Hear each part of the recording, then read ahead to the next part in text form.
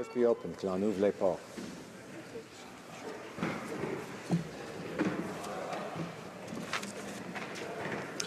Tabling of documents.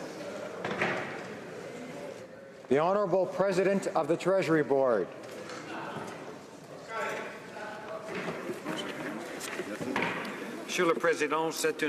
Mr. Speaker, it's an honor to table in both official languages the Public Accounts of Canada 2015. The Auditor General of Canada has issued an unamended opinion on the financial accounts of the government. The Government of Canada is committed to managing the financial accounts rigorously and to closely monitor the use of public funds in order to ensure greater accountability and transparency. Thank you, Mr. Speaker. Dépôt de projet de loi. Introduction of government bills. Déclaration de Statements by ministers. Reports from interparliamentary delegations. Presenting reports from committees. bills. First reading of Senate public bills. Motions. Presenting petitions. The Honourable Member for Renfrew, Nipissing, Pembroke. Mr. Speaker, I am pleased to present a petition signed by campers who stayed at Smugglers Cove RV Resort in Picton, Ontario, which is located in the scenic riding of Bay of Quincy.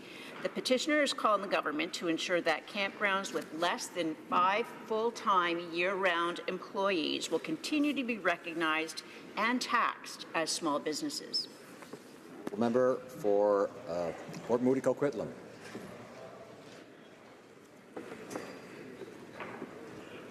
Port Moody Coquitlam. There we go. Thank you, Mr. Speaker. Mr. Speaker, I'm pleased to present petitions to support my private member's bill to strengthen the Fisheries Act, Bill C-228. This petition is signed by Canadians from British Columbia and Newfoundland, proving that Canadians right across the country care about the health of our wild salmon. They're calling on the government to pass my bill C-228, which comes to vote in the House in December, to hashtag help save wild salmon. The Honourable Member for Edmonton Griesbach. Mr. Speaker, I have the honour to present a petition relating to the persecution of Falun Gong practitioners in China. The petitioners are calling on the Canadian Parliament and government to establish measures to stop the mass murder of innocent people for the harvesting of their organs, to condemn the persecution of Falun Gong practitioners, and urge the Chinese authorities to bring the leaders responsible for these crimes to justice. The Honourable Member for York Simcoe. Mr. Speaker, as part of this government's war on history, neither Confederation nor history are included as permitted themes for the 150th anniversary of Confederation. The petition that I present today has been organized by members of the Kings County Historical Society in New Brunswick. They have a unique connection to Confederation, as one of the most prominent exhibits in their local museum is a quilt stitched together by a local Hampton area seamstress in 1864. This quilt is made from the gowns worn by the ladies to the balls held during the Charlottetown Conference that led to Confederation. The petitioners call on the government to reverse the decision not to have Confederation as a theme of the 150th anniversary of Confederation, and to pay respect to Canada's history by making Confederation a theme of the 150th anniversary of Confederation. Member for Humber River Black Creek. And now we'll go to Humber River Black Creek. Thank you, Mr. Speaker. This petition is calling on the House of Commons to recognize that over 100,000 British home children, child migrants, were systematically relocated from their British homeland to Canada in order to indenture them as farm labourers and domestics as part of an unjust immigration policy. Petitioners are calling on the Government of Canada to apologize and to start a legacy that will educate Canadians exactly on the past, on the home child issue, and to remedy that with a public apology. Thank you, Mr. Speaker. The Honourable Member for Saanich Gulf Islands. Mr. Speaker, I rise this morning to present two petitions. first is from many residents within my riding as well as from London, Ontario, calling for a national AIDS strategy, but specifically one that looks at the proven method of treatment as prevention. The second petition, Mr. Speaker, is focused on small farms of the Global South, particularly to protect small farmers and their right to collect and exchange and save seeds. Thank you, Mr. Speaker. Presenting petitions, présentation de pétitions. Questions inscrites au feuilleton. Questions on the order paper. Questions in the order paper. The Honourable Parliamentary Secretary to the Government House Leader. Yes, thank you, Mr. Speaker. I would ask that all questions be allowed to stand at this time, please. Is it agreed? Agreed and so ordered. J'ai reçu notice. I have received notice of a request for emergency debate. I read the letter from the member for Manicouagan, and I would invite her to make a brief statement. Mr. Speaker, pursuant to standing orders, I call for an emergency debate on the Muskrat Falls hydroelectric generating facilities. This is a true fiasco, and the government will be shortly making some very important decisions on it. Participation of Parliament is required, and this is not covered under the ordinary rules. There is mercury that will contaminate fish. The site has been evacuated because of a demonstration, and there is a hunger strike underway. As a trustee for Aboriginals and responsible for the Fisheries Act, the government has the necessary permits and authority. The people are calling for an end to these authorizations, which will allow for the flooding of the area, which will begin shortly. The government has also a $6.4 billion amount committed in this,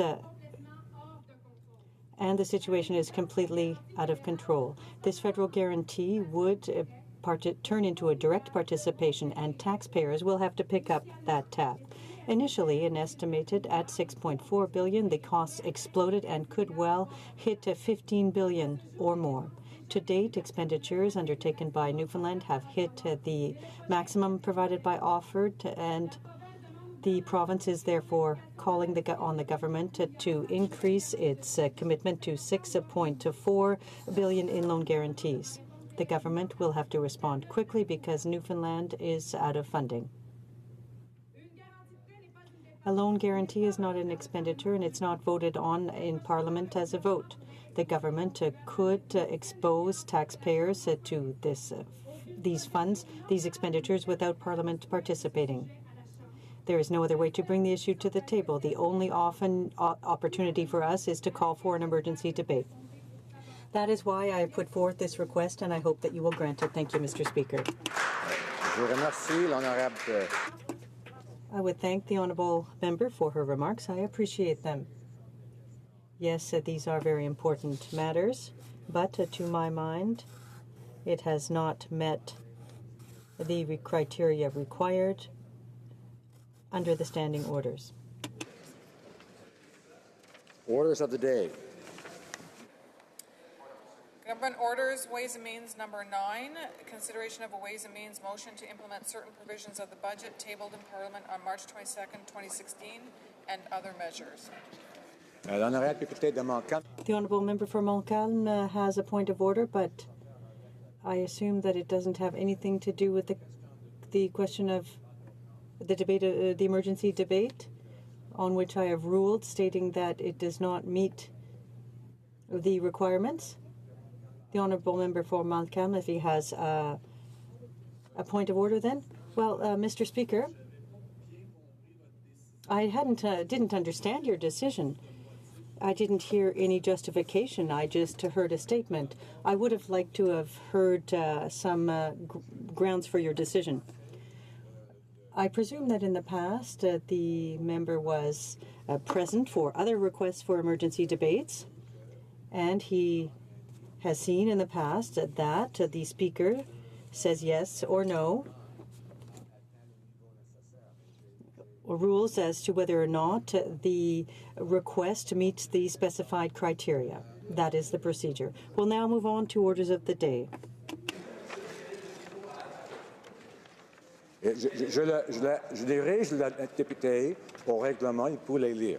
I refer the honourable member to the standing order. Mr. Morneau, seconded by Mr. Garneau, moves that a Ways and Means motion to implement certain provisions of the budget tabled in Parliament on March 22, 2016, and other measures be concurred in. Is it the pleasure of the House to adopt the motion? All those in favour of the motion will please say yea. All those opposed will please say nay. In my opinion, the yeas have it. Calling the members.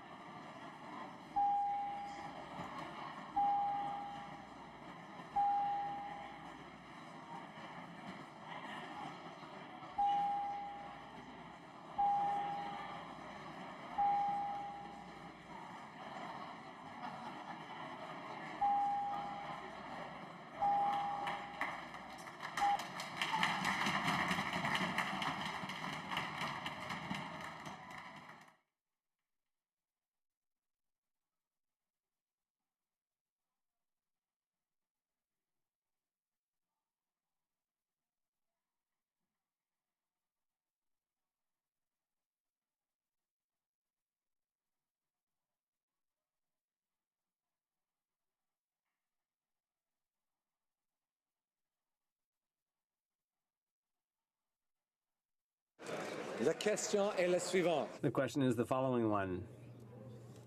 Ms. Philpott for Mr. Morneau.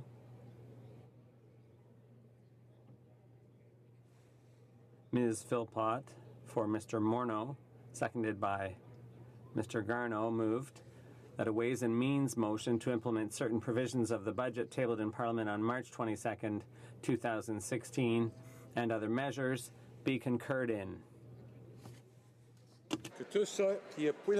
All those in favor of the motion will please rise. Mr. Hare.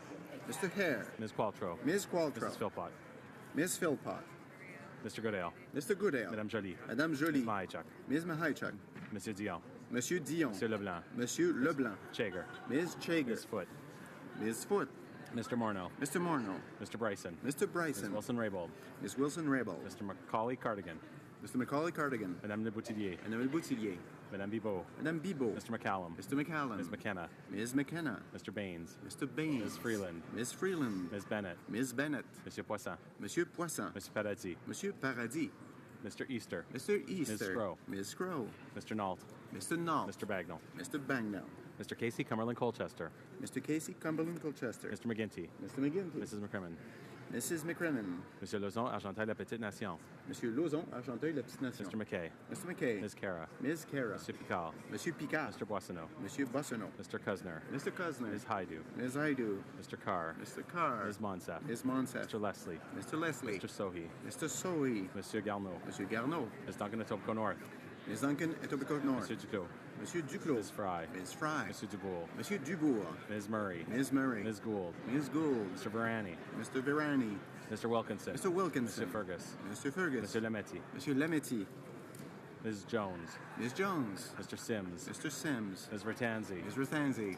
Mr. Dhaliwal. Mr. Dhaliwal. Ms. Vandenbeld. Ms. Vandenbeld. Mr. Scarpalegia. Mr. Scarpalegia. Mr. Rhoda. Mr. Rhoda. Madame Mendez. Madame Mendez. Mr. Oliphant. Mr. Oliphant. Mr. Eiking. Mr. Eiking. Mr. Chan. Mr. Chan. Ms. Dillon. Ms. Dillon. Mr. Algabra. Mr. Algabra. Ms. Goldsmith-Jones. Ms. Goldsmith-Jones. Monsieur Cormier. Monsieur Cormier. Ms. Rudd. Ms. Rudd. Mrs. Cesar Chavan. Mrs. Cesar Chavan. Mr. Lamoureux. Monsieur Lamoureux. Monsieur Rodriguez. Mr. Rodriguez. Ms. Young. Ms. Young. Monsieur Champagne. Monsieur Champagne. Mr. Beach. Mr. Beach. Mr. Duguid. Mr. Duguid. Mr. Casey Charlottetown. Mr. Casey Charlottetown. Mr. Blair. Mr. Blair. Ms. Alislev. Ms. Alislev. Mr. Holland. Mr. Holland. Monsieur Chiffke. Mr. Shifke. Mr. Vaughn. Mr. Vaughn. Ms. Hutchings. Ms. Hutchings. Mr. Jesneski. Mr. Jesneski. Mr. Pescasolido. Mr. Pescasolido. Mr. Aldag. Mr. Alday. Mr. Amos. Mr. Amos. Mr. Anna de Sangari. Mr. Anand de Sangari. Monsieur Arsenault. Monsieur Arsenault. Mr. Aria. Mr. Aria. Monsieur Ayoub. Mr. Ayoub. Mr. Badaway. Mr. Badaway. Mr. Bayless. Mr. Bayless. Mr. Biddle. Mr. Biddle. Mr. Bossio. Mr. Bossio. Mr. Bertina. Mr. Bertina. Monsieur Breton. Monsieur Breton. Mr. Chen. Mr. Chen. Mr. Bruzen. Mr. Bruzen. Ms. DeMoff. Ms. DeMoss. Mr. De Corsi. Mr. De Corsi. Monsieur Diorio. Monsieur Diorio. Monsieur Drouin. Monsieur Drouin. Ms. Zerowitz. Ms. Zerowitz. Mr. Assassi. Mr. Assassi. Ms. Petitpas-Taylor. Ms. Petitpas-Taylor. Monsieur Edcoudi. Monsieur Elcoury. Mr. Ellis. Mr. Ellis. Mr. Aolson. Mr. Aolson. Mr. Fillmore. Mr. Fillmore. Mr. Finnegan. Mr. Finnegan. Mr. Fisher. Mr. Fisher. Mr. Fonseca. Mr. Fonseca. Mr. Fragiscados. Mr. Fragiscados. Mr. Fraser West Nova. Mr. Fraser West Nova. Mr. Fraser Central Nova. Mr. Fraser Central Nova. Mr. Fuhrer. Mr. Fuhrer. Mr. Garrettson. Mr. Garrettson. Mr. Graham. Mr. Graham. Mr. Gerwall. Mr. Greywall. Mr. Hardy. Mr. Hardy. Mr. Harvey. Mr. Harvey. Mr. Housefather. Mr. Housefather. Mr. Hussein. Mr. Hussein. Monsieur Yacono. Mr. Yacono. Mrs. Jordan. Ms. Jordan. Mr. Johari. Mr. Johari. Mr. Kung. Mr. Kung. Ms. Khalid. Ms. Khalid. Madame Lapointe. Madame Lapointe. Monsieur Lefebvre. Monsieur Lefebvre. Monsieur Lemieux. Monsieur Lemieux. Mr. Levitt. Mr. Levitt. Monsieur Lightbound. Monsieur Lightbound. Mrs. Lockhart. Mrs. Lockhart. Mr. Long. Mr. Long. Mr. Longfield. Mr. Longfield. Ms. Ludwig. Ms. Ludwig. Mr. McKinnon Gatineau. Mr. McKinnon Gatineau. Mr. Maloney. Mr. Maloney. Monsieur Massé Avignon La Métis Matin Matipédia. Monsieur Massé Avignon La Métis Matin Matapédia. Mr. May Cambridge. Mr. May Cambridge. Mr. McDonald. Mr. McDonald. Mr. McKinnon Coquitlam Port Coquitlam. Mr. McKinnon Coquitlam Port Coquitlam. Mr. McLeod Northwest Territories. Mr. McLeod Northwest Territories. Mr. Mendocino. Mr. Mendocino. Monsieur Miller Ville-Marie Le Sud-Ouest Île des Sœurs. Monsieur Miller Ville-Marie Le Sud-Ouest Île des Sœurs. Mr. Morrissey. Mr. Morrissey. Madame Nassif. Madame Nassif. Ms. O'Connell. Ms. O'Connell. Mr. Oliver. Mr. Oliver. Mr. O'Regan. Mr. O'Regan. Mr. Ouellet. Monsieur Ouellet. Mr. Peterson. Mr. Peterson. Monsieur Rioux. Monsieur Rioux. Monsieur Robillard. Monsieur Robillard. Mrs. Romanado. Mrs. Romanado. Mr. Rumi. Mr. Rumi. Mr. Rusnak. Mr. Rusnak. Ms. Soda. Ms. Sahota. Mr. Saini. Mr. Saini. Mr. Sanson. Monsieur Sanson.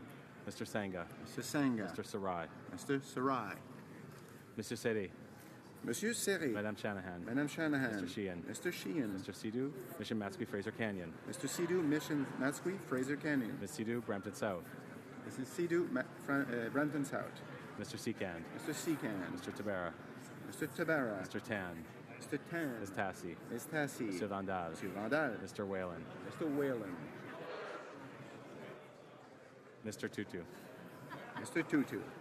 Tous ceux qui s'opposent à la motion veuillent bien se lever. All those opposed to the motion will please rise. Mr. Nicholson. Mr. Nicholson. Mr. Ritz. Mr. Ritz. Mr. Anderson. Mr. Anderson. Mrs. Block. Mrs. Block. Mr. Bazan. Mr. Bazan. Mrs. McLeod, Kamloops, Thompson, Caribou. Mrs. McLeod, Kamloops, Thompson, Caribou. Mr. Clement. Mr. Clement. Mr. Detel. Monsieur Deltel. Ms. Bergen. Ms. Bergen. Mr. Lebel. Monsieur Lebel. Ms. Watts. Ms. Watts. Mr. Kent. Mr. Kent. Mr. Straw. Mr. Straw. Ms. Rempel. Ms. Rempel. Mr. Fast. Mr. Fast. Mr. Poliev. Monsieur Poiliev. Mr. Van Loan. Mr. Van Loan. Mr. Tilson. Mr. Tilson. Mrs. Gallant. Mrs. Gallant. Mr. Warwa. Mr. Warwa. Mr. Clark. Monsieur Clark. Mr. Paulus. Monsieur Paulus. Mr. Allison. Mr. Allison. Mr. Carey. Mr. Carey. Mr. Reed. Mr. Reed. Mr. Workington. Mr. Workington. Mr. Brown. Mr. Brown. Mrs. Vecchio. Mrs. Vecchio. Mr. Abouteif. Mr. Abouteif. Mrs. Wong. Mrs. Wong. Ms. Gladue. Ms. Gladue. Mr. McColeman. Mr. McColeman. Monsieur Reyes. Mr. Reyes. Mr. Broussard. Mr. Broussard. Mr. Sorensen. Mr. Sorensen. Mr. Lake. Mr. Lake. Monsieur Lozon, Stormatunda, South Glengarry. Monsieur Lozon, Storm Dundas, South Glengarry. Mr. Lukiski. Mr. Lukivsky. Mr. Albrecht. Mr. Albrecht. Mr. Calkins. Mr. Calkins. Mr. Van Kesteren. Mr. Van Kester. Mr. Miller, Bruce Gray, Owen Sound. Mr. Miller, Bruce Gray, Owen Sound. Mr. Dreeshen. Mr. Dreeshen. Mr. McKenzie. Mr. McKenzie. Mr. Sweet. Mr. Sweet. Madame Boucher. Madame Boucher. Mr. Lobb. Mr. Law. Monsieur Généreux. Monsieur Généreux. Mr. Gould. Mr. Gould. Mr. Richards. Mr. Richards. Mr. Hoback. Mr. Hoback. Mr. Sopak. Mr. Sopak. Mr. Stanton. Mr. Stanton. Mr. Albus. Mr. Albus. Mr. Zimmer. Mr. Zimmer. Mr. Falk. Mr. Falk. Mr. McGuire. Mr. McGuire. Mr. Barlow. Mr. Barlow. Mr. Yurdega. Mr. Yurdega. Mr. Glinsky. Mr. Iglinski. Mr. Arnold. Mr. Arnold. Mr. Bertud. Monsieur Bertal. Mr. Cooper. Monsieur Cooper. Mr. Macaulay, Edmonton West. Mr. Macaulay, Edmonton West. Mr. Diot. Monsieur Diot. Mr. Jennis. Mr. Jennis. Mr. Genereux. Mr. Genereux. Monsieur Godin. Monsieur Godin. Mr. Kelly. Mr. Kelly. Mr. Kitchen. Mr. Kitchen. Mr. Kimmich. Mr. Kimmich. Mr. Leipert. Mr. Leipert. Mr. Chong. Mr. Chong. Monsieur Blaney. Monsieur Blaney. Mr. Nader. Mr. Nader. Mr. Nuttall. Mr. Nuttall. Mr. Soroya. Mr. Soroya. Mr. Schmale. Mr. Schmale. Mr. Shields. Mr. Shields. Mrs. Stubbs. Mrs. Stubbs. Mr. Vierson. Mr. Vierson. Mrs. Wagenthal. Ms. Wagenthal. Mr. Waugh. Mr. Waugh. Mr. Weber. Mr. Weber. Mr. Bernier. Monsieur Bernier. Ms. Raitt. Ms. Raitt. Mr. Trost. Mr. Trost. Monsieur Mulcair. Monsieur Mulcair. Ms. Ashton. Ms. Ashton. Mr. Rankin. Mr. Rankin. Ms. Duncan, Edmonton, Strathcona. Ms. Duncan, Edmonton, Strathcona. Mr. Christopherson. Mr. Christopherson. Mr. Angus. Mr. Angus. Mr. Davies. Mr. Davies. Mr. Cullen. Mr. Cullen. Mr. Donnelly. Mr. Donnelly. Mr. Massey, Windsor West. Mr. Massey, Windsor West. Mr. Garrison. Mr. Garrison. Madame Boutin Sweet. Madame Boutin Sweet. Monsieur Dubé. Monsieur Dubé. Madame Laverdière. Madame Laverdière. Monsieur Boulris. Monsieur Ms. Boulris. Kwan. Ms. Kwan. Mr. Julian. Mr. Julian. Madame Moore. Madame Moore. Mr. Duval. Mr. Duval. Monsieur Aubin. Monsieur Aubin. Monsieur Nantel. Monsieur Nantel. Monsieur Caron. Monsieur Caron. Monsieur Saganache. Monsieur Saganache. Madame Quash. Madame Quash. Monsieur Dussault. Monsieur Dussault. Madame Sans Souci. Madame Sans Souci. Monsieur Choquette. Monsieur Choquette. Madame Trudel. Madame Trudel. Mr. Blakey. Mr. Blakey. Mr. Weir. Mr. Weir. Ms. Benson. Ms. Benson. Mr. Stetsky. Mr. Stetsky. Mr. Cannings. Mr. Cannings. Mr. Johns. Mr. Johns. Mr. McGregor. Mr. McGregor. Ms. Hardcastle. Ms. Hardcastle. Ms. Blaney, North Island, Powell River. Ms. Blaney, North Island, Powell River. Madame Hughes. Madame Hughes. Monsieur Fortin. Monsieur Fortin. Monsieur Saint-Marie. Monsieur Sainte-Marie. Monsieur Thériault. Monsieur Thériault. Monsieur Barcelou Duval. Monsieur Barcelou Duval. Ms. May Saanich Gulf Islands. Ms. May Saanich Gulf Islands.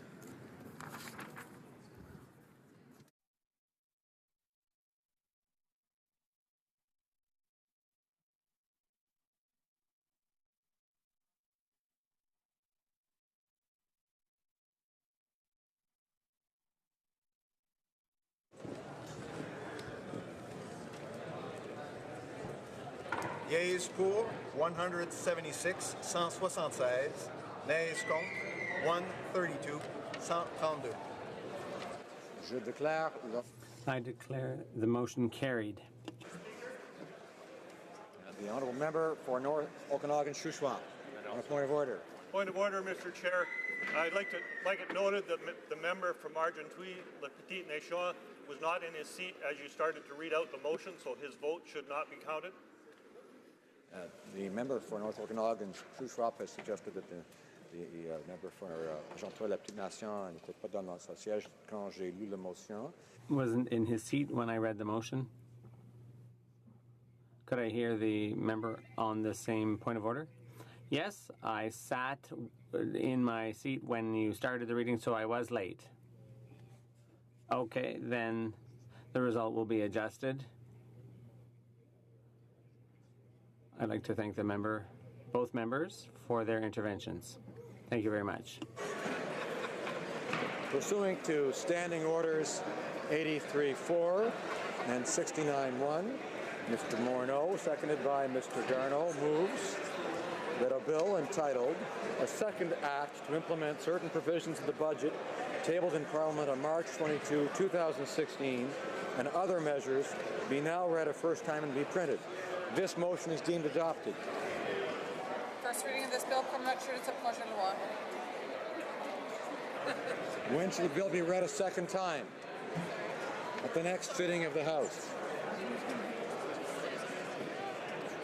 Orders of the day.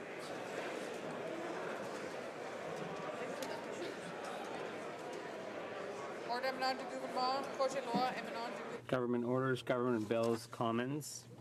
Resuming debate at second reading of Bill C-26, an act to amend the Canada Pension Plan, the Canada Pension Plan Investment Board Act, and the Income Tax Act.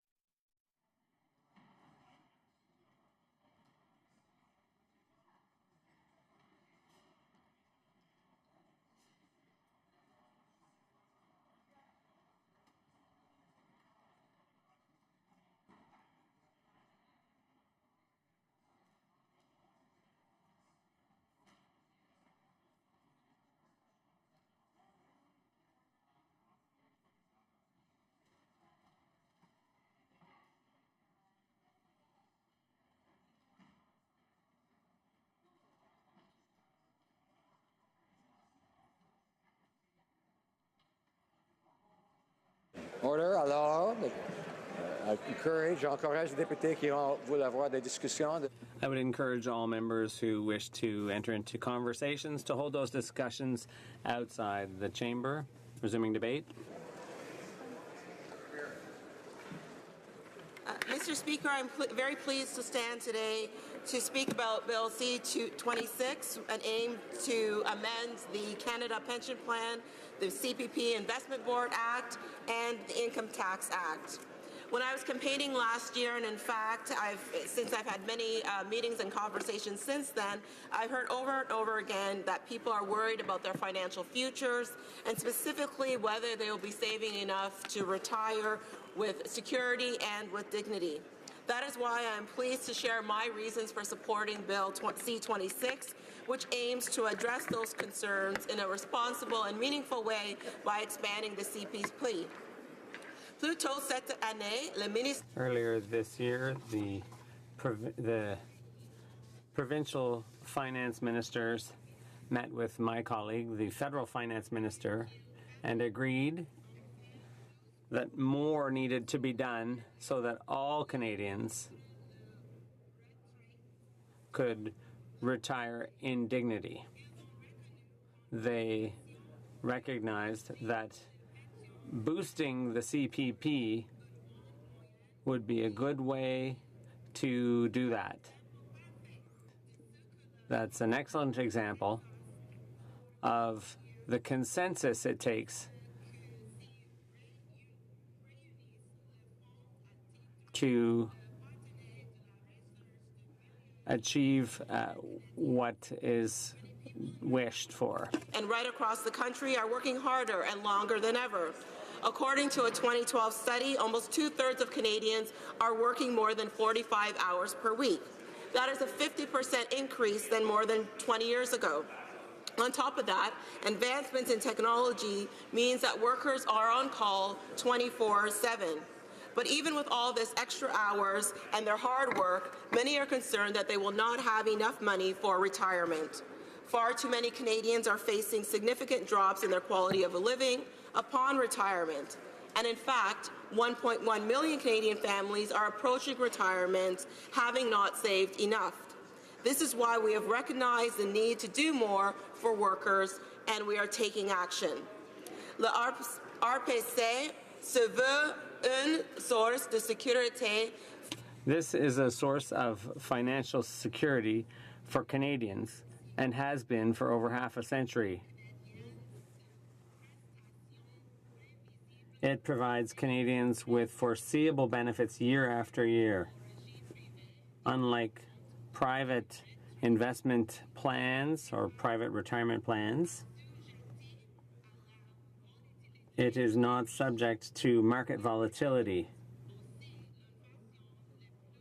It also represents the most effective way for Canadians to save money since the large number of contributors allows for the investment board to achieve excellent net yields. Despite all the advantages of the CPP, in recent years it has come to light that the benefits are not high enough to support Canadians' retirement.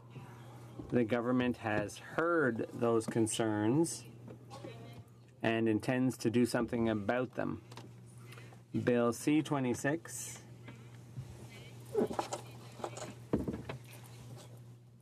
will significantly increase the benefits received by each and every Canadian under the CPP. With the current plan, retired Canadians receive up to a quarter of their income, and with these amendments, that will go up to 1/3 to a maximum of $20,000 per person. I know that the CPP plays an important role in ensuring that employees can save for their retirement. Employees work very hard for companies. It is very important to me that they are able to retire with dignity. Madam Speaker, it was a priority for our government that we move forward with the expansion in a responsible way. That is why we are phasing it in over several years. Starting in 2019, annual CPP contributions will begin to increase modestly over 7 years. As an example, a worker earning just over $50,000 will contribute an additional $6 per month in 2019, and by 2025, that worker earning that same amount will be contributing about $40 per month. The expansion of the CPP will be of benefit to all workers. However, it is very important that workers on the lower end of the income spectrum are not unfairly burdened. Our government understands that while lower-income workers want to save more for their retirement, they fight tight budgets that making increases to their contributions will be difficult for them. That is why Bill C-26 also proposes to increase the working income tax benefit. To offset increases in CPP contributions, the working income tax benefit will be increased to roughly match the level of CPP contributions. This will allow lower-income workers to increase their retirement saving without creating unfair burdens on their tight budgets. I also want to speak about how this legislation would benefit the next generation of workers. Young Canadians face a much different employment landscape than their parents or grandparents did, many of whom worked in the same job for the same company for decades. Many have had access to private pension plans as part of their compensation, providing them with financial security upon retirement. Ce n'est plus la norme. That is, or it is more customary today for workers to change jobs or fields several times, in fact, during their working lives. And that can have consequences, serious consequences, in terms of what they withdraw as a pension later. And what is even more troublesome is to note a general decrease in the number of companies operating or offering pension plans to their employees. There are fewer and fewer to offer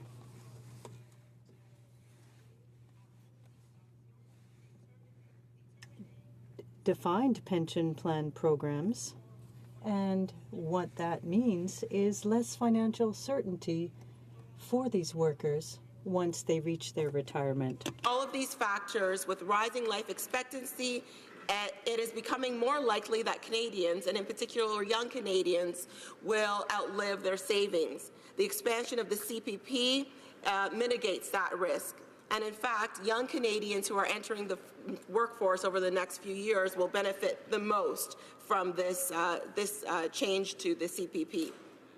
As such, this expansion is a tangible investment in the future security of our children and grandchildren.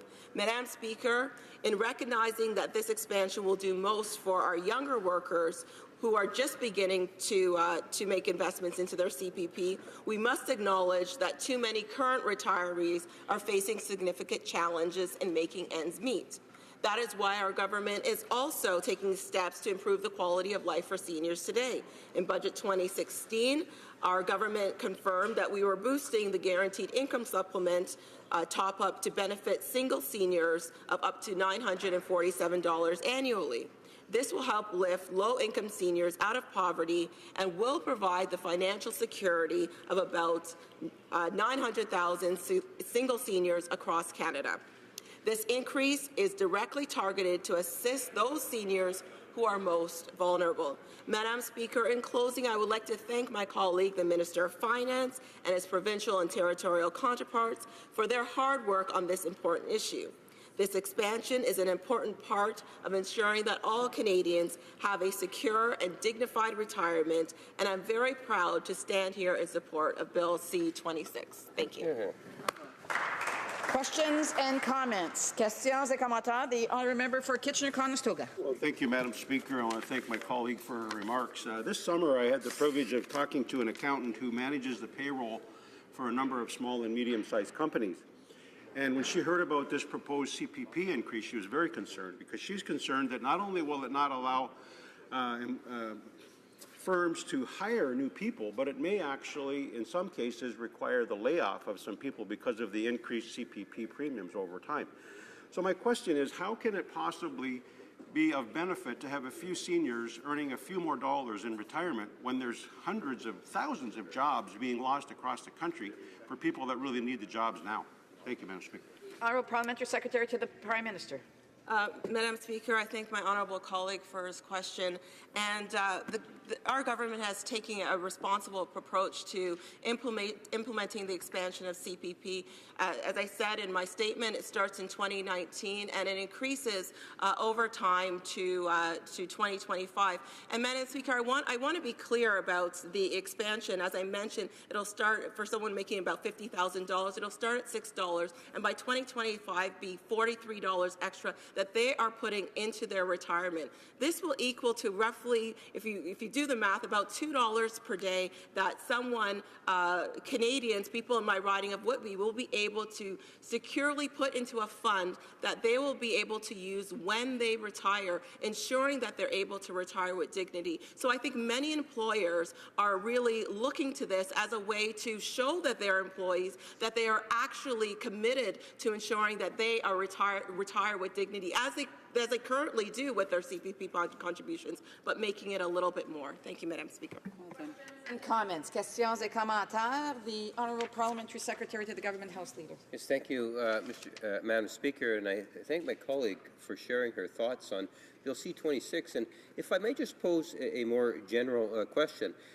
Today we're debating the issue of the Canada Pension Plan, but one of the things I like to think that the Prime Minister has done so well is it's more than just the CPP. We saw there's three real fundamental foundations to our pension programs, those public pensions. CPP, today we're dealing with it. We had the OAS, where shortly after taking governance, the Prime Minister and the Liberal government, in essence, reduced the age from retirement from 67 to 65. That reversed something that Harper, the former Prime Minister, had put into place. And also the Guaranteed Income Supplement.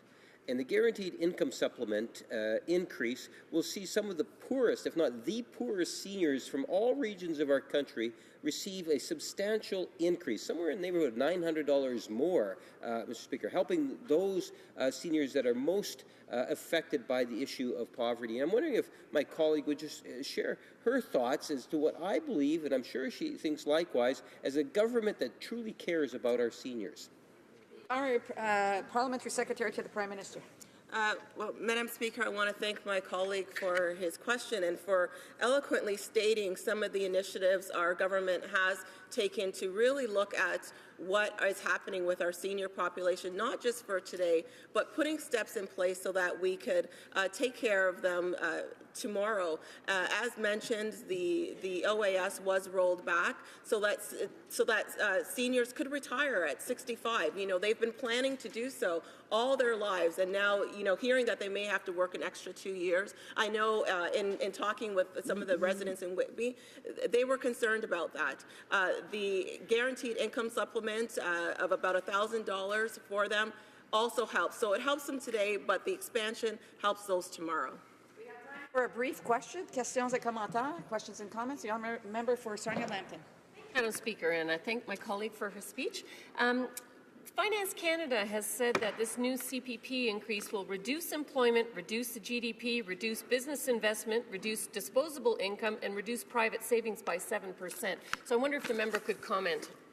The very brief answer from the Secretary of the Prime Minister.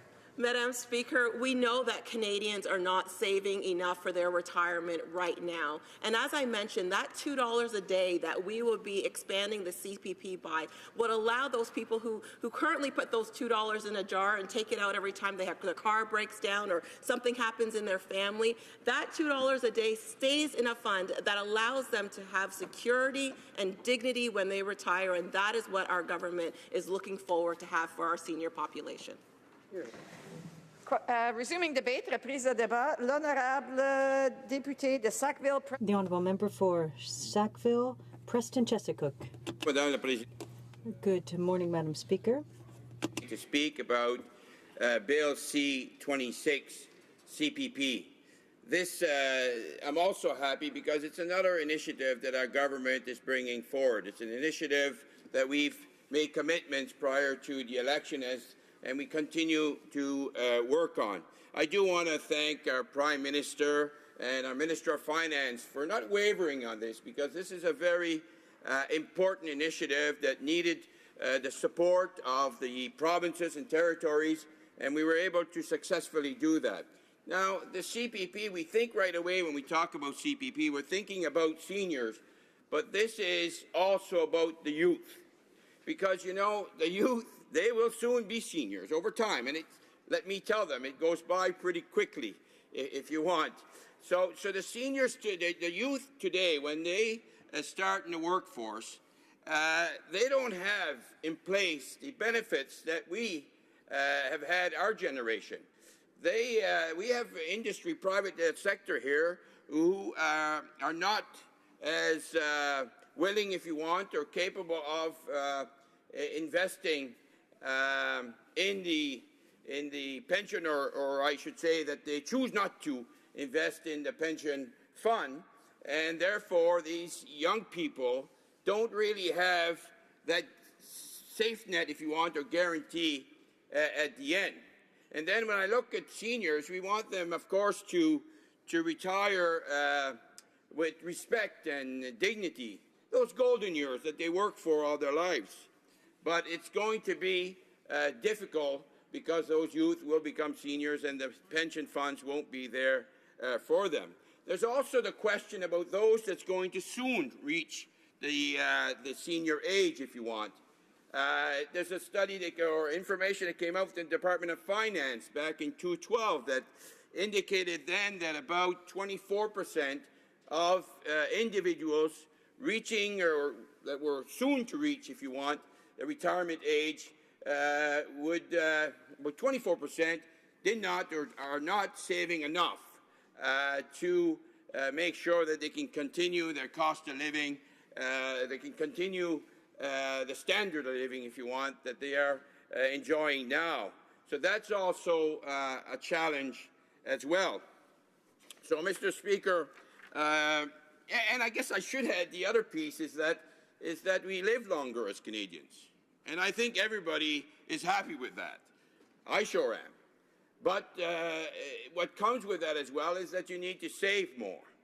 So this is a challenge, and by working a pension plan of this nature, there's no question to me that this government is putting some protections in place to allow the seniors in the future to retire in a much better place, if you want.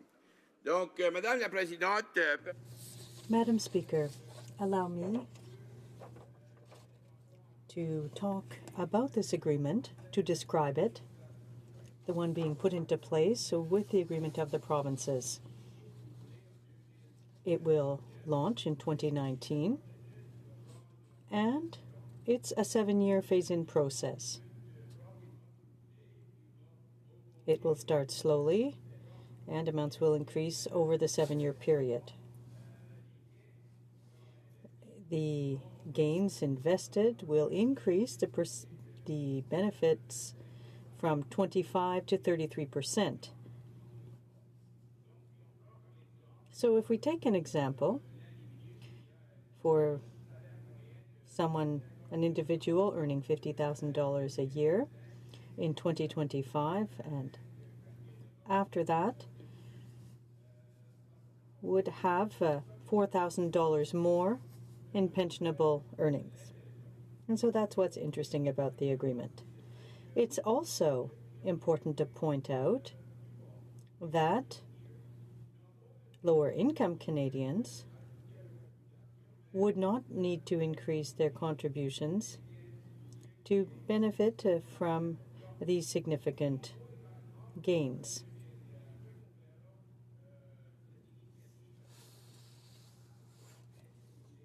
Once we've put this initiative in place,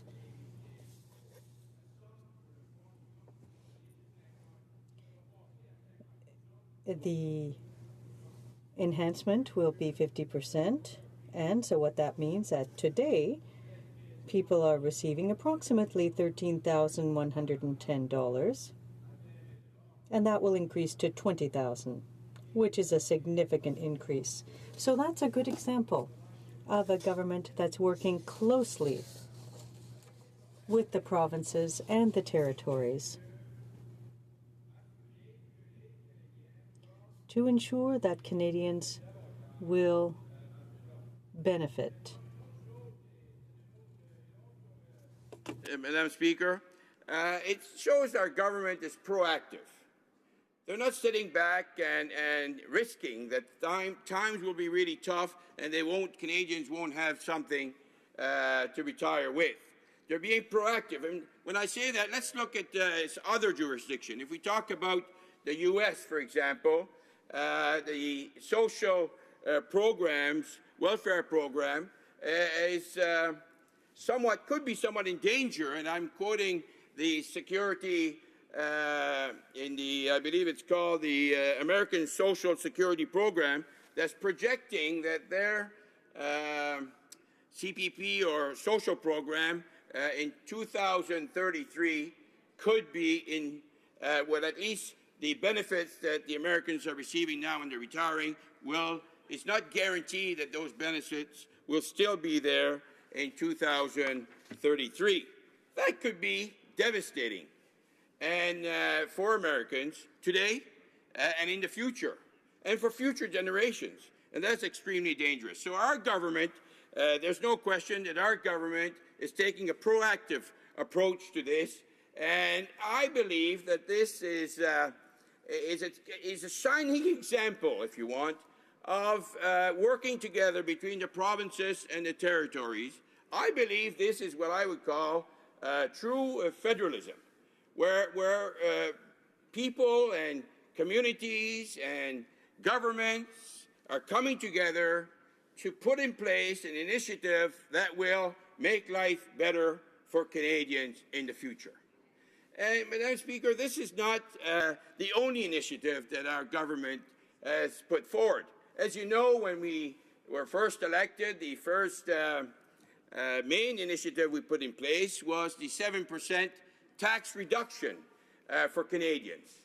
And on top of that, we were the only ones that were willing and that did put an increase in income tax for the wealthiest Canadians.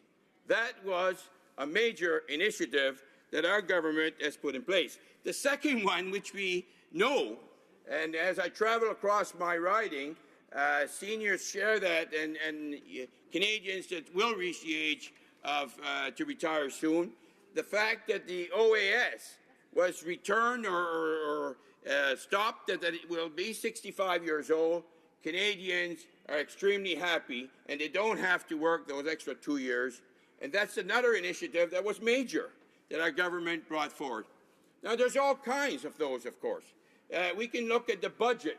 We had a budget that was a 2015 budget that focused as well on the child care benefits. And that child care benefit program, I'm telling you, while I was campaigning, it was the most important thing. And we're saying that Canadians need more people. We want immigrants, we want refugees, we also want to have more kids, young families, so we need to support them.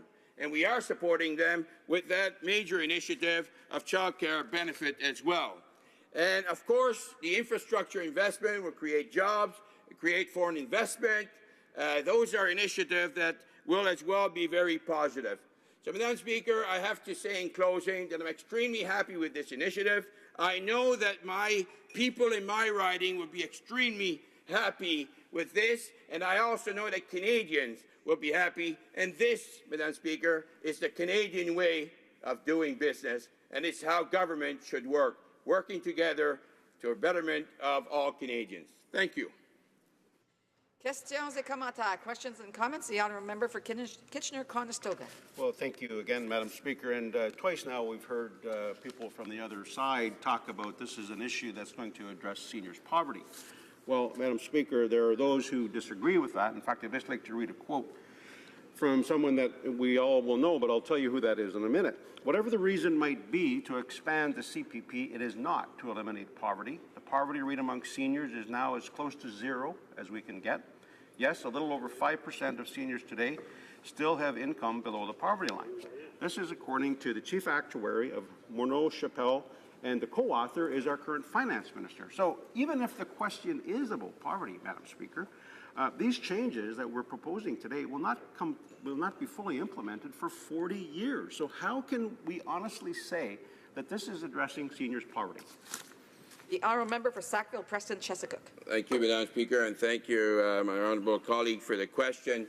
This is, I always look at, you got to have a vision, you have to have a plan, you have to put structure in place and move that plan forward. You know, when you go up the ladder, you don't climb to the top. It's one step at a time.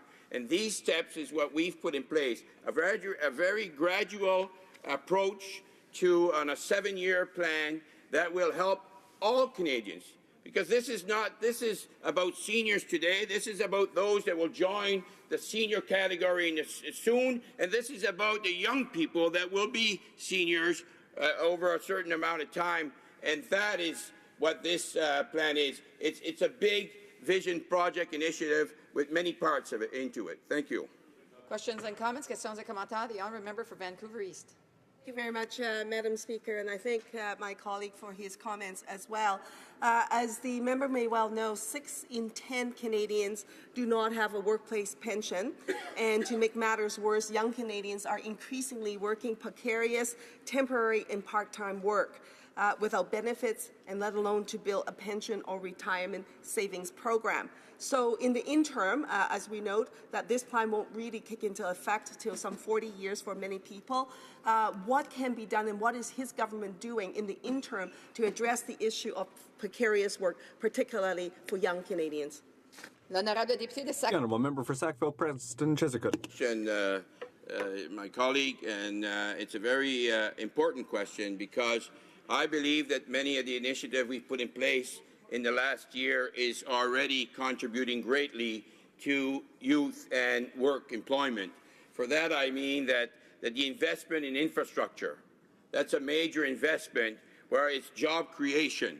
And, we're looking again from one extreme to the end. We're talking about 40 years, but if you look at it on the closer end, in 2025, we'll already have some major benefits coming out for Canadians. So this, again, is another piece of our vision to make Canada great again. And this one, as well as the Guaranteed Supplement, the OAS, and the CPP, and the tax reduction, I could go on for a while, Madam Speaker. There's many great things that we've put in place. This is one piece of the big puzzle. Thank you. Questions et commentaires, questions and comments. The Honourable Parliamentary Secretary to the Government House Leader. Yes, Madam Speaker, if I can just get the member just to continue on with what he is saying, specifically with respect to one of the questions that was asked was, well, this is not going to help our seniors today. And to add to that particular comment to say that this is a piece of legislation that is going to be helping workers of today into the future for retirement, but dealing with the seniors today, what is going to help is earlier we made a significant increase to the GIS, the Guaranteed Income Supplement, which will literally take thousands of seniors out of poverty as a direct result of that increase to the GIS. My question to the member, would he not agree that it's more than just dealing with one of our three fundamental or foundation pension programs, but by doing this, we're helping many Canadians? Brief response from the member for Sackville, Preston, Chesapeake. Thank you, Madam Speaker, and thank you, honourable colleague. There's no question, and that's a very good question. It's again, there's the CPP that's coming in, there's the guaranteed supplement that's coming in as well, there's the OAS that we moved back to 65. Then we're stimulating the economy through infrastructure investment. We're creating we're ensuring that young Canadians can continue to, we're ensuring that the investment for young families will help families with the cost of living to educate and allow their kids to. Resuming debate, reprise de débat. The honourable member for Sarnia-Lambton. Thank you, Madam Speaker. It's my pleasure to rise today in this House to address Bill C-26, an act to amend the Canada Pension Plan, the Canada Pension Plan Investment Board Act, and the Income Tax Act. Madam Speaker, when introducing legislation, it's important to consider what problem we are trying to solve. Well, Madam Speaker, one might think from the rhetoric spouted by this government that we are in a retirement crisis. But, Madam Speaker, I am fact and evidence-based, like this government claims to be but is not, and I can tell you that according to a study by McKinsey & Company, 83% of Canadians are on track to maintain their current living standards in retirement. Fred Vitesse, the finance minister's co-author, says Canadians are not facing a retirement crisis, nor is such a crisis likely to arise. Finance Canada said, overall, Canada's retirement income system is performing well. Canadian retirees achieve relatively high income in retirement and compare well to retirees in other organizations. With support from all three pillars of the retirement income system, the median Canadian senior earns 91% as much as median Canadians. Internationally, Canada has one of the best income rates for seniors. Statistics Canada has stated that the number of seniors living on low income has dropped to 3.7%, among the lowest in the world. If our retirement system is doing so well, why is this government taking time and money away from other issues in an attempt to change it?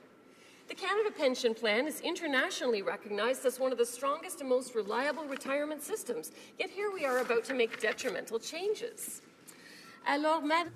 So, Madam Speaker, what is the problem that we're trying to fix? Well, it must be the 17% of Canadians who are not on the right path towards maintaining the quality of living they desire in retirement. And so the question we must ask is, should we be imposing a tax increase on all Canadians, including small businesses that are already facing tough times, to meet the needs of these 17%? Is there not a better way? What will be the consequences of this CPP increase, on individuals and small business?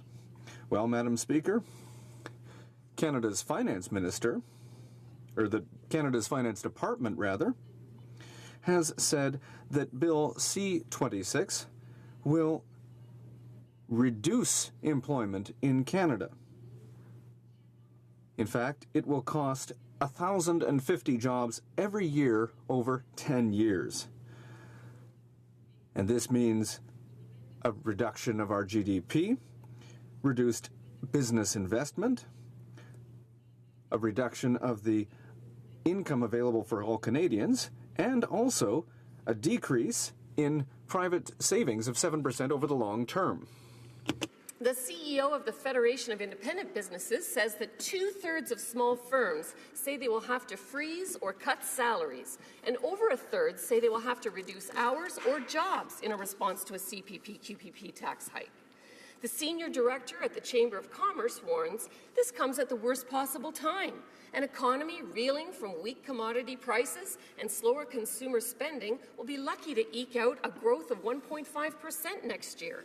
It's difficult to stimulate the economy while pulling money out of the pockets of Canadians. Madam Speaker, small business creates more than 80% of the jobs in Canada. These businesses are already struggling, especially in Ontario and in my riding, where sky-high electricity costs imposed by the Ontario Liberals and uncertainty about the federal carbon tax and increasing bureaucratic burden have driven many of these businesses to the brink, where this final CPP increase will cause them to exit. These changes will force industries to leave Canada in favour of lower taxes and contributions south of the border. This will not grow our economy and will only put more strain on Canadian families. And what about the Canadians who are self-employed? This will cost them about $2,200 more per year. And what about those who are already struggling with incomes below $40,000 per year? The Liberal government has done nothing for them in tax relief. The carbon tax will increase the price of everyday purchases for this group, and the proposed CPP changes will take more money out of their pockets. This has to stop. Struggling families will only fall further into debt, and our economy will stagnate. And who will benefit, Madam Speaker? Well, no one will benefit for 40 years. And we're supposed to trust that a government is going to have access to this tax money over 40 years and that it's not going to spend it on something else. Well, forgive me if I'm skeptical, Madam Speaker, but this government has already added $40 billion to their frenetic spending this year, and I don't think that giving them access to even more money is such a great idea. Years from now, let's talk about those people on the plan then. This plan increases the income replacement rate from 25% to 33%.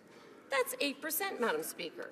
The problem, Madam Speaker, is that the basic economic rule of the time value of money tells us that at the current interest rate, costs double every 20 years.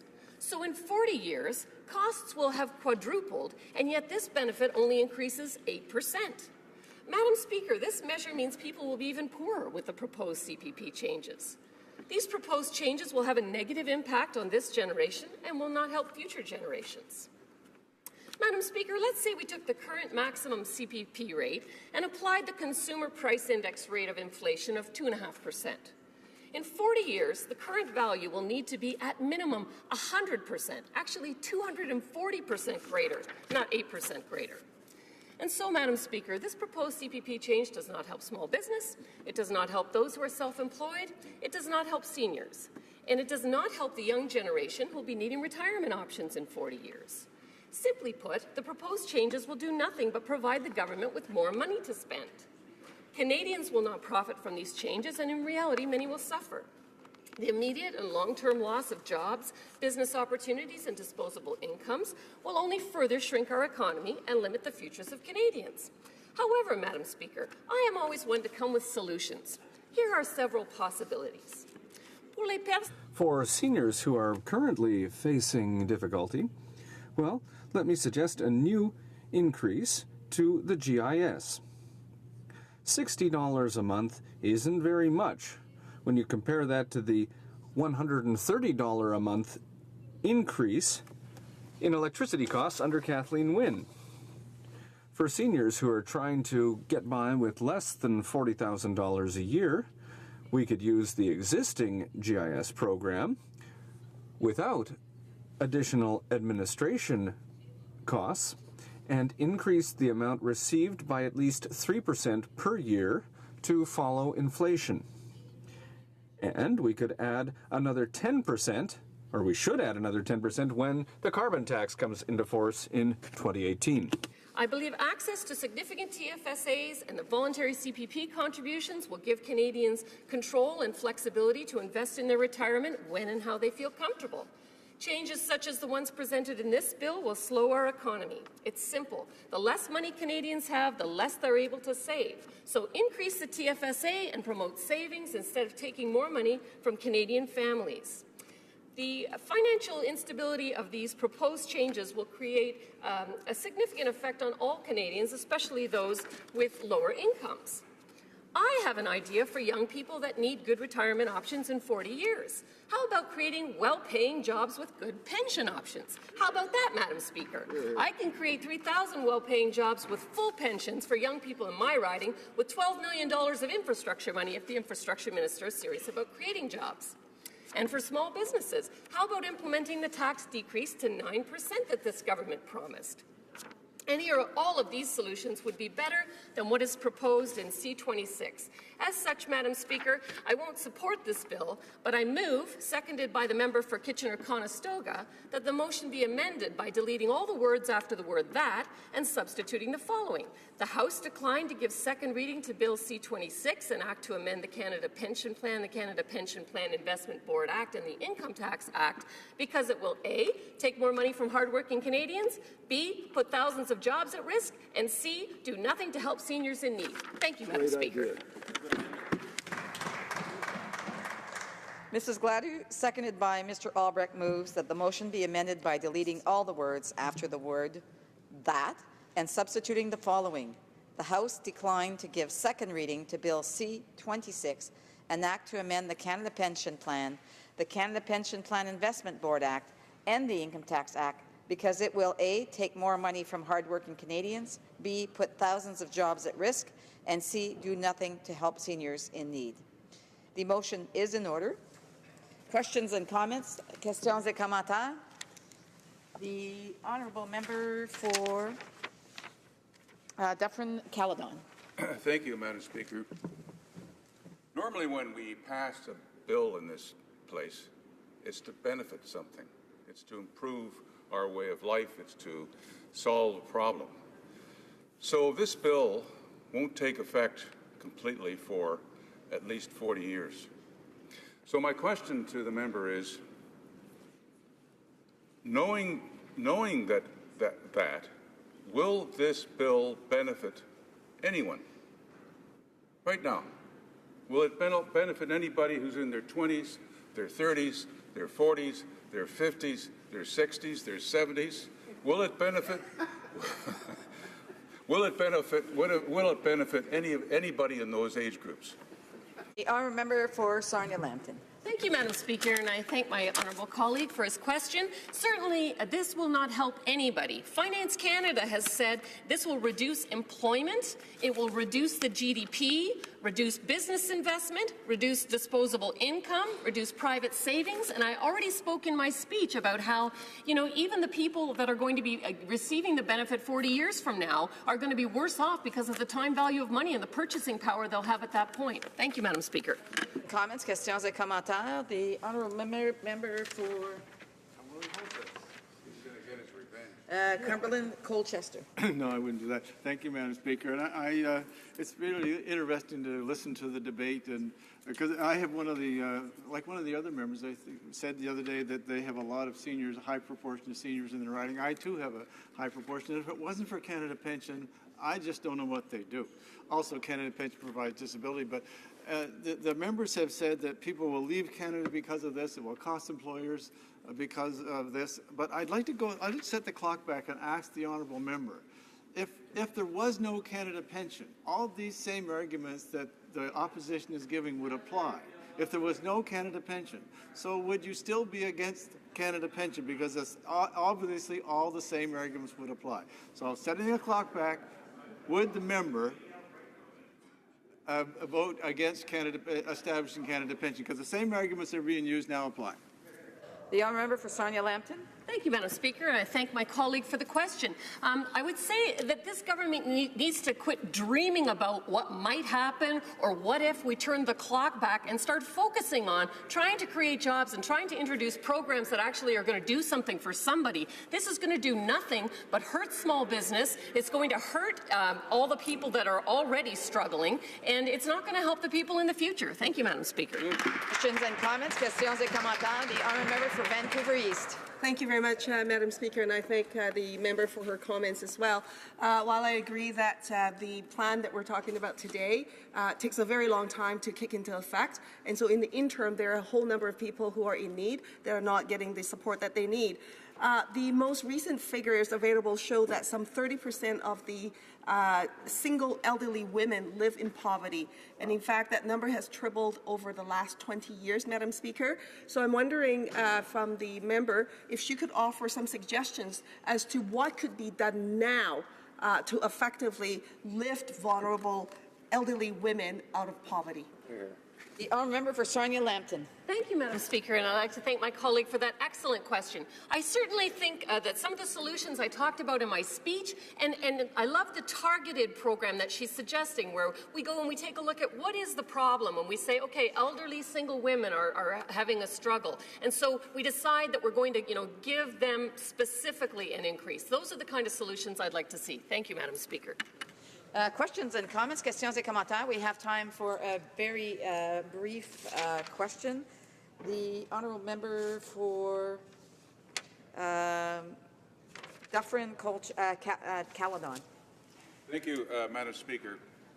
I have had people in my riding, constituents in my riding, who are employers, and they have a small business, and they've said if they have to pay an additional $1,000 per employee, they will have to lay people off. My question is whether my colleague has had that experience in her riding.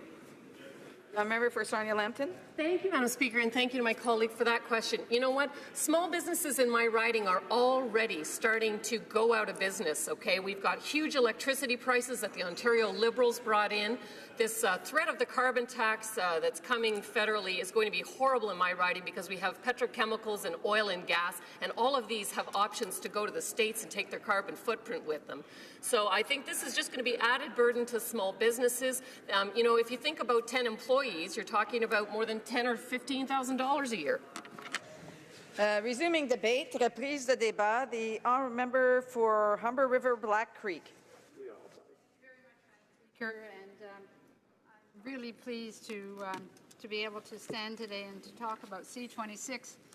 And it's been a long time coming on this side of the House.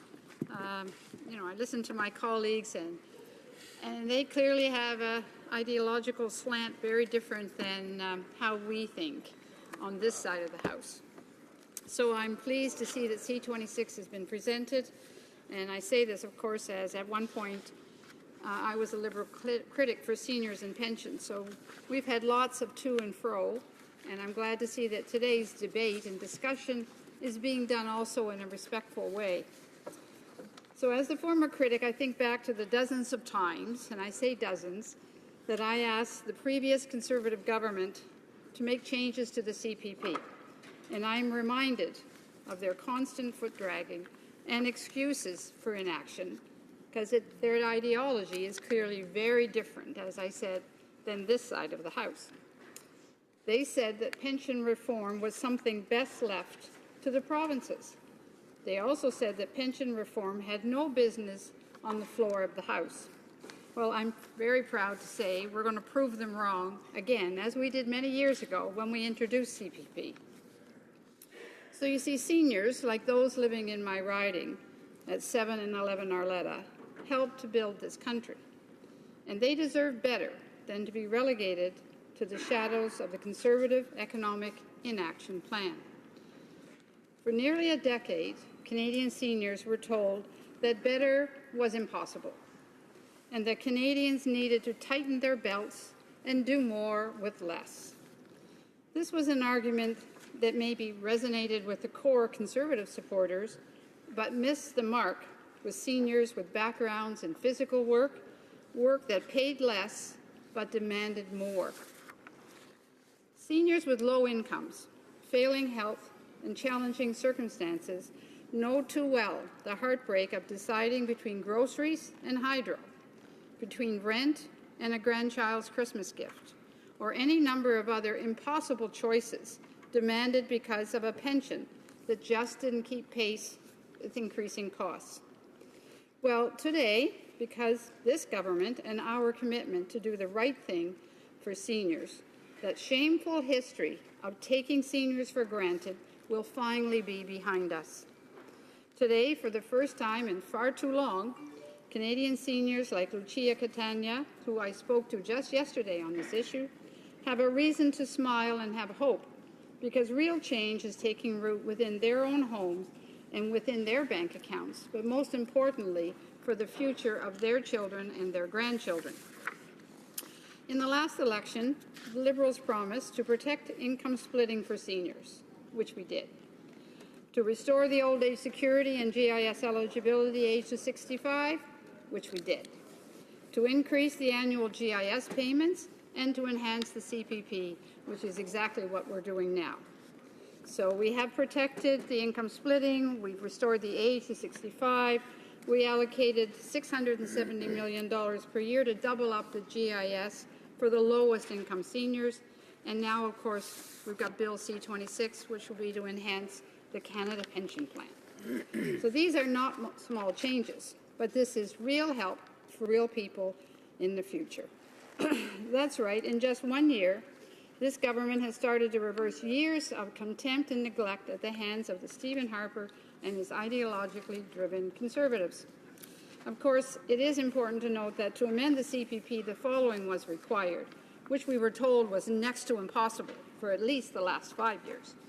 Agreement from 2/3 of the provinces, representing 50% of the population. That's a good achievement that our folks did on this side of the House. A fully costed strategy, an agreement from the federal government, again, something the previous government refused to give for 8 years. Said another way, this change was certainly not easy, but it is amazing what can be done when good people come together with a common goal rather than making excuses for inaction. Change can be hard, but change is necessary. And this brings me back to Bill C-26. Today, middle-class Canadians are working harder than ever before. Many are worried that they won't have the savings they need to live with dignity during their retirement years. Many people were unaware of just how difficult it is if you haven't saved enough money for when you reach that age of 65. To make matters worse, each year, fewer and fewer Canadians have workplace pensions to fall back on.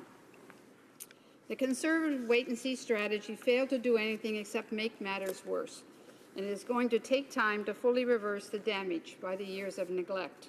But we will start by putting more money into the hands of those who need it most. Bill C-26 will increase the amount of the retirement pension, as well as the survivors and disability pensions and the post-retirement benefit. Once fully implemented, Bill C-26 will boost how much seniors will get from their pension, and it will help by giving low and middle-income seniors choice and flexibility in their daily lives. To make sure these changes are affordable, we will phase them in over 7 years. We're not going to bring them in overnight. We'll phase them in very gradually, from 2019 to 2025, so that the impact on employers is gradual and manageable, and they know that it's coming. Every Canadian deserves a secure and dignified retirement after a lifetime of hard work. Through this enhancement, we have taken a powerful step to help make that happen. Last year, the Liberals made a commitment to Canadians to strengthen the CPP in order to help them achieve their goal of a strong, secure, and stable retirement. Bill C-26 is an important step along that path.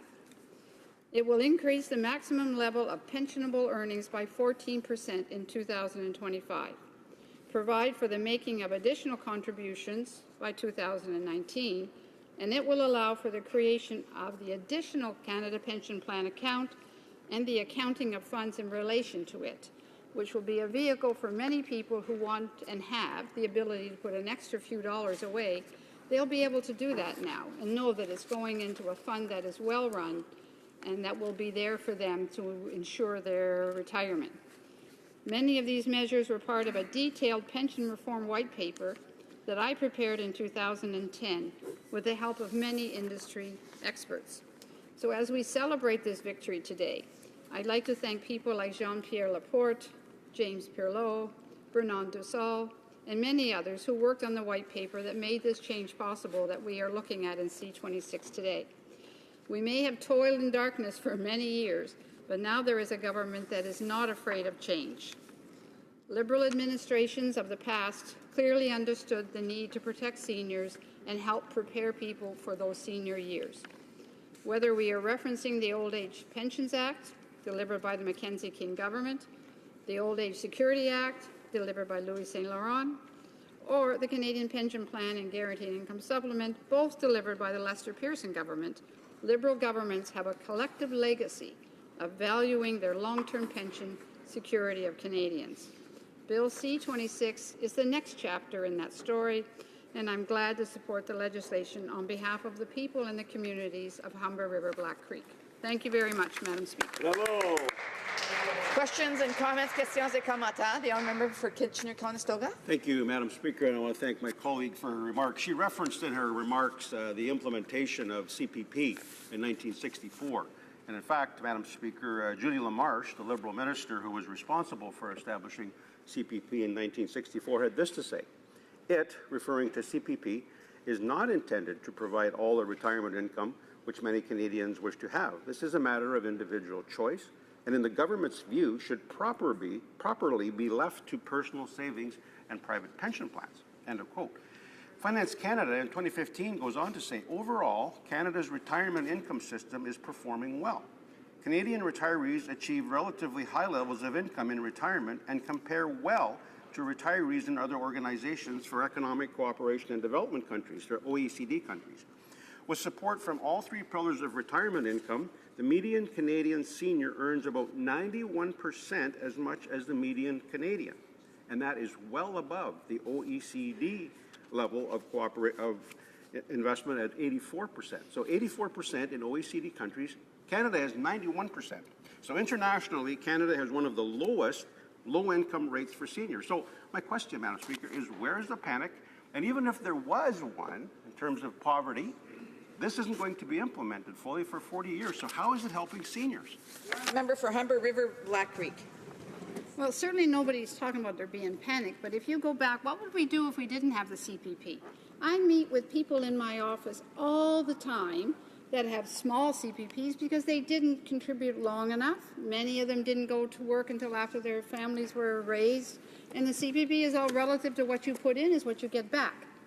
So there's a lot of people, they may not be in the 91%, but there's an awful lot of people out there that are struggling to make ends meet. And I certainly, and I'm sure that my honourable colleague, and I know the good work that he does, is very much aware of the seniors that are out there today suffering. What we're talking about is wanting to make sure that our children and our grandchildren and others don't have to be figuring out whether they're going to have macaroni and cheese once this week or twice this week because they don't have enough money to make ends meet. That's a reality today. The seniors of today don't want their families to have to do that. And today, C26 is moving a step forward in that direction of positive things.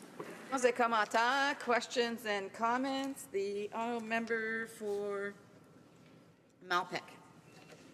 Thank you, Mr. Speaker, Madam Speaker, and listening to my colleagues' remarks and some of the questions coming from the other side, indeed the speeches from the other side, which seem to want to drive us back. Good governments plan for the future, Mr. Speaker, Madam Speaker. Good governments plan for the future. And isn't that what this bill is all about? I can't help but sit here and wonder at some of the remarks from especially the official opposition. Do constituents never enter their office? Have they never seen a constituent who's now a senior who didn't do the proper planning for their retirement, that is now in their office without money, questioning whether or not they can buy a pill or eat? And that's the situation that we're faced with some of today's seniors. And what this government is doing, I asked my colleague, is this bill not looking to the future, to the long term, to try and secure pensions in such a way that future seniors don't face some of the terrible situation that some of the current seniors are? The honourable member for Humber River Black Creek. Well, I want to thank my honourable colleague for that question. I know that the great work that he does in his own constituency, arguing consistently on behalf of the many people who are struggling. What we're trying to do is show leadership, and that's what I believe the federal government's role is bring the provinces together, get them all to understand. That takes years. So if I've been battling for 5 years on this issue, because I find and I understand in politics, you've got to battle for several years, keep making the case until people start to become sensitive to the issues. When we're talking to seniors today and they talk about pension, they're very supportive of C-26 and pension reform because they wish it had been in there more for them. And at least they know that with the leadership of this government, it's going to be there for their children and their grandchildren in the future. Resuming debate, reprise de débat, the honourable member for Windsor West. Thank you, Madam Speaker. I'm pleased to ride here on Bill C-26. Canada Pension Plan is an iconic part of Canadian life, and I'm pleased that we're actually doing something about it. It's important to put a number of contexts in place here with regards to what's important for our seniors, our young people, and the people that are paying into it right now. And Madam Speaker, the reality with the changes that we're getting is that by 2025, we're going to make the increase of pension availability to people only 8%, and it'll take 49 years for this to come into full effect. In fact, if you're 16 years old, you will see the benefits of this. We will be supporting this. There's no doubt about it, Madam Speaker, because it is a start. You do start somewhere, and the government has now have an agreement with the provinces. And I'd like to thank as well, too, all those Canadians that participated in moving on this issue. And that's important, Madam Speaker, as one political party is trying to tear down all the efforts that the rest of the country has put together in this. The fact of the reality is, whether you like this agreement or not, and whether you agree with all of it or not, the end reality is that the provinces have agreed. They've decided that this is something that they will do and want to do. Quebec has its own system, and they'll continue to maintain that, but they've also indicated that they would have some measures that complement and work together with this in the spirit they have in the past with regards to a pension system. So for myself, I've seen all the good work done by the Canadian Labour Congress, by Unifor, and also the retirees from various unions across this country. And when I say that, Madam Speaker, I'm talking not about the current workers, but also the retirees and their families. Because I've been at the meetings, and in the meetings, they're open to the public, they're open to the media, and there have been lots of contributions, even from people not part of those organizations. Others come in off the street and talk about senior issues and pensions. And many of those peoples, Madam Speaker, they will not benefit from this. They will be ones that will pay into this system that won't benefit, but they believe in it because it's a part of Canadian structured living that they support. They don't have any reservations or tendencies to basically say, what's in it for me? What they are looking at is their grandchildren and other people that don't have the same benefit. And it's interesting, Madam Speaker, because when you talk about the unions, well, they are one of the best protected groups of private pensions. And they realize the benefit of this negotiated agreement. And, Madam Speaker, it's very interesting to note, similar to our Canada Pension Plan, this is a deferred wage is what a pension is. It's security and a deferred wage. So when employers and employees sit down and negotiate their remuneration for services, some will take less today to have more tomorrow as part of their benefit. And what more tomorrow might mean to them is the sense of security that they have. It's mental health. It's a way of actually having a security blanket. It's a way of planning things It's a way of having a lifestyle in Canada and many parts of the world, but Canada once used to be one of the best places for that. And I would argue from economics, Madam Speaker, that is one of the best places that we can invest in. And for those that talk about how it will just basically crush business and it will defer jobs and all those different things, they haven't been listening to all the testimony at Industry Committee as we look at manufacturing, for example, and others who have argued, the business industry has argued different things, like shred tax credits, like a number of different programs and services. Most recently, some businesses want tax holidays. They don't bring up the Canada Pension Plan. All these witnesses that we've had have not brought up the Canada Pension Plan. And it's similar, Madam Speaker, and this is what people really need to understand, because I still have members in my community who will not apply for employment insurance because they're too proud. They feel that they don't want to receive that help. It's reserved for somebody else. They forget, though, that it's the individual who plays into employment insurance and the company, and it's their money.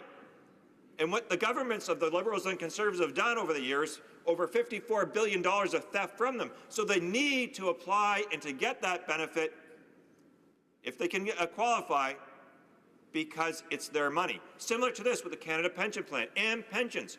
And sadly enough, Madam Speaker, what's part of this, the benefit of the public pension plan, is if we manage it and we do it proper, it's going to be there for the country, and so people will stay off welfare, they'll stay off other types of social assistance that taxpayers pay for anyways. We have those costs because if they fall through the cracks without having the proper pension, then we pick up that anyways. And we will then have those other supports. It will come from the taxpayers one way or another. And, Madam Speaker, this is an incredible opportunity. As I mentioned, some of the businesses, what they want in terms of, I guess, subsidies, or some would define it as corporate welfare, or whatever it might be, corporate tax cut reductions, all those different things to keep business here. Here is one thing that we can control, where they not necessarily, when they get those benefits, will never invest in Canada for a variety of different reasons. So tax holidays, for example, tax holidays, a lot of states in the United States, to win jobs, they will have tax holidays. Open cash settlements, infrastructure development, decreasing corporate tax cuts. Remember the debates that we had, Madam Speaker, here for nearly 2 decades consumed about lowering corporate tax cuts would create this panacea of jobs. We wouldn't know how many jobs we'd have because we just have to lower corporate tax cuts. They didn't come, Madam Speaker. Manufacturing and other types of value-added employment have been crushed in this country because of that ideology. The carrot and stick approach with corporate tax cut reductions has not worked. It has not provided the benefit. In fact, we have seen private pensions shrink in this time frame. When private pensions shrink, we have now had to resort to stronger public pensions. And, Madam Speaker, I would say for young people, in terms of what they're looking at and their employment out there right now, one of the stable factors you do have for a young person to retain them in this country, especially when we're looking at brain drain and other things, is a stable retirement program for them. Canada Pension Plan is that thing that they will pay into for the rest of their working life in Canada and get a guaranteed benefit at the end of the day. That's a predictable. Just like when we hear from companies right now, we're dealing with a whole series of different things that will change, most recently being on the issue of labeling and health, for example. It was on the news last night and been coming forth in terms of what the industry has to do to put more labeling on things. What they want is a predictable outcome. Similar to many Canadian youth who are looking right now to what their future is, and that predictability is an asset to maintain people here. So, Mr. Speaker, I only have a few more minutes. There's much more to talk about on this. And it was interesting, one of the more interesting things is one of the Liberals actually said, make Canada great again. I don't know how Trumpism made it into this chamber, but it did. But I think it's important, Madam Speaker, to look at the amendment that the Conservatives have put forth here. And I understand, generally why amendments come here. And also, too, the shifting of debate and the intent is against the the issue here with regards to pension, but how serious this amendment is actually peculiar. Because, Mr. Speaker, here at the end of the day, what we're talking about is finally we have agreement on something between the federal government and the provinces. And that's what we have here. We have the bodies of different political parties represented at the provincial level who have now said, whether they like this or not, whether it goes far or too far, whatever it might be, whether they're a Conservative government, whether they're the Saskatchewan Party, whether they're a Liberal government, whether they're NDP government, they have all at least said that they can do this for all of Canada. And the federal government is going to be part of that to make it happen. I think basically destroying all that and putting it back to where so many other files are with destroyed relationships with the province, most recently being health, is a major step back. And it's a major step back for all the people who have fought for this in not only Canada, but my community of Windsor and Essex County, who have done so much work to make sure that we have some movement on pension. And for that reason, New Democrats will be supporting it, and I will be supporting this, and we will continue to work to make sure other seniors that continue to fall through the cracks, that have poverty on them and have to make terrible choices, are going to be defended and supported by a government that cares about them, and this Band-Aid becomes a full solution one day. Questions and comments. The honourable member for Humber River, Black Creek. To my honourable colleague who continues the battle constantly, I know in his riding and here in the House, for improving the quality of life of many people, not just seniors, but and is well aware of the discussions that have been going on for many years. So as we move forward on C-26, I'd appreciate knowing just how many other folks in his riding has he talked to about how important this issue. If we listen to the official opposition, they seem to think that this is not important, not necessary, pooled pension plans that they introduce and TFSAs will solve all of the problems. Do you agree with that or disagree with that? The honourable member for Windsor West. Thank you, Madam Speaker. Thank my colleague for a question and for, as well, too, quite frankly, Madam Speaker, I've served on the Canada-U.S. Parliamentary Committee. It's a nonpartisan committee, and it's been very helpful to have that bipartisanship involved and has done wonderful work there, as well as other members, to make sure that Canada is well represented. And I see this as some of the similar pattern to that, because this is not being pronounced as the end-all, be-all of something. It's part of really the pieces of a puzzle that will actually create a base of income for people.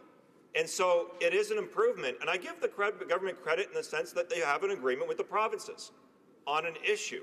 It's not exactly what I would want it to see be done, but at least it's there, and it will be better. Now, we need to work on drug costs and a number of different things that are affecting seniors, but at least we have something here. And again, to destroy this at this particular moment in time would be a setback. Questions and comments. The honourable member for Dufferin-Caledon. Thank you, Mr. Speaker. This CPP hike will take 40 years to be implemented. I have people in my riding who are in their 50s, their 60s, their 70s, who have said to me they're aware that by the time this bill is fully implemented, they won't be around. They're going to be gone. And so the question that they ask me is, why am I paying $1,000 a year for this plan that's not going to benefit me? It's going to benefit someone 40 years from now. My question to the member is, what do I tell these constituents? The honourable member for Windsor West.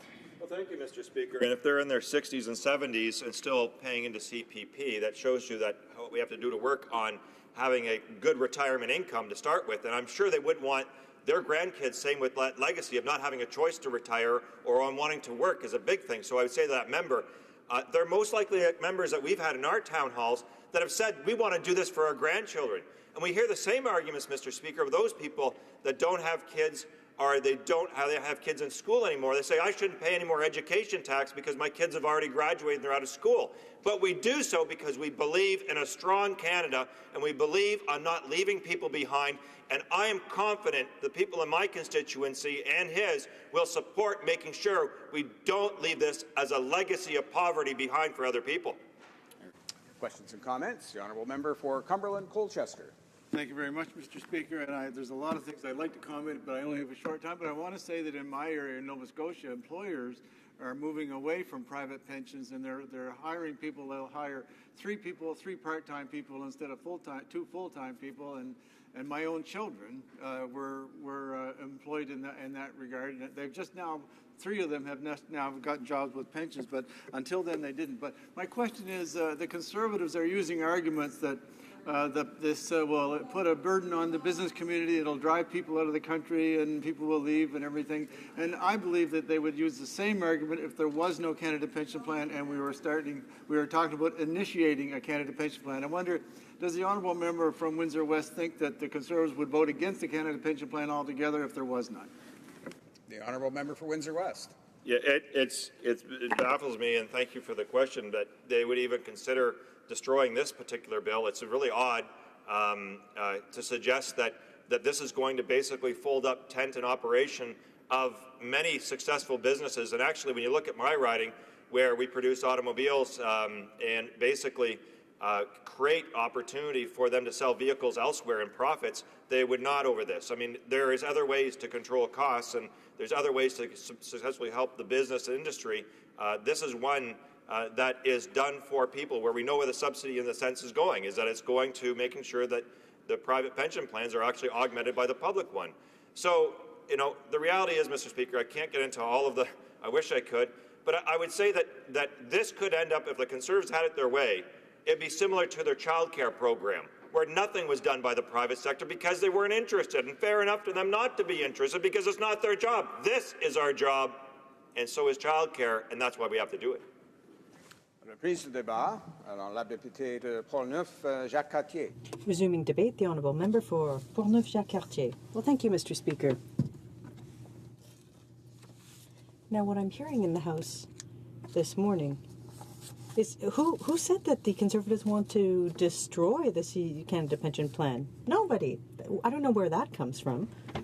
Now, I'm rising here in the House today. It's October 25th, and I invite my colleagues opposite to reconsider Bill C-26, which deals with the Canada Pension Plan.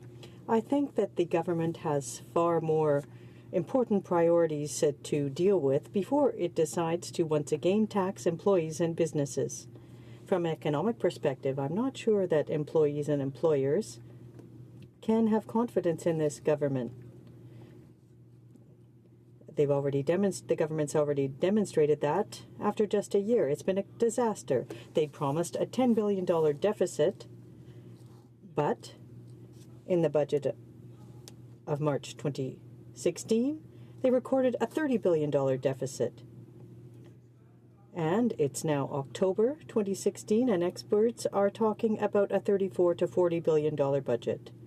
That is a major deficit. And that's simply the first year of this Liberal government. Their fiscal year started on April 1st, 2016. We, before that, did our homework. We left the country with a budgetary surplus last October. So they started to govern. They took the helm at the start of the fiscal year, and by October of 2016, experts are saying the deficit may be up to $40 billion. That is a disaster. And they're asking Canadians to have confidence in them, to simply accept another tax by increasing contributions to the CPP, Mr. Speaker. But people don't have confidence in this government. We governed like a real government. And our Prime Minister wasn't in theatre. He was an economist. He knew how to count. We're now being governed by a former theatre professor, theatre teacher, and I have nothing against anyone who teaches theatre, Mr. Speaker. My son, who's in high school, has been in 2 plays. And teachers are doing a good job. I think we need to acknowledge their work. They help our young people to discover their talents, and I applaud them for that. I applaud teachers. And I think that our Prime Minister would be better in a school than here on the floor of the House of Commons. Now I'm a bit puzzled, thinking about how this government could manage increased contributions in the CPP, because we can already see all of the damage that they've caused over the past year. Now, I'll refrain from enumerating all of the problems, but because the list would be far too long. But let's go back to our seniors who undertook great efforts to build our country. And let's stop saying Canada isn't a good place to live. That's not true. Now, when I go in to meet with people from seniors clubs and retirement centres in the lovely riding of Portneuf-Jacques-Cartier, Mr. Speaker, that I proudly represent with honour, I always say thank you. Because if we're here today, it's because of them. And I say thank you for having left us the legacy that you have. The next time I head out to these centres, I'll be ashamed to have to tell them that the current government put in place legislation so that 40 years from now, future seniors may have a better retirement, and that this measure will be put in place during the next election in 2019.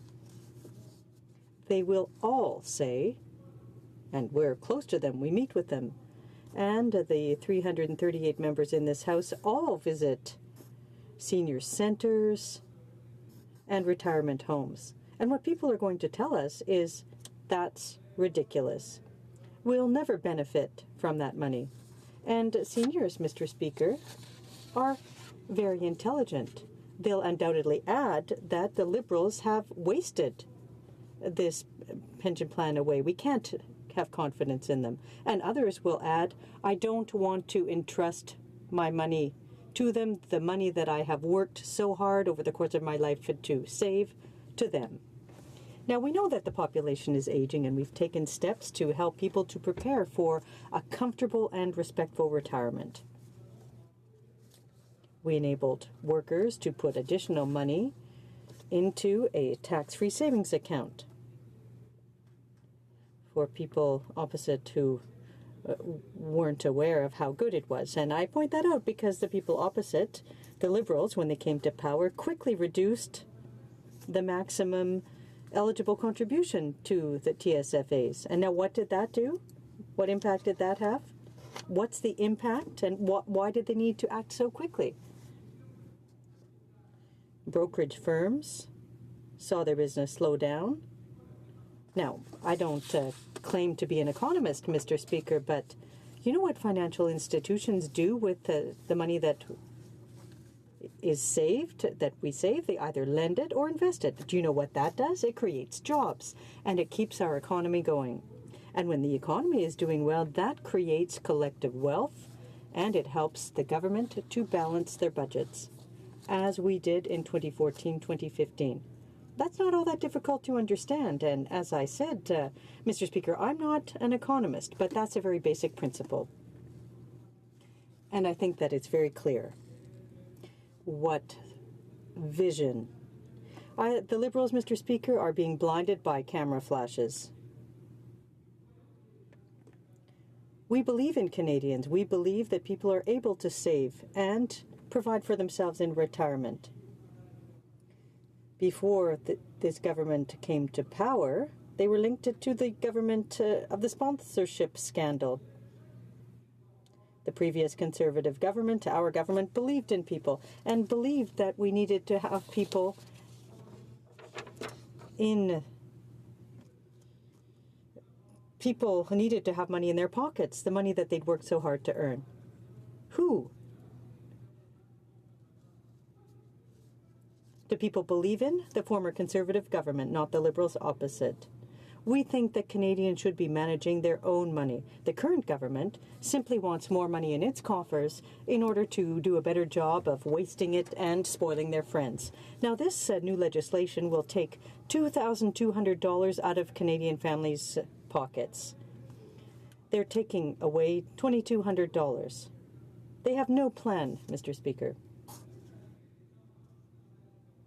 With the arrival of the children under the sponsorship scandal, and I'm again referring to the Liberals, with what happened, we can't have confidence in them. That's what it proved it for me. And our government managed the system thoroughly and very well. Now, time is passing very quickly here, Mr. Speaker, so I'll move quickly to my conclusion, Mr. Speaker. I'd like to stop or wrap up my speech with a quote.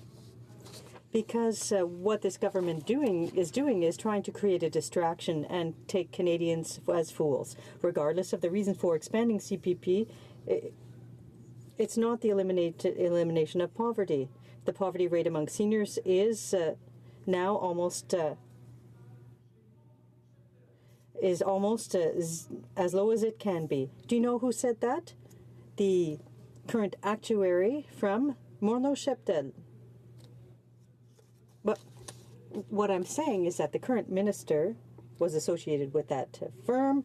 He worked with Mr. Vettes, and he co-authored the Real Retirement, which was published in the Financial Post on June 5th, 2016. And, Mr. Speaker, I would invite the government to do its homework, to get back to the drawing board so that today's seniors can believe in the government, because I do not. Thank you, Mr. Speaker. I'd like to remind honourable members that it's not authorized to use the surnames of any members in this House. They can use their riding names, yes, or their title. That is fine. Questions and comments?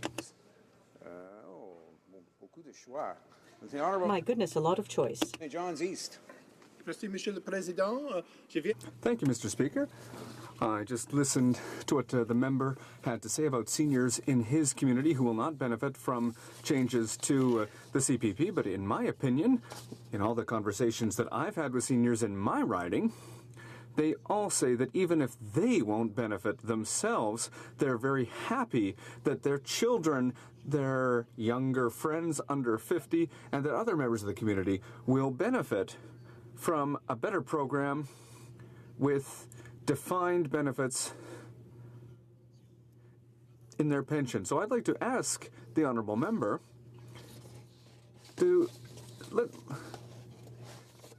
is he saying that the people that he spoke to are only concerned about themselves and not about their friends and children?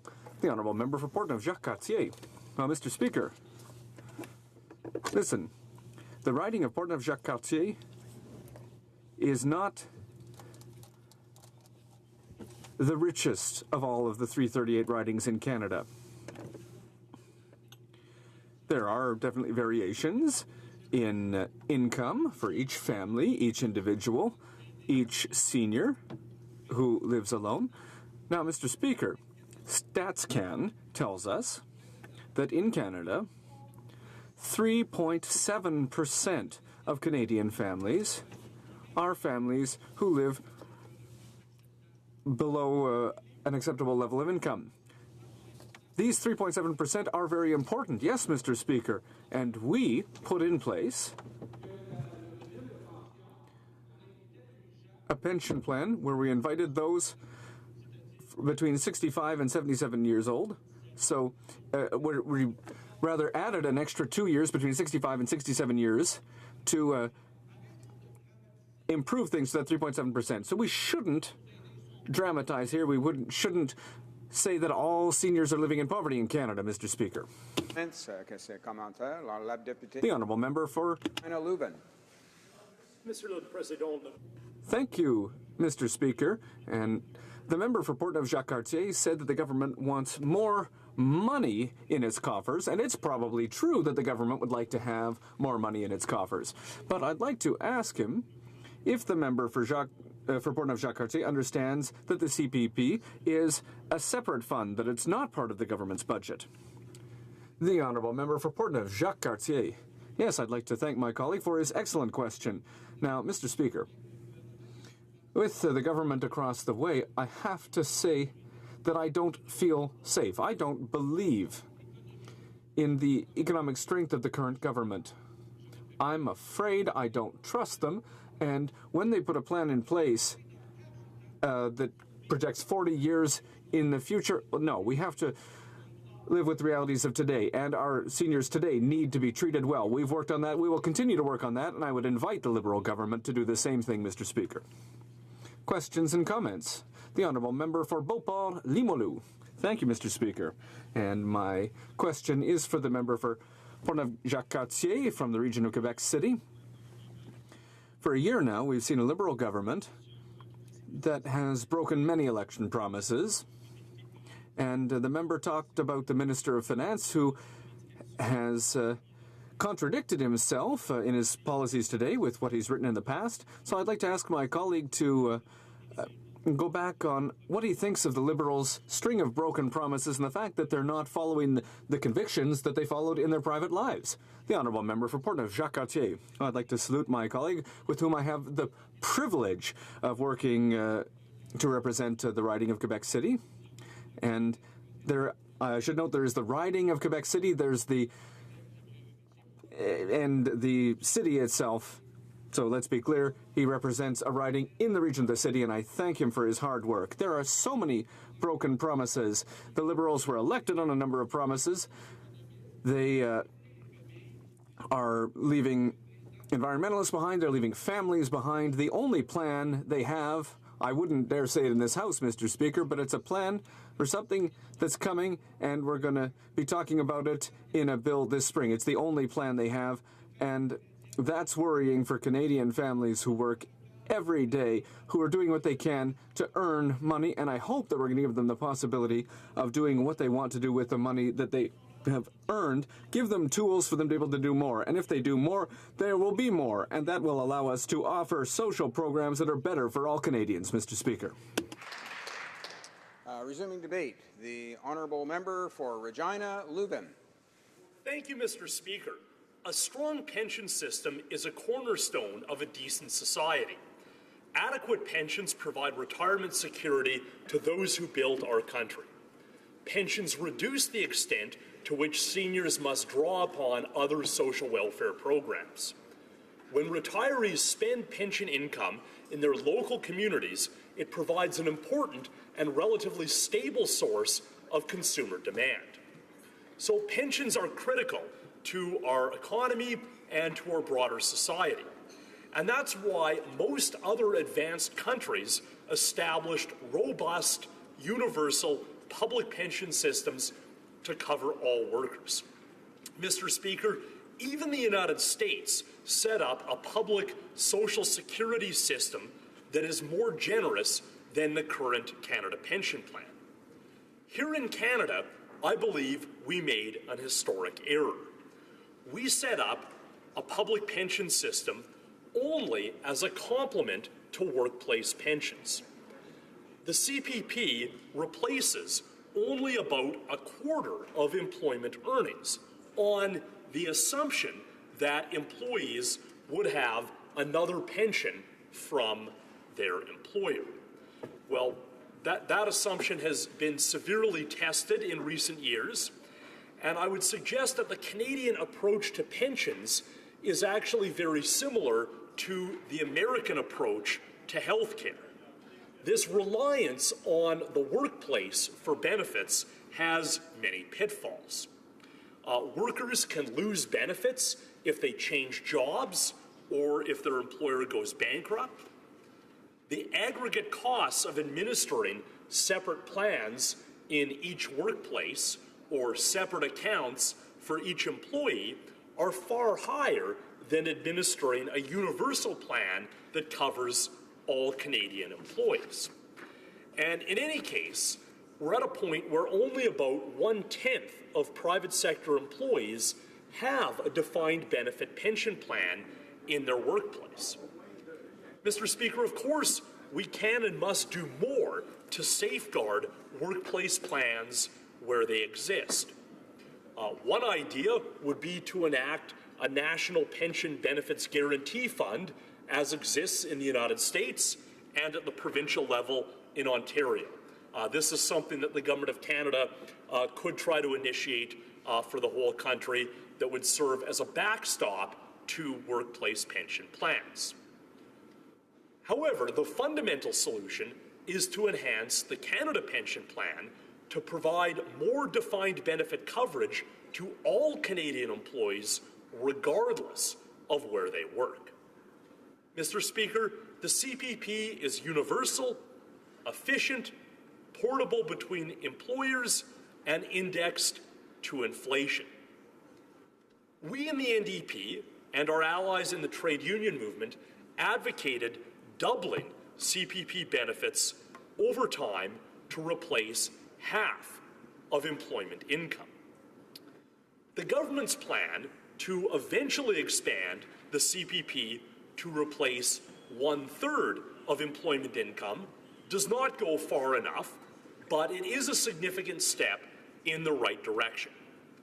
I am proud of the role that New Democrats have played in this House to push the government to follow through on its promise to improve the CPP. Mr. Speaker, the federal-provincial agreement reached on the CPP is so reasonable that even Saskatchewan's right-wing premier, Brad Wall, signed on to it. Now, to provide a bit of context, in the months before the deal, Premier Wall had been the shrillest opponent of expanding the CPP. When commodity prices were high, it was not the right time to enhance the CPP, according to Mr. Wall. When commodity prices were low, he again said it was not the right time to expand the CPP. Indeed, in response to falling oil prices, Premier Wall's priority was to argue against improved CPP benefits rather than in favor of improved employment insurance benefits for laid-off resource workers. And there's quite a contrast with our neighboring province in this regard. In Alberta, Premier Notley made a very strong case for extended employment insurance benefits. And as a result, that benefit extension was provided to all Albertans. So in Alberta, we had effective advocacy by the provincial government for better EI benefits. In Saskatchewan, we had a right-wing premier going on this crusade against expanding the CPP. He completely ignored the issue of employment insurance, and as a result, the government left half of Saskatchewan out of extended EI benefits, and even after having added the region of South Saskatchewan, is still excluding Regina. So, workers in my city are paying the price for a lack of effective advocacy from our premier. But even though Premier Wall was so hell-bent on opposing an expansion of the CPP, even he came around to sign on to this important federal-provincial agreement.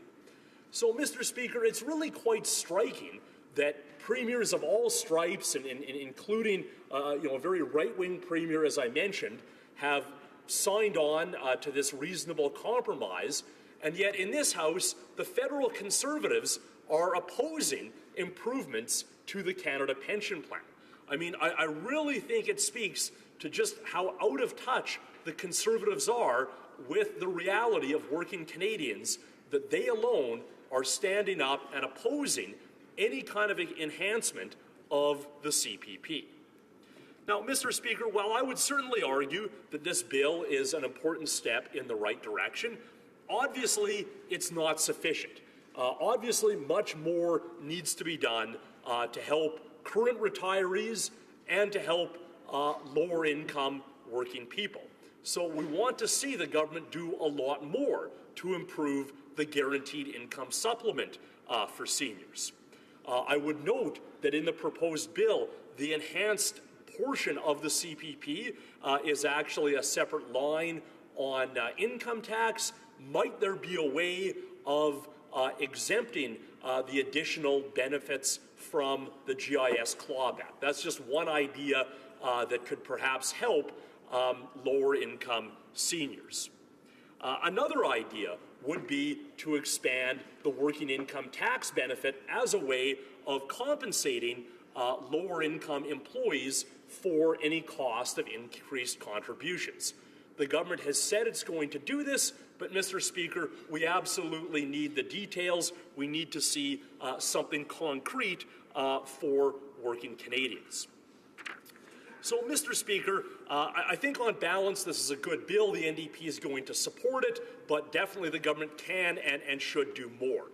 I would like to briefly respond to some of the points made in the last speech by my honourable colleague from Pont-Neuf, Jacques Cartier. He suggested that instead of expanding the CPP, we should just increase the contribution limit for tax-free savings accounts. But, Mr. Speaker, voluntary savings aren't working. Canadians aren't even filling up the TFSA contribution room that they already have. That's why it's important to expand the CPP. Just increasing the contribution limit to the TFSA further won't help all the Canadians who aren't meeting the current limit. It will just help the very affluent who have the extra money to put in to that account. Now, in support of private savings, the member for Pont-Neuf, Jacques Cartier, also made the point that those savings would be reinvested into the economy. But, Mr. Speaker, the same is true of funds contributed into the Canada Pension Plan. Those funds are also going to be reinvested. So while certainly savings and investment are important, that is by no means an argument against expanding the CPP. And as I pointed out in questions and comments, this money is not going into government coffers. Unlike the EI fund, the CPP truly is a separate fund with its own administration that does not appear as part of the government's budget. So, in summary, Mr. Speaker, this proposal is an important way of ensuring retirement security for all Canadian employees. Thanks very much. Questions and comments? Questions et commentaires? Honorable député. The Honourable Parliamentary Secretary to the Prime Minister. Thank you, Mr. Speaker, and thank you to my colleague for his speech on this subject. I was wondering if he could further elaborate. He mentioned that, and we know as a government that Canadians are not saving, and they don't have enough to contribute to a TFSA. They're not saving, and they're going to need to retire. So can he expand a little bit further as to why he thinks all of the premiers have come together with our Minister of Finance in order to make this groundbreaking deal? Thanks. The Honourable Member for Regina Lubin. Well, thanks very much for the question. I think it's clear that Canadians are not saving enough for retirement. And I don't think that's the fault of Canadians. I think that's a result of stagnant wages, insufficient employment income. And we in the NDP have proposed a number of solutions to those problems in this House. But clearly there is a lack of retirement savings. And as I mentioned in my speech, there's also a lack of workplace pensions. I mean, only about 1 in 10 private sector employees even have a defined benefit pension in the workplace. So in response to this lack of private savings, this lack of workplace pensions, what we need to do is expand the public pension system to ensure a decent level of defined benefit pension coverage for all employees. Of course, I wish the government had gone further in this regard, but it's clearly a sensible move, and that's why all provinces are on side with it. Thank you, Mr. Speaker. Questions and comments? The Honourable Member for Sarnia-Lambton. Thank you, Mr. Speaker, and thank you to my colleague for his speech. But my question for him is, why is he ignoring the facts? 83% of Canadian households are on track to maintain their current living standards in retirement, according to a study from McKinsey & Company. Statistics Canada is saying that seniors living on low income has dropped to 3.7%, among the lowest in the world. So there is not a retirement crisis, and why is he ignoring the facts? Honourable Member for Regina Lubin. Well, if the idea is that current seniors are not living in poverty, that might be true because current seniors often did enjoy good pensions in their workplaces. I think the problem is that many people who are currently in the workforce do not have workplace pensions, will not have security in retirement, and that's why it's very foresighted to start phasing in increases to the Canada Pension Plan now so that there will be better pension income for today's workers when they retire. So, Mr. Speaker, this is very much about the future. It's not about seniors living in poverty today, although there are some seniors living in poverty today, and that's one of the reasons why I think it's so very important to improve the guaranteed income supplement as well. Thank you.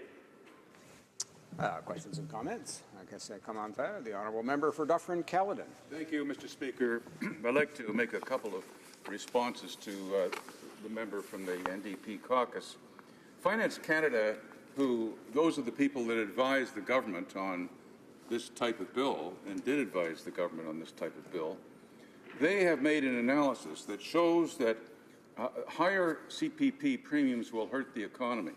They say it'll reduce employment. They say there will be fewer jobs per year for the next 10 years. They say it will reduce the GDP. They say it will reduce business investment. They say it will reduce disposable income. They say it will reduce private savings over the long run. So my question to the member is, having heard this advice from the people that advise the government who are putting this bill forward, with that advice, should this bill proceed? Honourable member for Regina Leuven.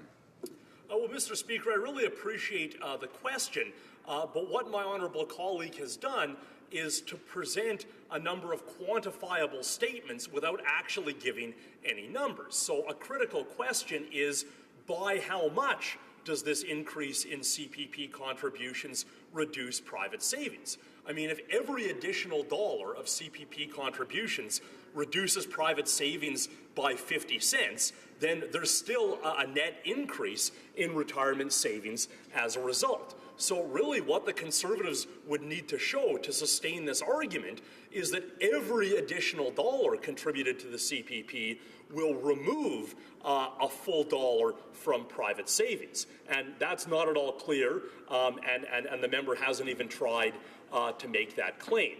I think it's also really important, Mr. Speaker, to note that CPP contributions are indeed tax deductible. So there is actually a fairly immediate return to the contributor in that sense. They're also matched by the employer. So the CPP is a really good deal for Canadian workers. Thank you, Mr. Speaker. Resuming debate, the honourable member for Kamloops, Thompson, Caribou. Thank you, Mr. Speaker, and I'm pleased to stand to speak to you Bill C-26, which is, of course, an act to amend the Canadian Pension Plan, the Canadian Pension Plan Investment Board Act, and, of course, the Income Tax Act. What does this really mean in layman's terms? It means that there will be a phased-in mandatory hike to the CPP premiums for both employer and employee, and this hike will be up as high as $2,200 per employee. You know, Mr. Speaker, it's clear from this legislation that the government is trying to not only solve a problem that does not exist in terms of our system, but does not trust Canadians to make decisions about how they best spend their own money.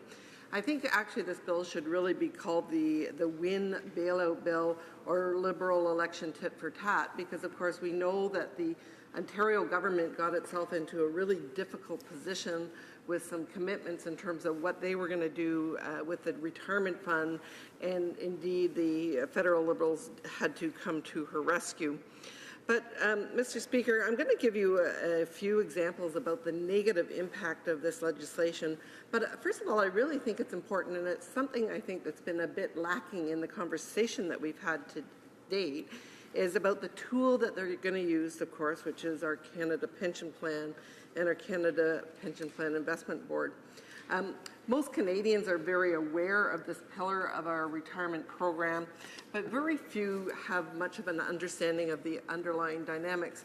You know, certainly when I was a young adult into the workforce, I knew there was something called CPP that was coming off my paycheck.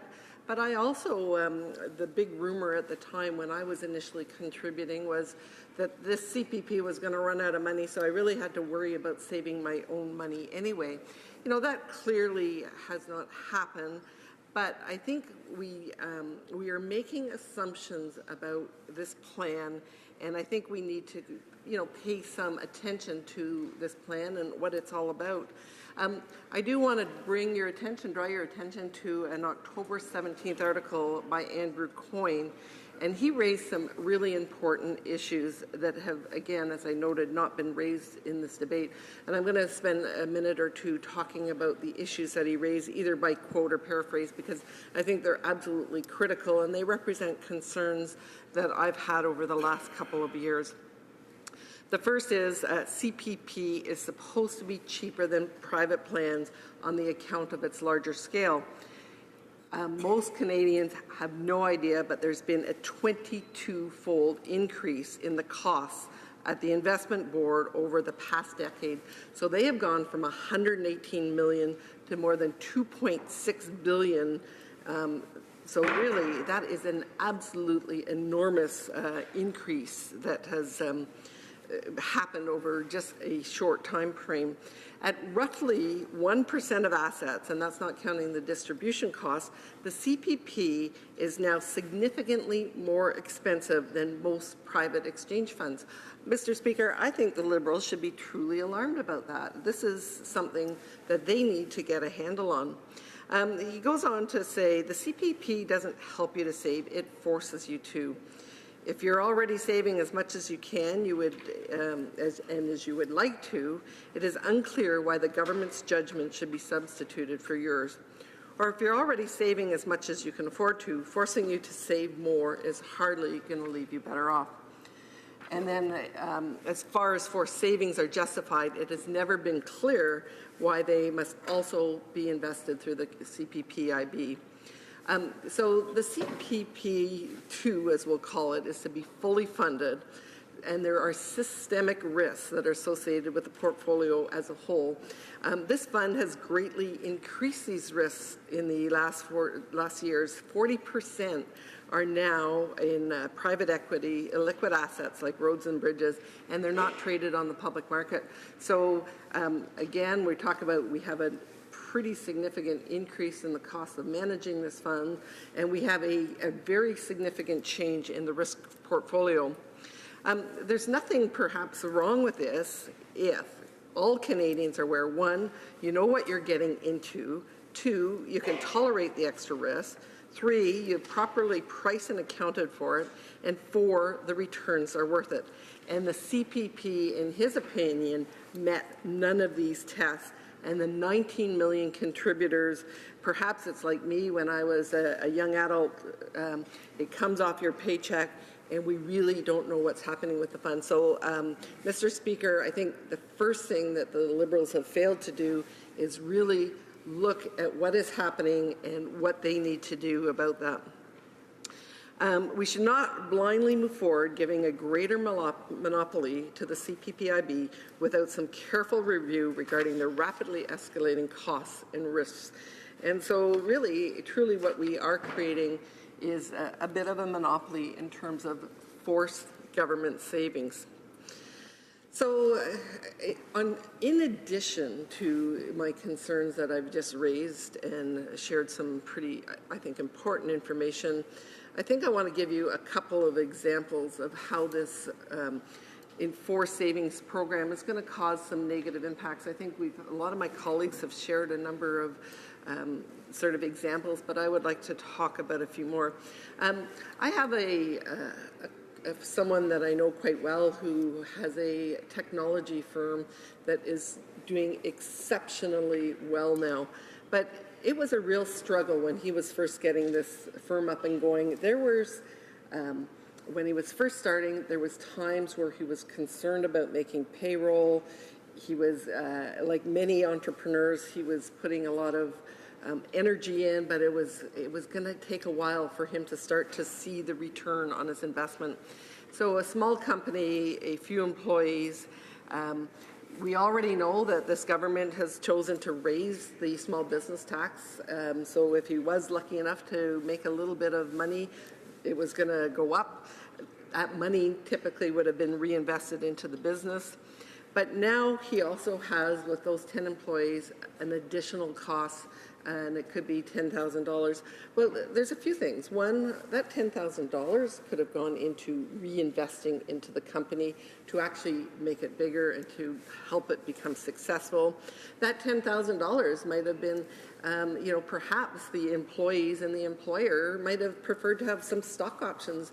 They could have had perhaps the employees believing in that country and really in that company and really saying, in terms of my benefit package, I think I would have much more advantage in terms of some other structure in terms of how, I receive remuneration. So, clearly for that new business that's striving to make it, this is a measure that is going to create some real challenges. I have some relatives. They're a young couple. They've been saving for their first home. They both graduated from university. They're saving for their first home.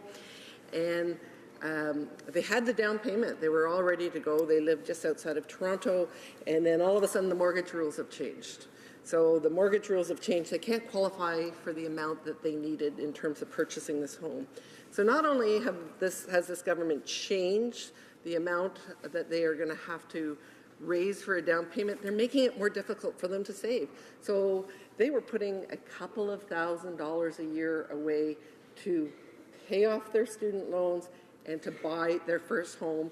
And all of a sudden, they're going to have to divert some of their money that they have chosen to do something else with into, the CPP, the mandatory payments. I could, again, go on and on in terms of examples of where this legislation is really going to create a challenge.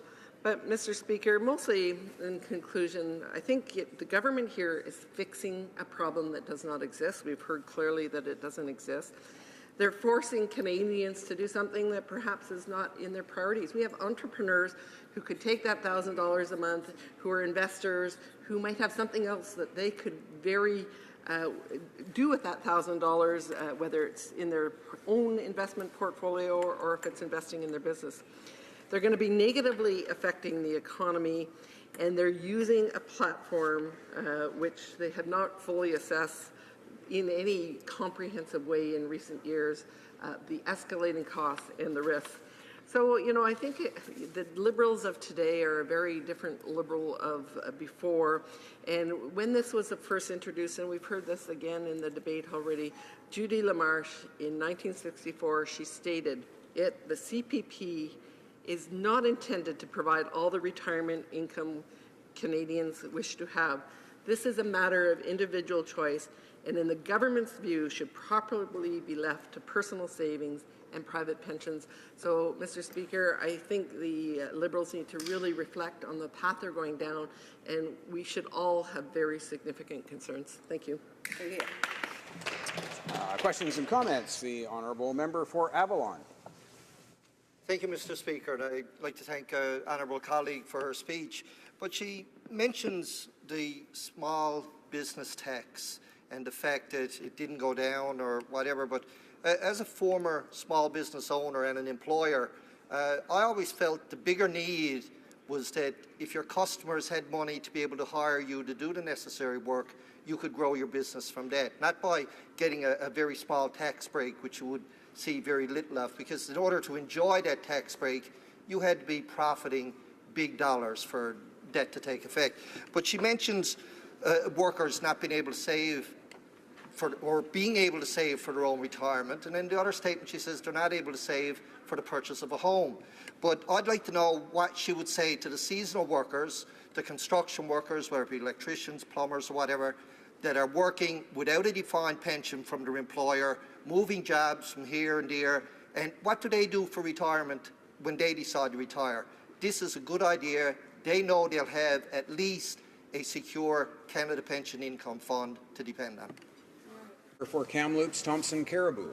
Mr. Speaker, this is one of the arguments that the Liberals have made. They talk about the increase that they made in the small business tax, and they say it's 1 or 2%.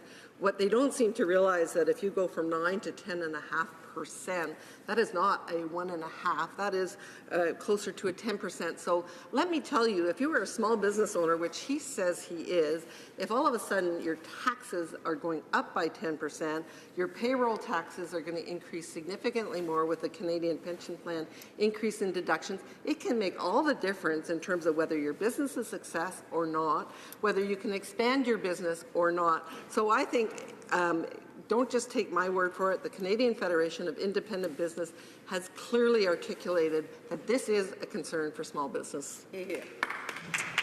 Questions and comments. Question commentaire. The honourable member for Sarnia-Lambton.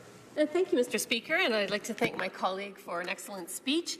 In addition to the very negative impacts that this CPP increase will have on small business, which she talked about, and the economy, I think one of the points I haven't heard made today is about the fact that in order to have a payroll deduction, you have to be on the payroll. And I don't know what it's like in her riding, but in my riding, we have 16.7% unemployment among the youth, and this government's doing nothing to create jobs. And I wonder if she could comment on that.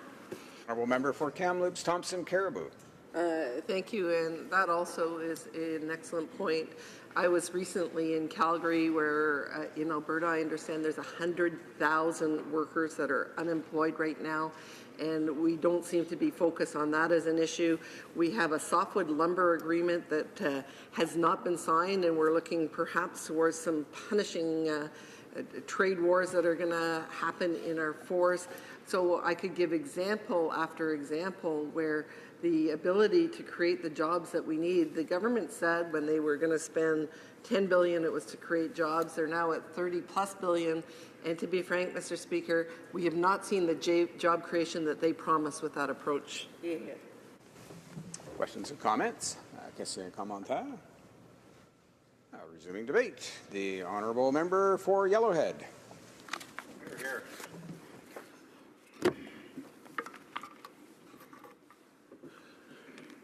Thank you, Mr. Speaker. I'm pleased to rise in the House today to speak on Bill C-26 and the Liberals' plan to expand the Canada Pension Plan. This expansion will take more money from Canadians' paychecks, place more hardships on small businesses, and do very little for vulnerable citizens. Vulnerable citizens, or seniors, will gain little or nothing from an expanded CPP, as many have not contributed to CPP and therefore are not eligible to receive CPP entitlements. I'd just like to quote from the Fraser Institute. Two of their colleagues, Charles Lumman and Hugh McIntyre, stated, instead of expanding political energy on debating the CPP expansion in the misguided belief that many middle and upper-income Canadians are not saving enough for retirement, the focus of public debate should be on how best to help financially vulnerable seniors. Mr. Speaker, low-income seniors who have contributed an increase in CPP income could trigger a reduction in other government transfers, meaning little or no net increase in retirement income. If this plan goes ahead, the CCP premium rate will start rising in 2019, and the maximum level of pensionable earnings will go up from $54,900 this year to $82,700 in 2025. According to a study by the Fraser Institute, this expansion will take money from Canadians with little benefit in return. Simon Goodrow, chief economist at the Canadian Federation of Independent Businesses, stated, the agreement will have serious negative impacts on workers and the Canadian economy. The announced changes, including increased contributions, may put Canadian wages, hours, and jobs in jeopardy, Mr. Speaker. Forcing Canadians to make higher contributions to Canada Pension Plan will take more money from their paychecks This means that they will have fewer dollars to invest in outside the formal pension systems and in private voluntary savings, such as RRSPs and tax-free savings accounts. This will result in little to no increase in total savings. In addition to making it more difficult for Canadians to contribute to the TFSAs, the Liberal government has slashed contributions limits back to $5,500. Our government raised them because it was such a popular program between youth and seniors. Our Conservative Party was proud to introduce the tax-free savings account that encouraged Canadians to be responsible in savings, and many Canadians have come to rely on these savings accounts when planning for their future. Tax-free savings accounts have provided Canadian families and seniors with secure and flexible savings options that protect their money from being eroded by taxes, Mr. Speaker. The Liberals cut the limits of these savings accounts, and now they are taking even more money from the pockets of Canadians, making it difficult for them to use these accounts. The changes being done by the Liberals, in my view, will make life less affordable for Canadians who are trying to save for their vulnerable years. Mr. Speaker, Canadians should be able to manage their own money with the out-of-control spending we have seen from the Liberals over this past year. They can't trust the Liberal government with their pensions. Vulnerable seniors will gain little or nothing from an expanded CPP. For low-income seniors who have made contributions, an increase in CPP income could trigger a reduction in other government transfers, such as government income supplements. This would mean little or no net increase in their retirement income. Our Conservative Party believes in reasonable, evidence-based policies to help Canadians retire with dignity, which is why the previous government expanded the Guaranteed Income Supplement. The Liberals clearly agree with this approach, since they increased the GIS by 10% in their first budget.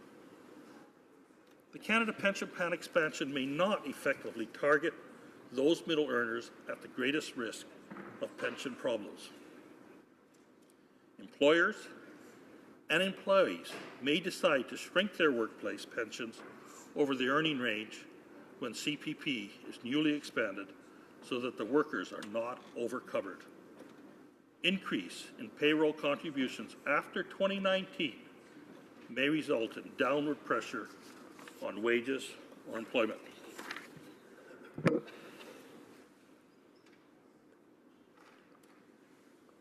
Excuse me, Mr. Speaker. Throat was getting dry. This would force Canadians to contribute more to Canada Pension Plan and will reduce their private voluntary savings. Canadians should choose how much they save and spend based on their income and preferred lifestyles. Mr. Speaker, the Canada Pension Plan tax hike will take money from the paychecks of hardworking Canadians, put hundreds of thousands of jobs at risk, and do nothing to help the seniors who need it today. In 2013, the total household net worth of Canadians was $7.7 billion, split almost equally between pension assets, namely CPP, QPP, and RRSPs, and employer pensions, real estate equity, and other financial and non-financial assets. A similar Canada Pension Plan hike scenario studied by the Canadian Federation of Independent Businesses in 2015 said it would eliminate 110,000 jobs and permanently lower wages by nearly 1%. Dan Kelly, President and CEO of the Canadian Federation of Independent Businesses, stated, 2/3 of small firms say they will have to freeze or cut salaries, and over 1/3 say they will have to reduce hours or jobs in their businesses in response to CPP, QPP hikes. For the above reasons, I will not be supporting this bill, Mr. Speaker. How much time have I got left? 2 minutes. Mr. Speaker, in my travels throughout my riding, and yes, my riding is Yellowhead in Alberta, we have many unemployed people, but we have many still working. And those that are working are the younger generation. People who look at the Canada Pension Plan, and a lot of them don't trust that there will be funds there when they retire. And when you talk to financial planners throughout my area,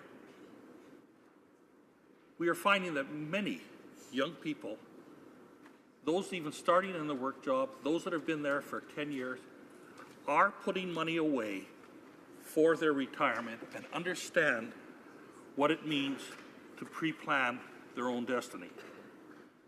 And Mr. Speaker, our government had brought in the tax-free savings account specifically for people like this, people that wanted to plan their own future, money that they could invest today and know that when they took that money out, when they retired, they would not be paying tax. And the difference between Canada Pension Plan and tax-free savings plans is people can put as much money as they wish to put forward. Our government also at the same time gave them the option to make voluntary contributions to the Canada Pension Plan. And that's what I believe should be in place today and not make mandatory Canada Pension Plan contributions greater. Thank you, Mr. Speaker. Questions and comments. The Honourable Parliamentary Secretary to the Prime Minister. I've listened to several of the speeches, and it seems they've settled on some statistics that even if you accept them as being the accurate ones, we keep hearing about this 83% that are doing okay, the 83% that are saving privately for their retirement, and that's good. And some of the programs the previous government in place have helped that. We acknowledge that. We haven't changed them. We see that the TFSA for seniors in particular is a responsible and an appropriate way to go forward. But what about the other 17% who don't have the capacity to save, don't have the income to save, don't have the good luck not to have had to dip into their savings before they get to retirement? Why can't you focus on what needs to be done for them beyond saying just get a job? Why can't we have a safety net in place for the poorest of the poor who are seniors, enhance the CPP, make sure that the capacity is there to support these people if bad luck comes their way, even if they do all the other things the rest of us are doing to protect our security in our old age? Why can't you focus on that 17%? The Honourable Member for Yellowhead. Mr. Speaker, I thank the Honourable Member for that question. And I believe the Conservative government, when they were in power, had made the opportunity, as I mentioned earlier, to make voluntary contributions to Canada Pension Plan. And yes, it may not affect those that are having hard times, but I don't believe that taking money from the paychecks of hardworking Canadians today, those having difficulty, is going to help them any more than the old plan with the option to add extra funding if they so wished. There is a responsibility for the individuals to look at their long-term prospects and their future. Thank you, Mr. Speaker. Questions and comments. Question commentaire. The Honourable Member for Barrie, Springwater, Oromadani.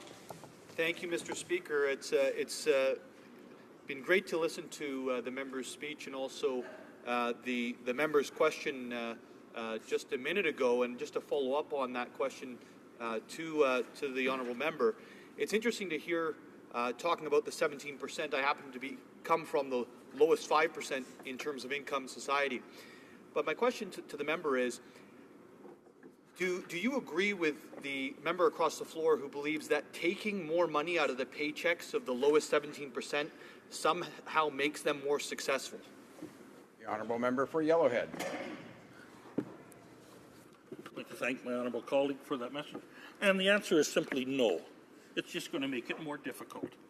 And regardless whether it's people working in middle-age incomes, and let's just look at younger people. Student loans, we have lots of people coming out of university today.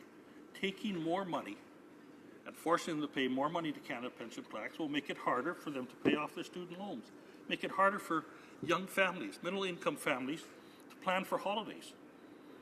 plan for putting money away for the kids' post-secondary education. And it will be difficult for a lot of small businesses to keep people working or create new jobs. So the answer is no. Question commentaire, questions and comments? The honourable member for Kitchener-Conestoga. Well, thank you, Mr. Speaker, and I want to thank my colleague for his comments. I just want to underline a point that he made towards the end of the response, and that is the impact on small business. This summer I had the privilege of talking to an accountant who does payroll for a number of small businesses, and when she heard about this proposed increase from 9 to 11-something%, she was very astonished. She said this is going to hurt these small businesses that she works with. Some of them will not be able to hire the person they were hoping to hire. Some of them, in fact, will have to lay someone off. At the very least, Mr. Speaker, this is a huge blow to small and medium-sized business, and we all agree in this House, and our Minister of Small Business repeats it often, small business is the backbone of our Canadian economy. So how will a punitive payroll tax on small business improve the lives of Canadians who are looking for a job? It's fine to get a 33% CPP benefit when you retire, but you had to have the job to be able to do that. So if there's no jobs available, Mr. Speaker, this is not a productive way to go. Honourable member for Yellowhead.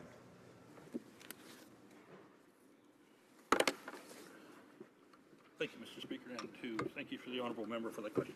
And you are absolutely correct. I look at my own situation and my family. My son-in-law and daughter own a company. They work in the oil patch. They employ anywhere from 65 to 100 people a year. This is going to be a great hardship on them. It means that they probably will not be able to hire 2 additional people. That's 2 additional people in my riding that may not work. But if this was not in place, those people may be hired and may be working. I think we'll see that in many little companies that are employing 50 to 100 people.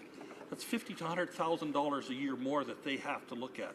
They may be able to take that money, invest it in new equipment that may spur more work, which may require more people to be hired. So it's definitely impacting small businesses, Mr. Speaker. Resuming debate, the honourable member for Elgin, Middlesex, London. Thank you, Mr. Speaker, and it's always wonderful to see you in the chair. Last week, the Minister of Finance tabled Bill C-26, an act to amend the Canada Pension Plan, the Canada Pension Plan Act, and the Income Tax Act. I had the opportunity to sit and listen to the Minister during his speech and the question and answer portion, and listen to him try to explain to us in the House, as well to the viewers, how this bill is good for Canadians. I had the chance to ask the first question to the Minister during that period, and although he is a great speaker, I did not get the answer I was requesting. So to start, I'm going to pose this question once again, but in a different way, and hope that through the following hours of debate, that there is finally an answer. I shared with the Minister 2 quotes from the Canadian Federation of Independent Business and CEO Dan Kelly. The following quote: "It is tremendously disappointing to see that finance ministers are putting Canadian wages, hours, and jobs in jeopardy, and will willfully moving toward an already shaky economy even worse. Despite all the talk, it appears that jobs and the economy are not particularly high priorities for this government that has signed off on these deals." In another quote from Dan Kelly, he stated, "2/3 of small firms say they will have to freeze or cut salaries, and only 1/3 say they will have to reduce hours or jobs in their business in response to a CPP or QPP hike." These 2 statements are very troubling, especially with the statistics from 2013 indicating that there are 1,116,423 small businesses in Canada. That makes up 98% of all employer businesses in Canada. This same information shows that 86% of Canadian exporters are small businesses were small businesses in 2009. That accounted for $68 billion in exports, or approximately 25% of Canada's total export value. Locally, I've received data from my own riding of Elgin Middlesex London, done by CFIB, and when polled on the support for CPP increases, 12% of all Canadians in Elgin Middlesex London support this increase. That is 12%. That means 88% of the people polled did not agree with the CPP tax increases. So with these important figures, I will continue to discuss the concerns with increase to CPP and the impact on small businesses. But rather than continuing with all the stats and figures, I want to share with you my own personal experience as a small business owner. Many of us come to the House with different skill sets and different assets, which is very, very important. One of the assets that I have was being a small business owner. I had the opportunity to run a small business with 7 employees that was run by my former husband and I. When we took this business over in 1998, we purchased it as a franchise, and the gentleman was moving out of the franchise business. At that time, we had received the books showing how well the business was doing, so we were very excited about this first day on the job. But our first day accomplished $81 in sales.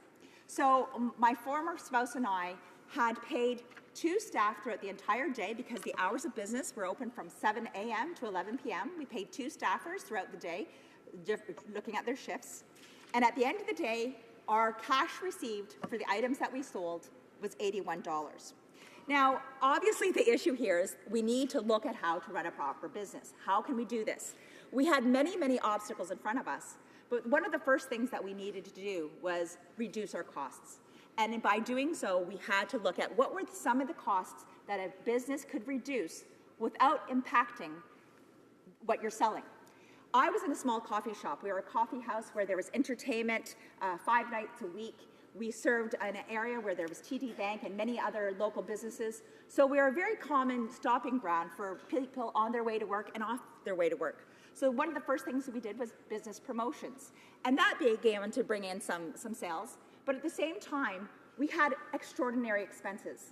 I was in a location where our actual cost per rent was $3,800 per month in the downtown core of of London. So I was dealing not only with an extravagant expense when it came to the rent, but we also had high hydro costs. And for anyone who lives in Ontario, believe it or not, it's actually even worse than it was in 1998. And we were spending at least $400 and $500 per month on those costs. We also had other costs that we had to look at, whether it's municipal taxes or different things that we had to go and propose to council so that we could put seating outside. There was many, many things that we had to deal with red tape. But the number one thing that I did was to reduce costs, and it was really a horrible choice, was to reduce the number of staff. In order to make that business work, I needed to make sure that we had inventory. I needed to make sure that there were coffee beans and that there was milk and that there was lights on and that we paid the rent. That's what was important to me, because without those things, I could not run a business. So the first thing that I could make and as expense that we had to change was by decreasing it by 2 employees. It was a very, very difficult decision for us to make because these were 2 lives of students who were going to Western University, and we had taken away 15 hours per person just to make the ends meet. Now, over time, it happened that we did do better. But at the same time, as a small business owner, and anyone who is a small business owner will recognize that you're not just there counting the receipts at the end of the day. You're paying the bills. In my case, I recognize that a pound of bacon I could buy pre-cooked for $7.50, or I could pre-cook that bacon myself in my own kitchen for $3.50. So every single thing mattered, especially when the first day of business was bringing in $81. But the first thing I had to do was reduce my staff. I myself then, for 7 days a week for a year and a half, would go in and work. Now, taking into consideration, at that time I had a child who was 3 months old, a child that was 19 months old, and a child who had just reached the age of 4 and just started JK. So this is about a family-run business. So this is not just about those rich small business owners. This was about a family that was running a business, a mom, a dad, and 3 children. So what I did was I would go in there and I would scrub the toilets. I would do all of those things so that we had the business. By the end of this, we did end up doing very, very well. And after about 18 months, it was either mental wellness and selling the business or continuing to work every day. And we decided to sell that business. But I can tell you that one of the biggest things we had to do to keep our costs low was reducing the wages. And with wages, we have to look at what payroll means. It's not just the CPP contributions that this government is talking about, the premiums. Those premiums are matched by employers. They're matched not only by the employers, but they're matched by the employee themselves. We have employment insurance premiums. There's WSIB, and I'm sure there's very similar programs across the country. So as a small business owner, you're not just dealing with paying the taxes that are removed from somebody's pay, but you're also doing matching contributions. There's many, many things from this, and I think that's the one thing that we need to sit back and get in the shoes of a small business owner. So making business decisions can be very, very difficult. And I fear with this change of the CPP, what you're asking small businesses to make that same decision that I had to make to have successful business. In order to reduce the cost, you have to reduce your expenses. And an easy way of reducing expenses is the hardest job, and that's by cutting staff. It is about cutting human resources, and I think we need to talk about this. On Friday, I asked the member from Foothills about his challenges in his region, where over 200,000 jobs have been lost in Alberta. In my region, I saw a similar thing happen where between 2008 and 2010, we went through also the global economic downturn. I asked him particularly, will the CPP tax hike hurt new businesses? Obviously, the answer is one thing, and that is yes. Changing on to another direction, we have to also make sure that Canadians are aware of what this program is. When CFIB went out with the ISPOS poll, they noted that 40% of Canadians think that the government contributes to CPP. And we have to make sure that people realize it's not that. It is the employees and employers that contribute. It is not about the government here. And we cannot confuse Canadians when we're talking about CPP and we're throwing in how the GIS has been increased. All we're doing is taking the 3 pillars of retirement and we're confusing the average Canadian who has not had the opportunity to sit down and study it. Retirement is about 3 pillars. It's about the CPP contributions and that of the employee and the employer. It's about the social programs such as old age security and guaranteed income supplement, and it is about personal savings. And in this government, we have seen that they've reduced on the personal savings also through the tax-free savings account. But the bottom line is more money cannot be taken out of Canadians' pockets. And I want to finish up with one quote. And this is a quote that I'm sure many times the government has heard. Whatever the reason might be to expand the CPP is not to eliminate poverty. The poverty rate among seniors is now as close to zero as we can get. Yes, a little over 5% of seniors today will still have income below the poverty line. And that is from Fred Veitch's Chief Actuary Morneau Chappelle and co-author of Bill Morneau's book, of the Finance Minister's book, The Real Retirement, published, and this segment taken out of Financial Post, June 5th, 2016. So I would really ask that we look at these things and recognize that CPP is not about poverty reduction. These CPP increases will hurt, especially when we have things like the precarious carbon tax that we're going to see and the small business tax reduction that was not honored by this government. Thank you very much for your time. Questions and comments? Question commentaire, the honourable member for Kingston and the Islands. Thank you very much, Mr. Speaker, and I thank my colleague for her speech, and there's no doubt about it. I think she has a valid point when she talks about CPP contributions and making sure that employers are able to afford this. I mean, as a small business owner myself, I'm fully aware of the fact that the employer has to match the CPP contributions. But, you know, it really comes down to balance, Mr. Speaker. It's about where is a healthy balance, and I can appreciate that that my honourable colleague might feel differently in terms of this particular piece of legislation that's being put forward. But I would ask her, what does she propose that we do 20 or 30 years from now when there are people who have not properly prepared for retirement? The burden will ultimately fall on the taxpayer one way or the other. We can either try to assist now to help people plan for the long term, or we can deal with the consequences of not doing that in the future. So, you know, perhaps it's a fundamental difference of political philosophy here at work, but I'm curious if the member could comment on that. The honourable member for Elgin, Middlesex, London. I thank the member very much for that great question. And truly, we're talking about saving for the future in 40 years. If people don't have jobs, they can't save money in the first place. So what we're going to be doing is we're going to be taking a big slash out of small business opportunities. And so you can't save something if you don't have something. And I think that's what we have to remind ourselves. If we want to see great job creators in Canada, then give them the opportunity to succeed. Make sure that things like the 9% small business tax is implemented instead of saying we're going to do it in the future. Make sure things like carbon pricing, or carbon tax, whatever we're going to call it, make sure things like that are taking into, I was trying to be kind to this member. He asked a good question. I was trying to be nice to him. But we have to make sure that every time we look at that, that is part of this balance that we talk about. But if we're saving for the future, the number one thing that you have to save is the money from employment. And if you don't have jobs, you don't have money to save. Questions and comments? Questions and comments. The honourable member for Belleuil Chambly. Thank you, Mr. Speaker. And I'm a little bit confused about the Conservative member's position because the member has just said this is a tax on small businesses, but at the same time she's saying it's not government revenue. I've heard the member for Portneuf-Jacques-Cartier say that he doesn't trust the government, but his colleague who says that it's not revenue for the government, and maybe the member for Portneuf-Jacques-Cartier should also remember that there's a separate pension in Quebec. But my question for my colleague, beyond this Conservative confusion saying that it's not government revenue but calling it a tax, which doesn't make any sense, I'm trying to understand, well, I've never personally owned a business like her, but at the same time I served coffee for retired people.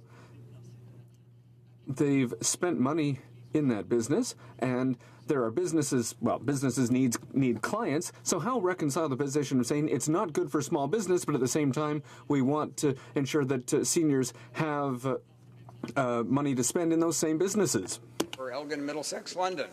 I thank the member for the question. And I think the thing is, any time it's an expense to a business, it is seen as a tax. So when you're looking at the Canada Pension Plan contributions, employment insurance contributions, WSIB contributions, and the business tax that you would see as a small business owner, those are taxes. Those are things that are not on the bottom line. Those are things that when you're looking at your ledger page, that is removed. It's not in that, it's in the red column instead of the black column. So I think we need to look at that.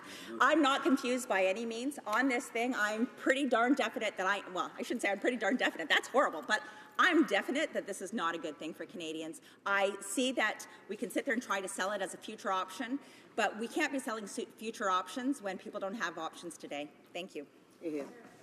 Yes, commentaire, questions and comments. The honourable member for Hamilton Mountain. Thank you, Mr. Speaker, and thank you to my colleague for her speech. I've been hearing for the last 2 days about the sky is going to fall, there's going to be apocalypse on business because of the CPP increase. There's all kinds of increase when you're doing business. It's called the cost of doing business. There's EI, there's WSIB, like my colleague has said before. So what I'm asking, there's municipal tax increases. So what I'm asking is, if we don't look at this now, what are we going to do in the future for our children that aren't going to have any kind of an increase? TFSA is just nothing but an emergency fund. So if there's no jobs they can't save, what are we going to be doing in the future to help our children out? Honourable member for Elgin, Middlesex, London. And I truly thank the member. As everybody who has ever met me knows, I am a mom of 5 children. So anytime we are talking about children and employment and youth opportunities, I'm going to be right there at that table because it's very, very important.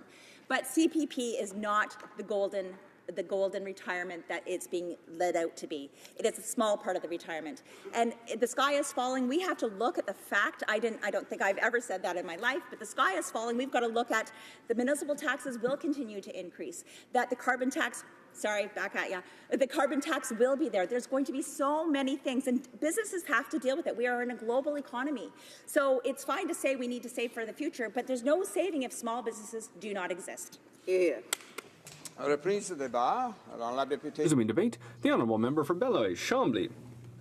Thank you very much, Mr. Speaker. I'm very happy to be able to rise today to speak to Bill C-26, which will reform the Canada Pension Plan. I would like to mention from the beginning that as a member from Quebec, well, we work under a different regime, the Quebec Pension Plan, but given that, despite the fact that Quebec has a separate system, the government of Quebec has committed to making similar changes to its pension plan, and so much the better.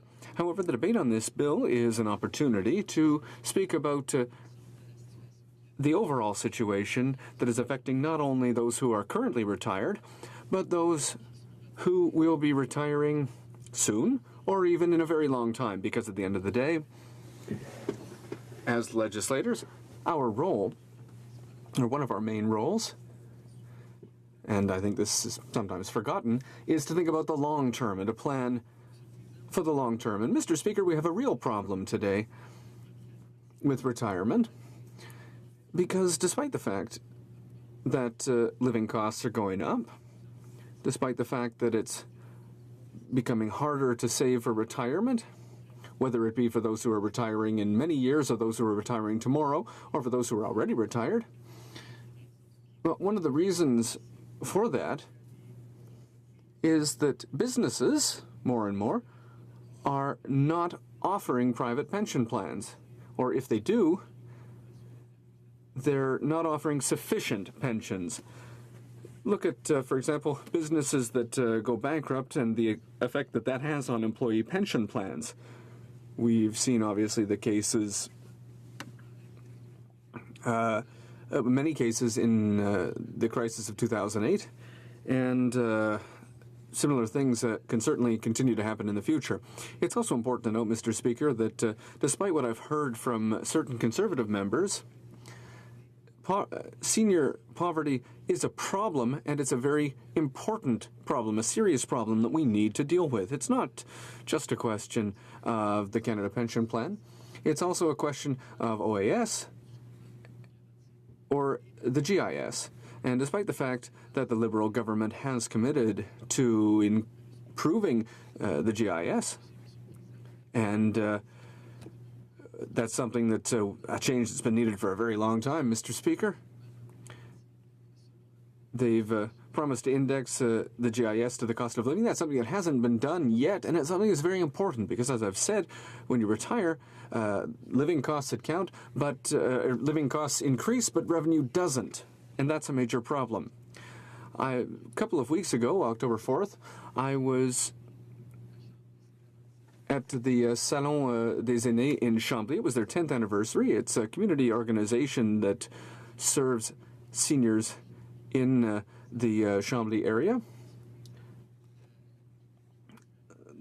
The local members, local MP were present, as well as a number of other organizations to talk about services available for seniors. But it was also an opportunity for us to meet with seniors and talk about the different organizations that help seniors and better understand their living conditions.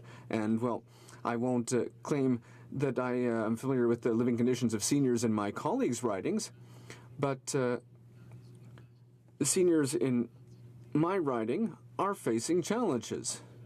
And often it's women who are living alone who have to carry the financial burden of paying rent, paying for groceries.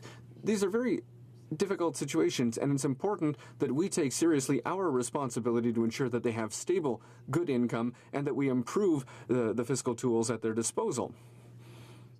And it's something that affects all of us, Mr. Speaker, and happily, Mr. Speaker, the government, and we can tip our hat to them for this decision,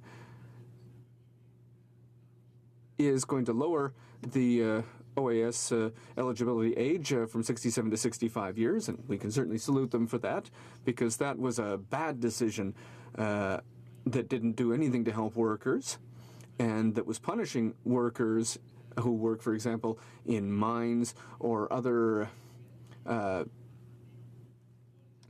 manual labor fields. And you'll recall at the time the report from the Parliamentary Budget Officer, which indicated that the OAS plan was good the way it was and that there was no reason to change the age from 65. And so, Mr. Speaker, despite what we've heard from several members from all the different parties, retirement is not just an issue for seniors, even though seniors are those who deal with the immediate consequences of decisions we might make. Retirement is also an issue for young people, people who are my age. And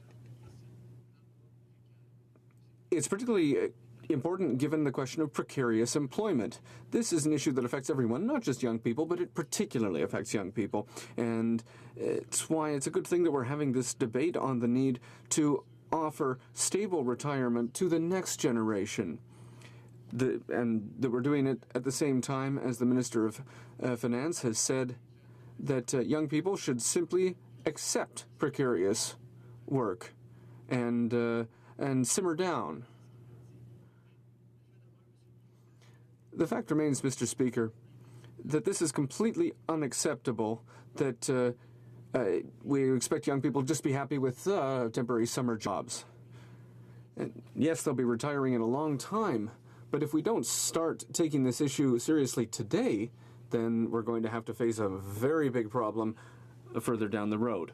And if we look at the Canada Pension Plan, it's not the ultimate solution because those who work in precarious jobs or who get contract work are going to need more tools in their toolbox if they want to have a good retirement. And that's why we're calling on the government to work harder to deal with this issue, because right now the government seems to be content saying, well, too bad, this is the way things are going to be in the years to come. We just have to accept that reality, Mr. Speaker. But we're far from accepting that. This is a situation that is absolutely unacceptable, and the government should be doing more. And the finance minister's words are not going to fix this problem. And, Mr. Speaker, when it comes to the GIS, there are other measures that we could be taking to make life easier for those who need to use this resource that we've paid for as taxpayers.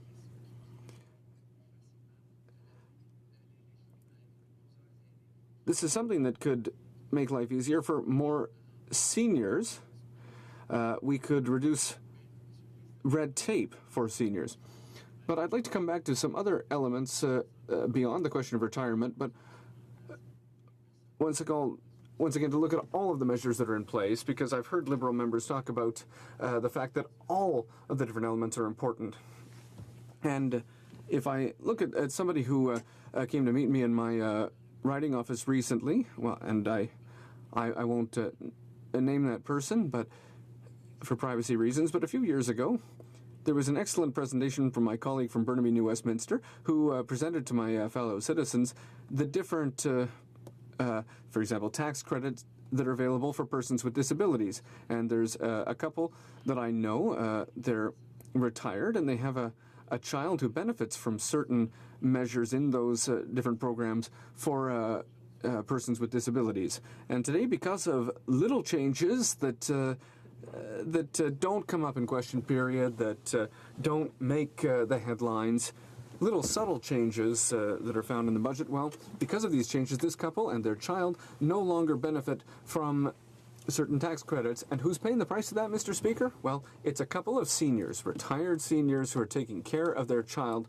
who benefited in the past from these measures. So I would ask the Liberal government to try to understand that, yes, this is good, and we are going to support this bill because we know that the CPP is very important for ensuring a good retirement in the future, and to ensure that retirees can have a good retirement, and to ensure that young workers today will be able to retire with dignity. But I would like to remind the government that if they really want to take financial security seriously, that they need to look at all of the measures in place, even small tax measures that don't seem important. They can have a major impact. So it's important that we look at everything that's in place, and that we and that the government can't just say, okay, well, now that we've passed this bill, we're done, we've fixed this problem for everyone. It's a lot more complicated than that, Mr. Speaker, and that's why it's important that they take their responsibilities seriously.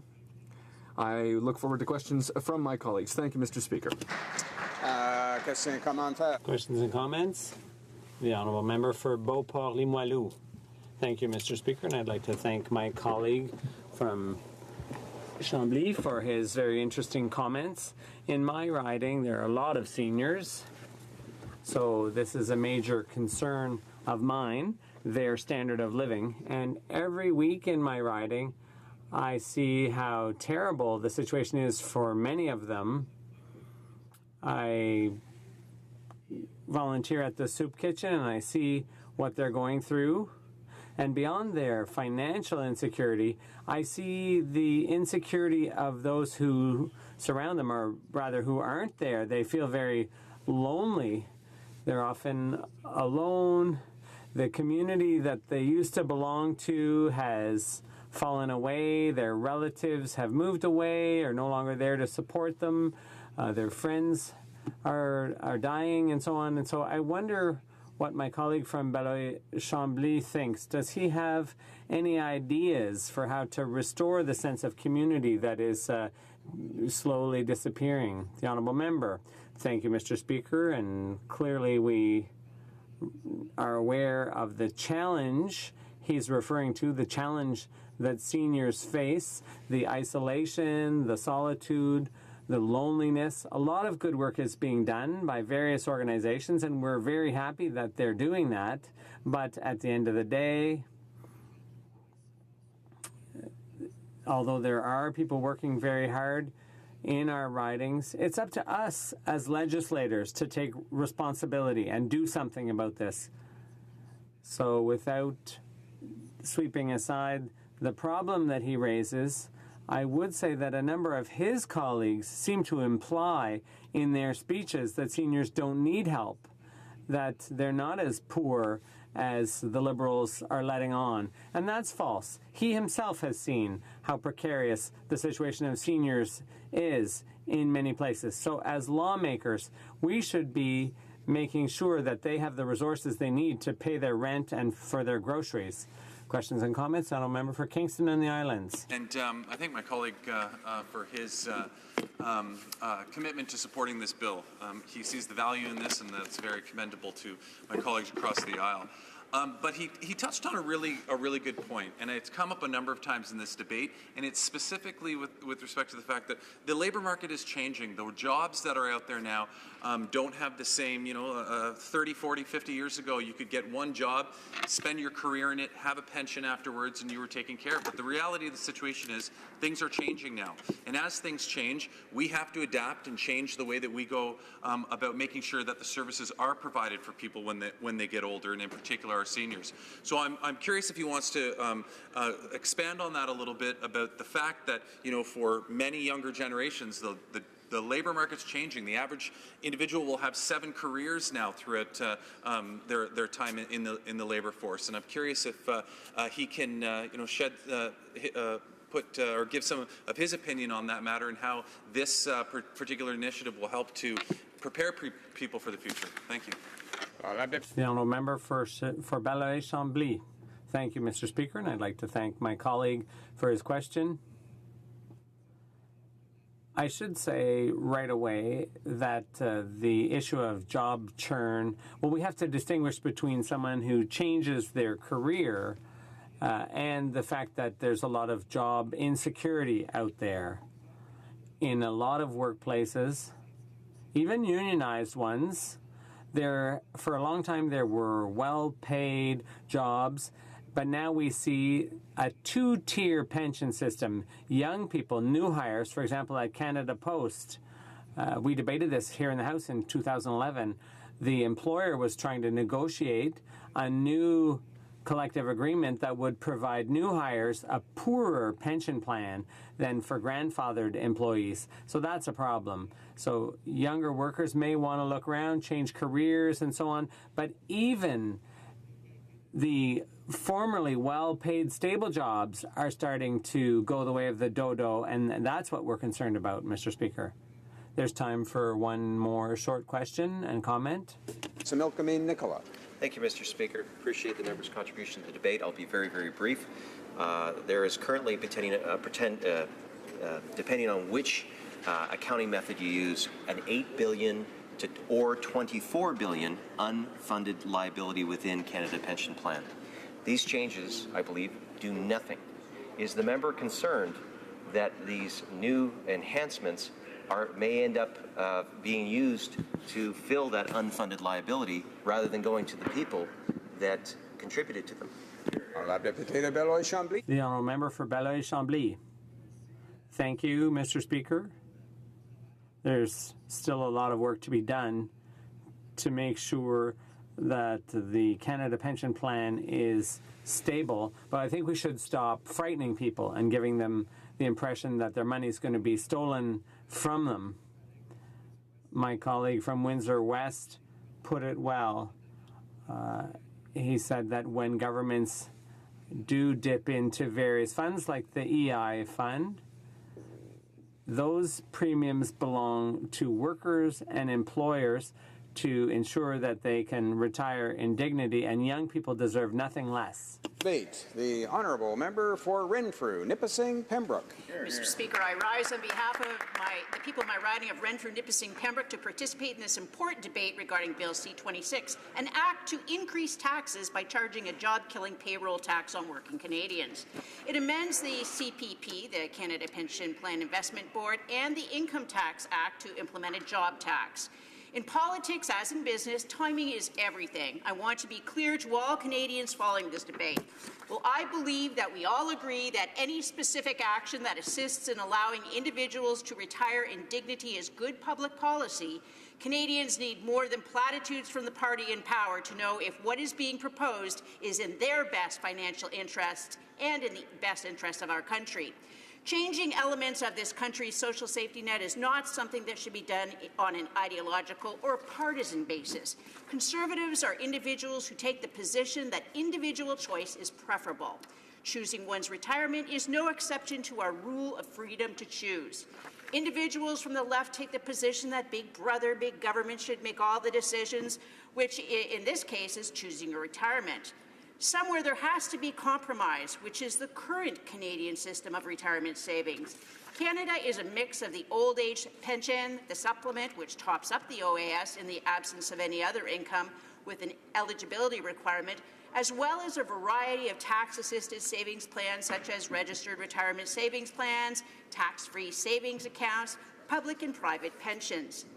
Anytime some group, individual, or political party seeks to upset the balance of our society, they must be vigorously challenged. The main purpose of a pension system is to assist households to achieve a balance of assets and liabilities over its most productive time period to prepare for the time when the household's ability to accumulate revenue declines. This is achieved by transferring resources from working life to post-retirement when income dries up. This is referred to as smoothing consumption over life. What pension plans should not be is a pool of capital for government to take from to fund schemes of dubious or ideological value. The reason why I oppose this plan to expand the CPP at this time is varied. However, it is the Ontario experience that represents the biggest reason why Canadians should be very skeptical of any scheme to tax more dollars out of their pockets and of their employers, particularly under the cover of saving for retirement. Pension plans exist for the benefit of the pensioners, not for governments in search of cheap and easy capital pools. I sound this warning as a direct consequence of comments made by the President of the Treasury Board, who has suggested Liberals see Canadian pension plans as a convenient source of money to finance the party's schemes. I quote from a national newspaper, "Pension funds often invest in infrastructure such as toll roads, airports, or other revenue-generating projects. They are seen as less risky and more predictable than financial markets. There's no problem with this as long as the fund has the ability to operate wholly independent of government and is able to make decisions based solely on their potential to generate a maximum return for the pensioners it serves. But there's a real reason to doubt this would be the case in the Liberal scheme. Right now, the Canada Pension Plan is fairly well managed. The same could have been said before the Toronto Liberal Party decided to take what used to be a well-managed provincial Crown corporation and run it into the ground. I'm referring to Ontario Hydro, Hydro One as it's now called in my province. I make reference to Ontario because I believe all Canadians should be made aware of the absolute public policy disaster in Ontario that occurred and what happened when ideology is substituted for common sense, particularly when large sums of taxpayer dollars are involved. First of all, Canadians need to know why the Ontario debacle is relevant to today's discussion about the job-killing tax, C-26. The failure of Hydro One can thank what is referred to derisively by Ontario ratepayers as a Green Energy and Economy Act. This ideologically driven Toronto Liberal policy has, as one of its principal architects, Gerald Butts. Mr. Butts moved at great taxpayer expense, it's been revealed, from Toronto to the most senior position in the Prime Minister's office in Ottawa, along with dozens of other ex-Toronto Liberal staffers at great public expense also. Lynn Morrison, who is an Ontario's Integrity Commissioner, observed that, and I quote from the summer edition of the Canadian Parliamentary Review, during her investigations into Ontario's gas plant scandal, she found political staff had ignored long-established procedures and put party interests ahead of public interest. These staff now surround the Prime Minister in Ottawa. Under the previous Conservative governments, Hydro One, Ontario Hydro operated at arm's length from government, much like CP today. Gerald Butts and his friends changed all that. Through cabinet directives and appointees to the agencies that were supposed to be regulating the electricity monopoly, Ontario Hydro, they forced Hydro One to raise the price of electricity to the highest cost in North America. This policy to increase the price of electricity has led to energy poverty in Ontario. Tens of thousands of people struggle to pay their electricity bill. For many, it's a choice between heat or eat. High electricity prices have caused the loss of tens of thousands of jobs in what was once a thriving manufacturing sector in Ontario. This was all done under the cover of climate change, with a smear that if you didn't support industrial wind turbines in your backyard, you were climate change denier. The same sort of left-wing smear that if someone does not support this new job tax, they're against a comfortable retirement. They called the industrial wind turbines so-called green infrastructure and proceeded to hand out fat, juicy contracts to Liberal Party supporters, starting with the then Liberal Party president for $478 million. To Toronto Liberals like Gerald Butts, wind turbines are green ideology. The fact that some of their Liberal buddies could cash in just made them push harder. Even though the nonpartisan provincial auditor identified a $37 billion black hole that's getting bigger and bigger, there was no accountability. Unfortunately, Ontarians only found out about the misspent funds after the money was gone. Canadians must ask themselves, do you want to gamble your retirement the way Toronto Liberal Party people gambled electricity prices and lost? Ontario is now the most indebted subnational government in the world. So let's summarize where this bad legislation will take Canadians. The CPP job tax hike will take money from the paychecks of hardworking Canadians, put hundreds of thousands of jobs at risk, do nothing to help seniors who need it. The Liberals are refusing to tell Canadians exactly how much it will cost, but we know many workers and their families in my riding of Renfrew, Nipissing, Pembroke will be paying thousands more dollars every year out of their pockets. This also means that it will be harder for new graduates to pay off their student loans or for young people to buy their first home. It'll be harder for families to save for vacations or their kids' post-secondary education. It'll be harder for companies to create jobs and give workers raises. Canadians who follow the proceedings in the House of Commons during question period have become very aware of a Prime Minister is wholly distracted whenever he's asked a direct question on a matter of substance, an unfortunate practice that is mimicked by his Chief Minister of Special Access Fundraising, who follows the same talking points set out by their handler in the Prime Minister's office. We're seeing a pattern here, Mr. Speaker, similar to the nightmarish regime at the legislature in Toronto, where most of that political Liberal staff fled after destroying the Ontario economy with their huge carbon tax / global adjustment fee charge on electricity bills, eliminating hundreds of thousands of jobs in the manufacturing sector in the process. What Canadians have begun to realize is there's a wide separation between the public utterances of the Liberal Party and what is actually happening in Ottawa. This is called style over substance, which samples of the opinions of voters indicate they understand and recognize as how the Liberal Party operates in Ottawa today. It's important to put on the public record that the Minister of Finance, before he was elected and was in private business, was saying the opposite about how Canadians' savings and what he's now telling Canadians about why Canada needs a new job tax. Read the book. I wonder how the Minister of Finance felt about charging for special access before he started collecting contributions. Let's look at the rise in taxes. The Liberals here will hike the CPP job tax from 9.9% to 11.9% starting in 2019. As a result, the CPP job tax is up to $2,200 per worker. This CPP job tax, in some cases, will be split between the employer and the employee. For the entrepreneurial, self-employed, they will be required to pay 100% of the CPP job tax increase. So under the guise of helping Canadians save for retirement, in the fact these Liberals are pushing through a not-so-cleverly disguised tax increase on employers and employees. What does this mean for the employees is that it takes money out of their pockets. What does this do to employers is similar, except worse. By taking capital away from the employer has few options. The first option is to try and raise prices, to pay for the higher job tax and risk going out of business when forced to match the lower wages, safety and environmental standards of a country like China, a country like the country of these liberals are keen to sign up for a free trade pact with. Option 2 is to eliminate jobs in the business. Questions and comments? Mr. Commentaire, the honourable member for Sarnia-Lambton. Well, thank you, Mr. Speaker. I'd like to thank my honourable colleague for her speech. I definitely am very concerned when I hear that, they're thinking of taking the money that's coming out of the taxpayer's pocket and taking this fund and using it for infrastructure that Gerald Butts might have anything to do with. And I wonder if the member could elaborate a bit more on that one.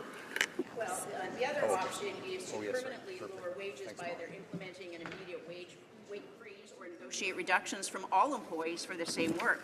Under the cover of so-called help to save for retirement, the Liberal Party is using the CPP as a way to raise taxes and to confiscate the retirement savings of Canadians.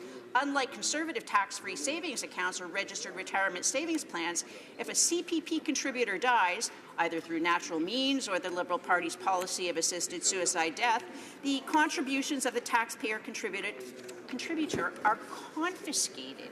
Individuals who contribute during their entire lifetime and die soon after retirement do not have the opportunity to bequeath a pool of funds to their heirs. Questions and comments? The honourable member for Kingston and the Islands. Thank you very much, Mr. Speaker, and I thank my colleague for her contribution to this debate. It definitely was encouraging to see her start off by not asking one of my colleagues to resign like she did last time, so I'm very encouraged by that. But what we're discussing here today, Mr. Speaker, is about CPP and how to strengthen it and how to make it better for future generations.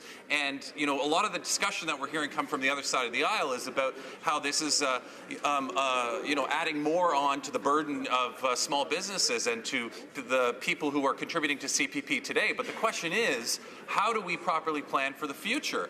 What do we do with people 20, 30 years from now who haven't properly planned? We're going to have to help them one way or the other. So my question to my honourable colleague is, if you're not prepared to invest today, how do you plan on dealing with the problem when it presents itself, 2, 3, 4 decades from now? Honourable member for Renfrew, Nipissing, Pembroke. Mr. Speaker, probably the segment of society who is in the most perilous position financially are the widows of people who worked and who didn't have a private pension plan. They were stay-at-home moms who didn't work outside the home and now are left with old age security alone and a guaranteed income supplement. This whole new regime added deductions from employees' paychecks only serves to make the economy weaker. And conveniently, though, for the Liberals, what it does is provide a new pool to invest in all their ideological schemes. It's no wonder Kathleen Wynne and the Toronto Liberal Party were so keen to set up their own version of the CPP. Changing the CPP at this time is a bad idea, Mr. Speaker. Very bad, very bad. Questions and comments? The honourable member for Windsor West. Mr. Speaker, some Conservatives have argued that the CP current level is adequate and financially stable. Others have argued that it's not. So to ask the honourable member, which position is it? Mr. Speaker,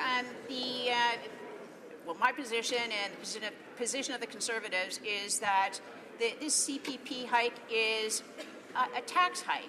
It's not only a tax hike to the employee who's going to see less on his or her paycheck, but it's a tax hike on the employer. And when the employer is self-employed, he takes a double hit or she, because they not only have to put in their contribution as worker, but as the owner of the business as well. Questions and comments? The honourable member for Central Okanagan, Smilkameen, Nicola. Thank you, Mr. Speaker. The member has suggested that that Liberals will view money that is not their own towards their own ideological ends. She said that many have speculated that the Liberal Party will look to pension funds, particularly ones here in Canada, as a source of revenue for many of their spending schemes, whether it be on infrastructure or other things. Mr. Speaker, this is a dangerous idea. Pensions, by their very count, have a mandate to serve their pensioners. And a big part of today's economic growth is in other markets outside of Canada. Any investment plan is going to take into account of trying to get outside of the Canadian market so they can have growth and minimize exposure. Mr. Speaker, does she agree that this proposal that the Liberals are putting forward is not a good thing for the Canadian pensioner? Member for Renfrew-Nipissing Pembroke. Mr. Speaker, this new tax hike on pensions and employers is not a good idea. It just reduces the availability of employment while putting the retirement savings at risk. Statements by members. Déclaration des députés. The honourable member for Saanich Gulf Islands. Thank you, Mr. Speaker. I rise to draw the House's attention to a worsening situation in arms control. Globally, we've seen an alarming development in nuclear weapons states modernizing nuclear weapons for what they describe as tactical purposes. This may remind some of my colleagues of Dr. Strangelove. We simply can't use nuclear weapons. We should be disarming globally. A working group this summer in the United Nations is working to present for the United Nations a 2017 negotiation of a treaty with the goal of eliminating nuclear weapons. I don't understand how it could have happened, Mr. Speaker, but in August, Canada voted against taking that to the General Assembly. It is going to the General Assembly. Another vote will take place in as little as a few days' time. It's critically important that Canada stand with those who want to ensure we have a world without nuclear weapons. Member for Hastings, Lennox and Addington. Mr. Speaker, it is Housing on the Hill Day, and I want to thank Bob Cottrell, President of Altogether Affordable Housing Corporation. Under Bob's leadership, this not-for-profit expanded to include 5-unit building in Belleville for low-income individuals living with chronic illnesses. This has a significant local impact in combating poverty. On a national scale, our government's investment of $2.3 billion to expand access to affordable housing, including for seniors, will also make a great impact. Altogether believes that every person has the right to live in dignity, the right to reside in sustainable housing that is safe, decent, affordable, and adapted to their needs. I couldn't agree more. Mr. Speaker, they say that home is where the heart is. And I can attest that Bob Cottrell's heart is big enough to provide a home for many people. I applaud him for his continued efforts and thank him for his friendship. Bravo. Thank you, Bob. The honourable member for Haliburton, Kawartha Lakes, Brock. There is a special group of students in Ottawa today. They are participating in a program I call the Capital Experience, where student leaders from each of the 7 high schools in my riding come to Ottawa for 3 days to learn about career opportunities in public life. They have visited parliaments, the South Korean Embassy, Amnesty International, the Supreme Court of Canada, the University of Ottawa, and Summa Strategies. I wish to thank those who shared their time with these students and thank the businesses and service clubs who sponsored them.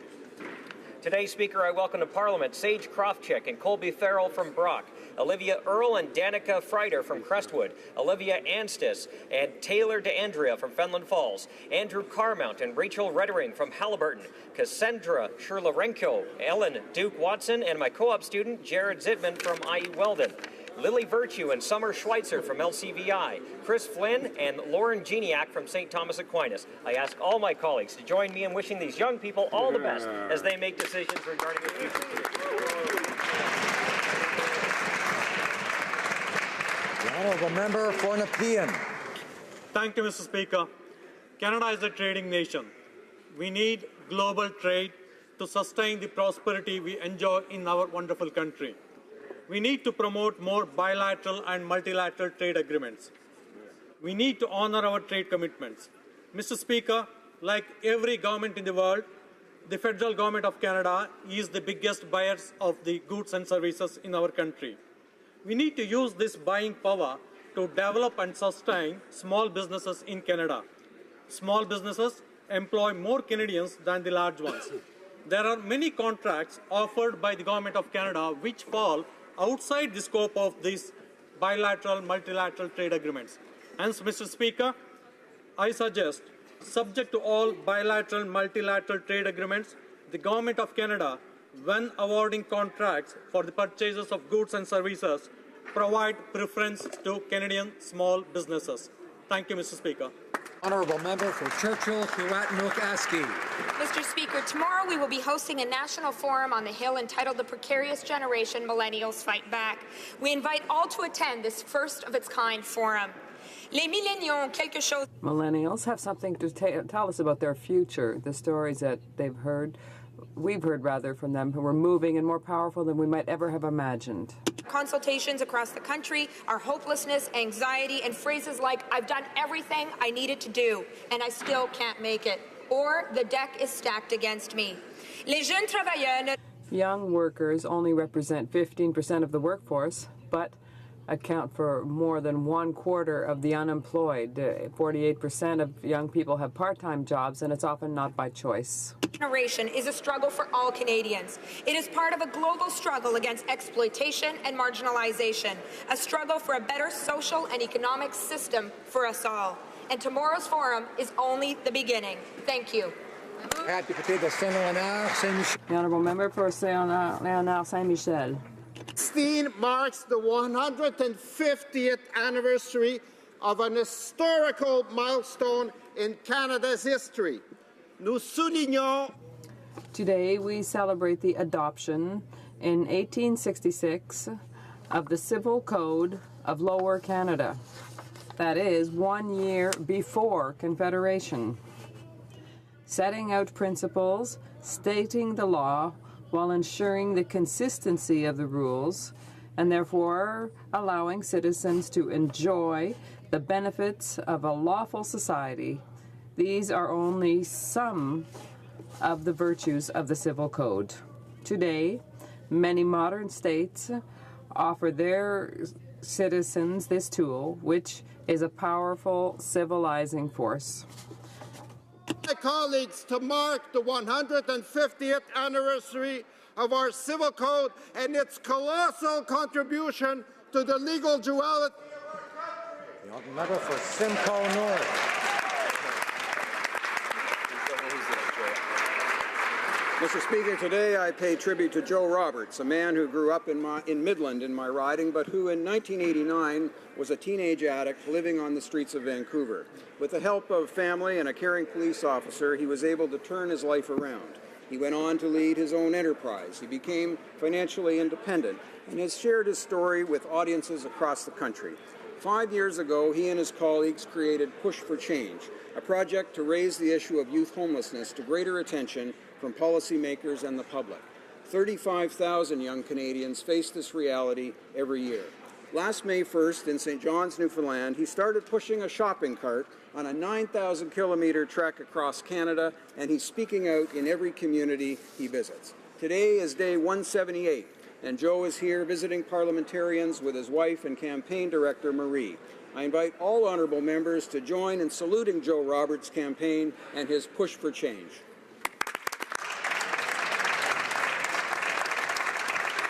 The honourable member for Vancouver Quadra. Mr. Speaker, I'm proud to recognize the University of British Columbia for successfully completing the world's tallest wood building. At 18 stories high, Rock Commons shattered the previous record of 14 stories for wood construction. Trees sequester atmospheric carbon dioxide, and their wood stores the carbon. So in addition to being aesthetic, versatile, and safe, wood is a sustainable building material.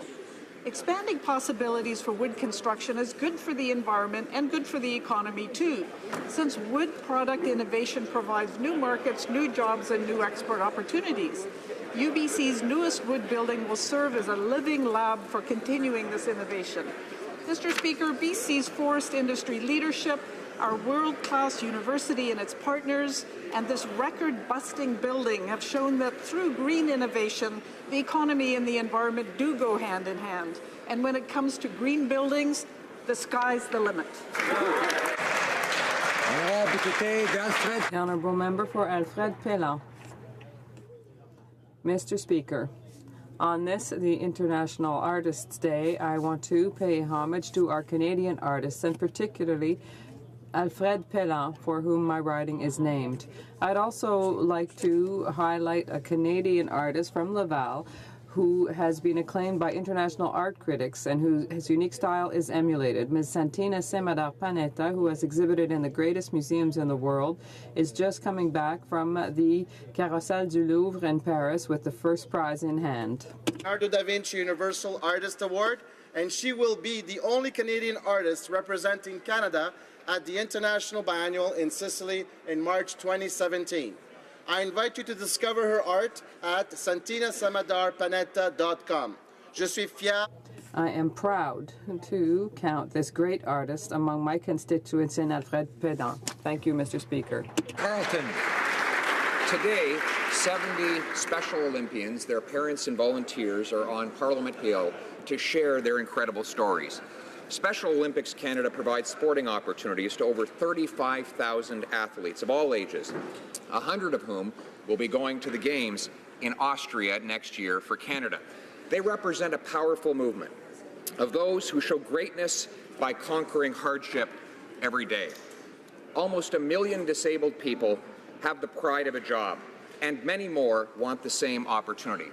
They have champions and people like Mark Waffer, the Tim Hortons owner, who's employed over 100 disabled people, saying that they get the same wages and often do a better job than their counterparts. Or Meticulon in Calgary, which is turning autistic young minds into IT professionals. That is the power of work and opportunity that the Special Olympians here today personify. They remind us that God made each of us special, that all have precious value, and that everyone must be free to earn a great life.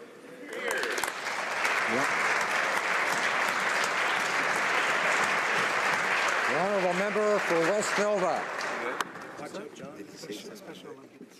Mr. Speaker, in my beautiful riding of West Nova, too many rural communities do not have access to quality, reliable, high-speed internet service. In 2016, internet has become an essential service in the digital economy. Some people in my riding cannot watch this proceeding online, access government services, do their banking, or even check their email. Businesses such as seafood exporters cannot adequately communicate with their customers overseas, and tourism operators have trouble promoting their operations and attracting prospective visitors to our part of the world. I was pleased that Budget 2016 committed $500 million for extending and enhancing high-speed broadband coverage in rural and remote communities. And I certainly look forward to continuing to work with our government and our provincial and municipal partners, along with industry, to ensure that we link communities across West Nova and rural Canada to the rest of the world with high-speed internet. Thank you, Mr. Speaker. The honourable member for Longueuil, Charles Lemoine. Thank you, Mr. Speaker. In this Women's History Month, we talk about fascinating women who have shaped Canada's history. It's thanks to them that Canada today is the country that we know. Today, I want to pay homage to a woman of my riding from Longueuil, Charles Lemoine, Ms. Diane, who is a great member of our community. Ms. Arnette Baribeau has been very involved in the Maison Lemoine, of whom she is a founding member.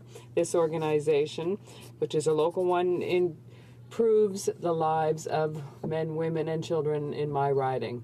It offers educational services for people in need, and this is an admirable effort. And as a great volunteer, but also as a woman, I can only salute Madame Martelle Baribeau, who deserves all of our respect. Thank you very much. Mr. Speaker, a Yazidi prayer says, "Thou hast led us out of darkness into the light." Nadia Murad and her people have seen much darkness, but she has not been consumed by it. She has instead been the spark of light that has borne the hope of her people, awakening the world to our moral obligation to protect, preserve, and bring justice to victims of genocide. Nadia, Canada stands with you and your people. To her oppressors, Nadia has spoken, and we will stop your evil and see you to justice. You didn't break her, and her strength will be your undoing. Nadia, today Canada forms a covenant with you to answer your call to bring deliverance, refuge, and justice to your people. We will honor it, and we will challenge the world to do the same, to act to do what is right, to stand for what is good, just, and beautiful. Nadia, we honor you and we heed your call not only because we must, but because it is you that brought light to darkness.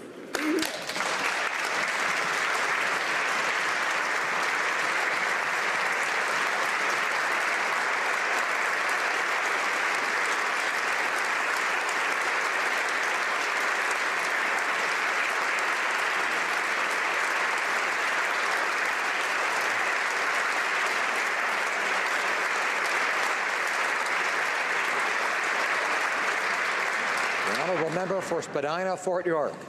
Thank you, Mr. Speaker. It's an honour to follow those comments. Today, Special Olympic athletes, coaches and parents from across Canada, in fact, are here in Ottawa to meet with MPs. This past September, I had the great honour of meeting an aspiring young man, Quinn Martin, a swimmer from my riding of Spadina, Fort York. And he told me how the Special Olympics have enriched his life by giving him the chance to compete in the sport he loves. But it's also done something more important. It's given him his voice, a voice that he now uses in his family and his community to advocate for his peers. Today, I also had the honour of meeting another athlete from Toronto, Simran Kaur. Her parents, Hardeep Singh and Jaspal Kaur, and Linda Ash, the Vice President of the Special Olympics, are here in Ottawa today. The Special Olympics program in communities right across this country, from coast to coast to coast, are helping over 40,000 Canadians like Quinn experience the joy and the transformative power of sport. I'd like to take this opportunity to thank the Special Olympics Canada for the positive role they play in all of our communities across this country. And this evening, they'll be hosting a reception with the Minister of Sport for persons with disabilities. I encourage all of us to attend. The honourable member for Esquimalt, Saanich Sooke. Mr. Speaker, today marks Rainbow Day on the Hill, a day when we invite LGBTQ youth to come to Parliament to shadow out MPs. We hope this opportunity to see lesbian and gay leaders in action will inspire these youth to become involved as leaders in their own communities. While today the focus is on youth, I also want to remind the government that there is much unfinished business when it comes to my community. Hundreds were kicked out of the Canadian Forces for being gay, lesbian, bisexual and transgender, and are still saddled with dishonourable discharges. Hundreds of gay men are still haunted by criminal records for things that are no longer illegal in Canada, often preventing them from travelling or volunteering. Thousands of public servants face government-orchestrated witch hunts and firings for being members of our community. The harm this did to people's careers and lives remains unacknowledged. The gay blood ban and an unequal age of consent remain in place. Yes, symbols are important, Mr. Speaker, but this government needs to act on this unfinished business, and in doing so, to help put an end to homophobia and transphobia once and for all. The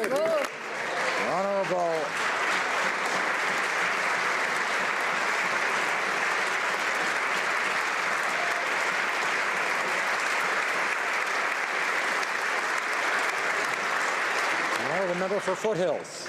Mr. Speaker, it looks as though Conservatives were right after all about how Albertans feel about the job-killing Liberal carbon tax. I guess they were. The residents of Medicine Hat, Cardston, Warner sent a very loud message to the Liberal government yesterday. Very loud, very loud, very loud, very, very loud.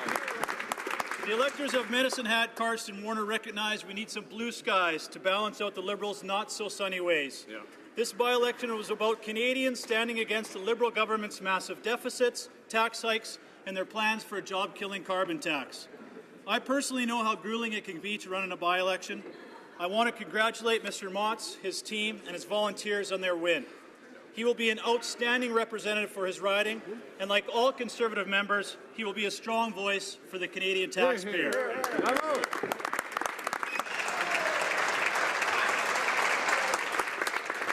We all mourn the loss of Jim Hillier, who was a great MP. But today, I would like to welcome Glenn Motz to our team. And here's a number I wanted to put out there. Conservatives 70, the Coalition for a Carbon Tax 26.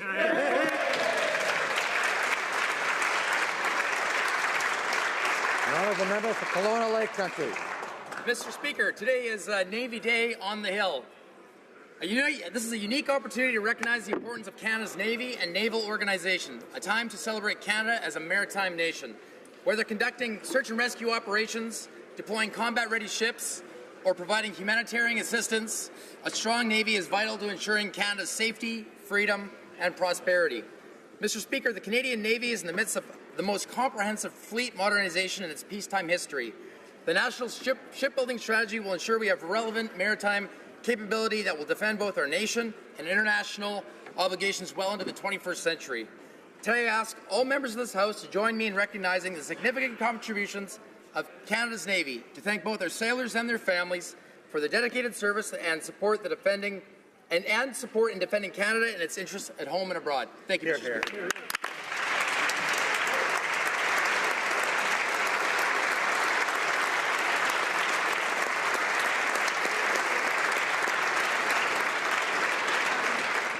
Oral questions, questions orales. The Honourable Leader of the Opposition.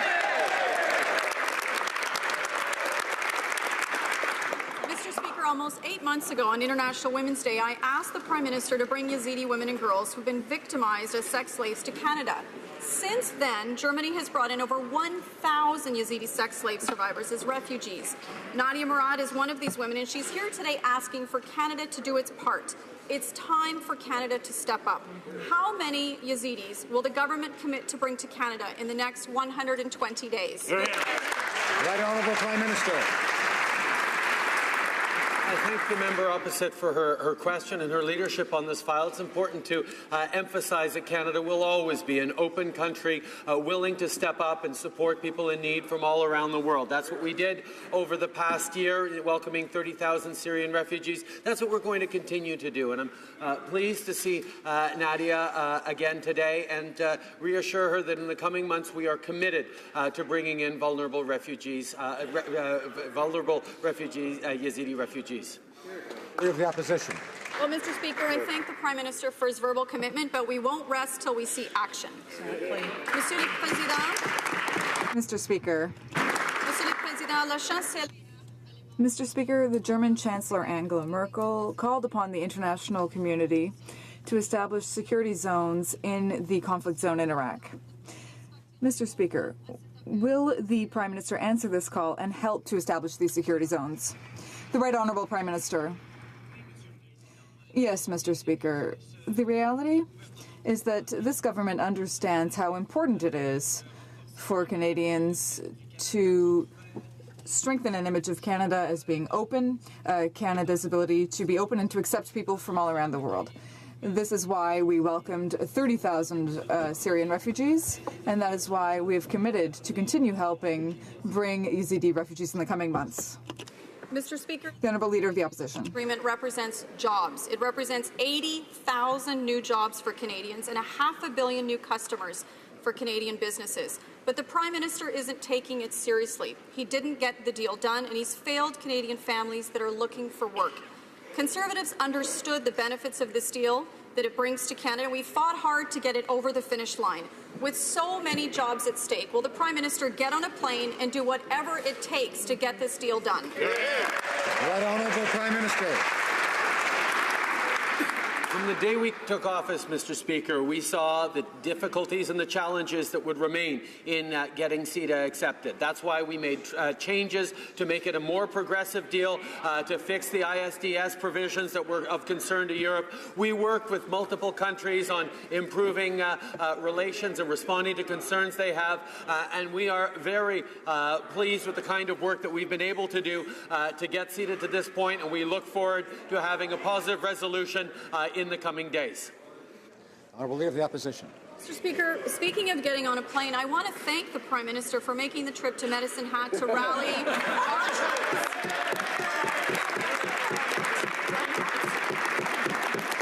Mr. Speaker, after seeing him up close, Albertans were reminded of the huge cost of his carbon tax for families, for seniors, for small businesses, and they decisively voted Conservative. So, Mr. Speaker, will the Prime Minister hear this message, stop his job-killing policies, get Albertans back to work, and please visit more often? Right Honourable Prime Minister. As I have for many years, I will continue to visit Alberta very often.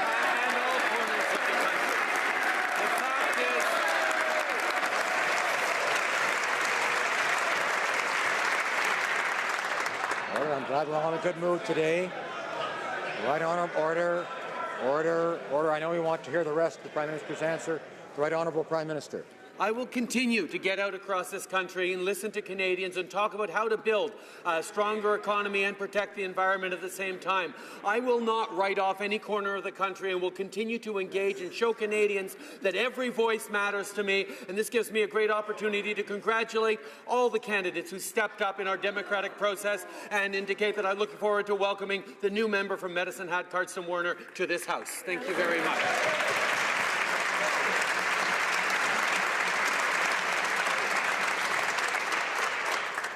The Honourable Leader of the Opposition. Mr. Speaker, fundraising by the Prime Minister's most senior cabinet ministers has now crossed the ethical line. From drug company executives to mining tech tycoons, this cash for access fundraising with the finance minister makes it seem like the Liberals learned nothing from the 1990s. These fundraisers are unethical and they violate the Prime Minister's own rules to raise money from people who are seeking preferential access to government. Why is the Prime Minister ordering his ministers to be star attractions at these cash for access Liberal Party fundraisers? Honourable Prime Minister. Canadians know that they elected a government that is more open and accessible to all Canadians than ever before. The amount of consultations our ministers are doing, listening to Canadians, is actually the subject of much mirth and criticism from our opponents across the aisle, but we get out and are accessible to everyone. In terms of fundraising, we will always follow all the rules and all the laws in place, and the low limits on personal donations in the federal system ensures that there are no ethical challenges in fundraising that follows the rules. The Honourable Member for Outremont. The Prime Minister has given clear directives forbidding the sort of cash for access fundraising that a number of ministers have been caught participating in. But last week, when we raised the problem, the Prime Minister refused to admit anything was wrong or to return the money. And today we find out why. The Prime Minister has his own sketchy fundraisers on the go. So Canadians are wondering, has the Prime Minister lifted his ban on pay-for-play permanently, or just as long as he's doing it? Honourable Prime Minister. As Canadians watch what's going on in the electoral cycle south of the border, we can be confident that the system we have in place is actually tremendously powerful in terms of keeping individual donations low, banning corporate donations, banning union donations. The rules in place ensure that when those rules are followed, there are no ethical breaches. There is openness, transparency, accountability, and the expectations of openness that Canadians expect of all their members of Parliament. The Honourable Member for Outremont. Because he's not as bad as the Conservatives this week, he's not as bad as Trump.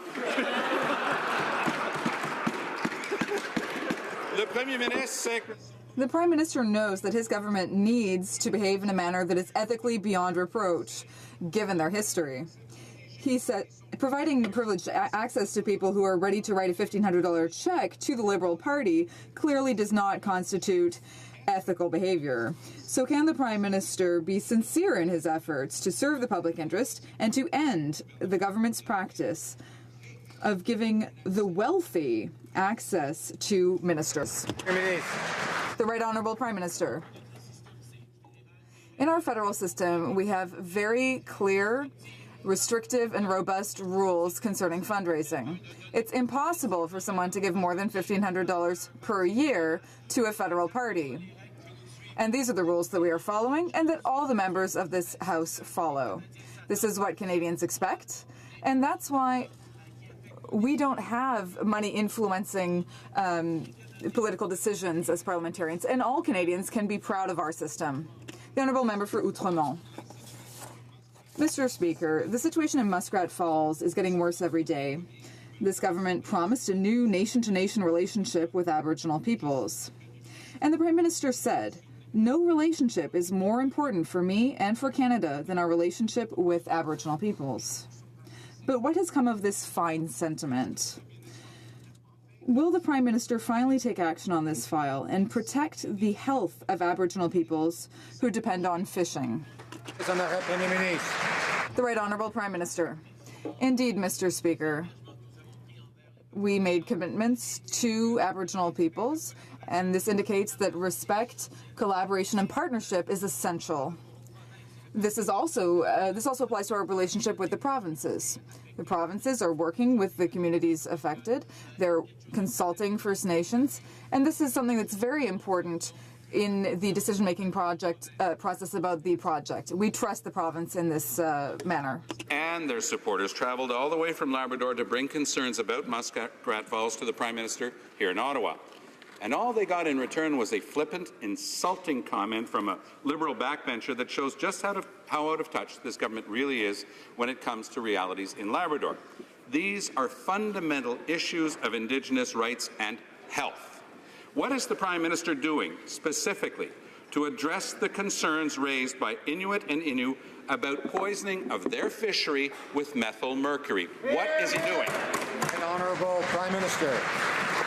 Mr. Speaker, the relationship with Indigenous peoples is extraordinarily important for this country, based on respect, based on science, based on partnership, and that's why we are ensuring that the province continues to consult and engage on this project with the full respect that we all expect will be shown towards Indigenous peoples in this country. The Honourable Member for Lac-Saint-Jean. Mr. Speaker, the Prime Minister is going to eliminate the positions of regional economic development ministers for Quebec. This is a slap in the face for regions in Quebec that are losing a person who is specifically there to listen to their needs. And worse, all of the MPs for Quebec are standing up to say this doesn't make any sense.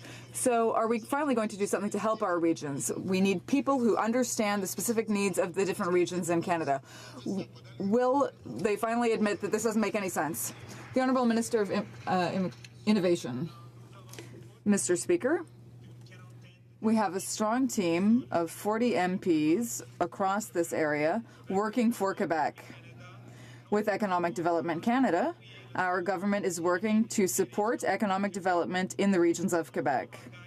Our government is committed to promoting innovation, supporting small business growth, and supporting an economy that's good for everyone. The Honourable Member for Lac-Saint-Jean. Mr. Speaker, for 8 years I had the privilege of being a Minister of Economic Development for Quebec. I worked for Val-d'Or, for Longueuil, I went all over Quebec, and now, I don't know Mississauga very well, but I can tell you that in Quebec, I know that, and it's important to have somebody who understands their local region. When it comes to creating jobs, this is essential. So how are we going to get the softwood lumber file and the European trade file sorted out? The Honourable Minister of Innovation. Understand is they want a government that's going to be able to deliver for them. And that is why we've invested $380 million for our post-secondary institutions in Quebec. That is why we've invested over $300 million to the Regional Economic Development Agency to invest in all the regions throughout Quebec. And more importantly, we're committed to the aerospace sector. The Mirabel announcement, for example, is going to help secure over 1,000 jobs in that region, Mr. Speaker. That's delivering for Quebec. The Honourable Member for Battlefords, Lloydminster. Well, thank you, Mr. Speaker. When the now Trade Minister was in opposition as trade critic, she said, and I quote, "Mr. Speaker, on CETA, we in the Liberal Party are adults." Unfortunately, she was unable to follow her own advice last week as she stormed out of the room during important talks. Since the Trade Minister can't get it done, will the Prime Minister spend some of his shrinking political capital, get on a plane to Brussels, and finalise this important deal? Honourable Minister of International Trade.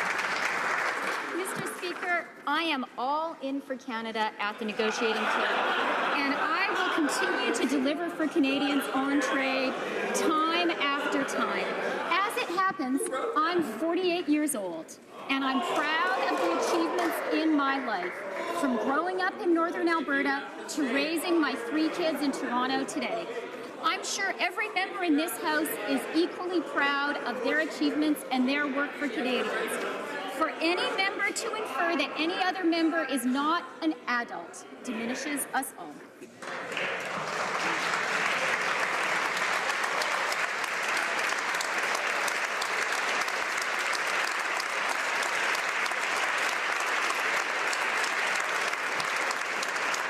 Order. I know that all members want to be seen as adults and therefore will want to listen to the answers. The honourable member for Battleford's Lloydminster. Well, the trouble party, Mr. Speaker, is it's her line, not mine. The fact that the Trade Minister walked away from a deal that would deliver at least 80,000 new jobs for Canadians and increase our bilateral trade with the EU by 20%, her response to such an important trade deal gives Canadians, business and exporters cold comfort. The Prime Minister loves to roll up his sleeves for photo ops. How about he roll up his sleeves, get on a plane, and get the job done that the Trade Minister couldn't?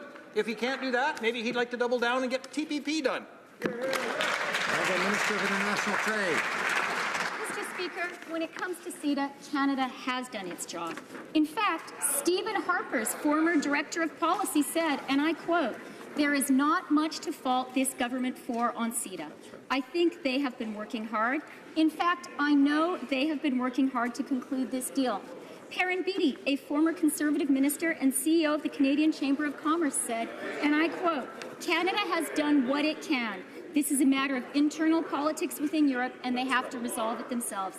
If the Conservatives really support CETA, maybe they should be adults and get behind us. Opposition House Leader. Well, Mr. Speaker, last week the millionaire finance minister told those Canadians who work in jobs like truck driving or receptionists that their services are no longer required. There is a lot of yelling. Order. Order. I'm hearing noise on both sides. We don't want to hear noise on both sides. We want to hear the question. The Honourable Opposition House Leader, order. This talk of adult conversations, it seems to have gotten everybody all worked up. Mr. Speaker, the dismissive comments from the Liberal Finance Minister are sadly very typical of Liberal elite. While the Finance Minister has time to hobnob and listen to his rich friends who can pay for access to him, he ignores ordinary Canadians who work in everyday jobs. When will the Finance Minister stop insulting these Canadians who he's so clearly out of touch with and start doing his job? Honourable Minister of Finance. Mr. Speaker, we know that it's critically important that we support Canadians as they strive to be successful. We know that the challenges of globalization and technology change are real. We also know that Canadians can succeed. We are working to support them through education, through training, through retraining, methods that we know that will enable us to continue to be successful in the face of global challenges. That's what we're going to do for Canadians now and in the future. Thank you, Mr. President. Honourable Opposition House Leader. Mr. Speaker, what the Finance Minister might not be aware of is there are small businesses that create jobs like receptionists and truck drivers, and they're actually happy in their jobs, and they want to keep doing their jobs. And it's ministers like this who don't understand the jobs that are created by small businesses, sometimes 1 or 2, 3 people who are employed. So whether it's increasing taxes on small businesses, CPP tax hike, a carbon tax, why are the Liberals so intent in making enemies out of small businesses and the good people who work every single day for them?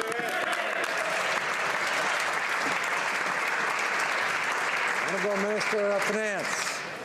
Mr. Speaker, I'm pleased to say, as part of our pre-budget consultations, we've now talked to more than 140,000 Canadians. We absolutely recognize that listening to Canadians is critically important, and we know that many Canadians are anxious. They're anxious to see that the success that they want for themselves and their families can actually be delivered. And that's what we intend on doing. We started it with Budget 2016. We're going to keep on this track this fall, next year, so that we can ensure that for the future of Canada, Canadians are successful as they face challenges in their roles. The Honourable Member for Salaberry-Sirois. Thank you, Mr. Speaker. This weekend, the Finance Minister said that precarious jobs are going to be the norm for Generation Y and that they should get used to it. Today, the Prime Minister was booed at a summit for young working people because he repeated these words. The Liberals' inaction is making young people increasingly cynical. Many of these young people have precarious jobs and they expect this government to improve their working conditions. So instead of adopting a laissez-faire attitude, when will this government finally make an effort and show leadership? And when will they take action to fight against precarious jobs? The Honourable Minister of Labour. I think each and every one of us knows the tough time that youth are facing in today's economy, and that our government recognizes the changing nature of work and how young Canadians need to be prepared to adapt to these challenges. That's exactly why our government has made unprecedented investments in skills and training, much of it directed to youth, which to help them find and keep good-paying jobs. In addition, last week I was proud to launch the expert panel on youth employment. This panel is going to... Member for Churchill, Keewatin-Okaski. Mr. Speaker, after a year of this government turning its back on young people, delegates at the COC Youth Conference today symbolically turned their backs on the Prime Minister. Young Canadians are growing increasingly frustrated by their precarious future. Yesterday, I invited the Prime Minister to our national forum on the rise of precarious work in the millennial generation. But will this government recognize that this trend is a result of policies many brought in by Liberal governments that are marginalizing the millennial generation? And will the Prime Minister recognize that young Canadians don't need selfies? What they need is economic change. Here, here. Minister of Finance. Mr. Speaker, how we can work to ensure success for young Canadians is absolutely critical to this government. We started down this path in Budget 2016 by talking about how we could help students. We are working on strategies to ensure that we help people to get the skills, both training and retraining, that will allow them to face up to the economy of today so that they can be successful not only today, but in the future. That's our agenda. It's real change. The Honourable Member for Lévis-Lotbinière. Mr. Speaker, access to the Finance Minister should be fair for all Canadians. Having access for cash to the Liberal Party for $1,500 is a real problem. This privileged access to the Finance Minister, is reserved to the highest level of society. What's the goal? The Honourable House Leader. Mr. Speaker, he is deliberately conflating things here. We've committed to open and transparent consultations, and on the other hand, he's confusing fundraising rules. We are following the rules, and I hope that all MPs in this House will too. Thank you, Mr. Speaker. The Honourable Member for Lévis-Lotbinière. Mr. Speaker, privileged access to the Finance Minister leads us to believe that certain critical economic files are being influenced more than others to the benefit of certain interest groups. Mr. Speaker, can the Finance Minister reassure the House that privileged access for these wealthy people is not leading Canada in a bad direction to the detriment of Canadians? The Honourable Government House Leader. Mr. Speaker, all Canadians have access to our government. We have a more open and more transparent government. That is what Canadians asked for, and that's what we're providing. We are following the rules, and we will continue to do so. Thank you, Mr. Speaker. Member for Red Deer, Lacombe, order. Mr. Speaker, on November 7th, the Finance Minister will be the star attraction at another Cash for Access fundraiser organized by Barry Sherman, the chairman of Apotex. Now, we know that Apotex has lobbied the Finance Minister 3 times in the last 6 months. And now we've learned that Apotex is actively suing the federal government. So clearly the Prime Minister's rules are being broken. So why won't the Prime Minister punish his ministers? Is it because the Prime Minister has secretly instructed his ministers to engage in these cash for access kickbacks anyway? I have the Leader of the Government in the House. Mr. Speaker, first of all, I reject the premise of the question, and I have to say they are intentionally confusing an open and transparent budget consultation process with lawful, ethical fundraising. It is important that we recognize that this government follows the rules, the same rules that were put in place by the previous government. And if it worked for that government, if it worked for the Conservatives when they were in government, why doesn't it work for them now? Our government committed to Canadians to be more open, more transparent, and to engage and consult with Canadians. We will continue to listen to Canadians. Thank you, Mr. Speaker. Red Deer, Lacombe. Being rejected, Mr. Speaker, is them with their own rules. The rules the Prime Minister published were clear. No stakeholder should get preferential access because they donate to a party or a politician. He either believes in his words or he doesn't. The Vice President of RBC Dominion Securities attended an event with the Finance Minister in October. The CEO of Elliston Construction attended the Prime Minister's event in September. And now the Chairman for Apotex is helping organize the Finance Minister's November High Roller event. Does the Prime Minister believe in his rules? And if he does, when will he stop dodging these questions and put an end to these cash for access fundraisers?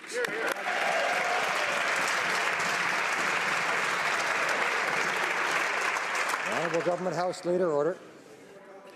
Mr. Speaker, I have to say what's clear is that the Conservatives have not changed their ways, and they continue to mix an open and transparent budget consultation process with fundraising for political parties, fundraising that all parties in this House do, fundraising that is following the rules that were in place by the previous government. And the reason why they're being so noisy is because they don't want to hear what's happening, because we are following the rules, and to act otherwise is just unjust, something the Conservatives are very good at doing. Thank you, Mr. Speaker. The Honourable Member for Trois-Rivières.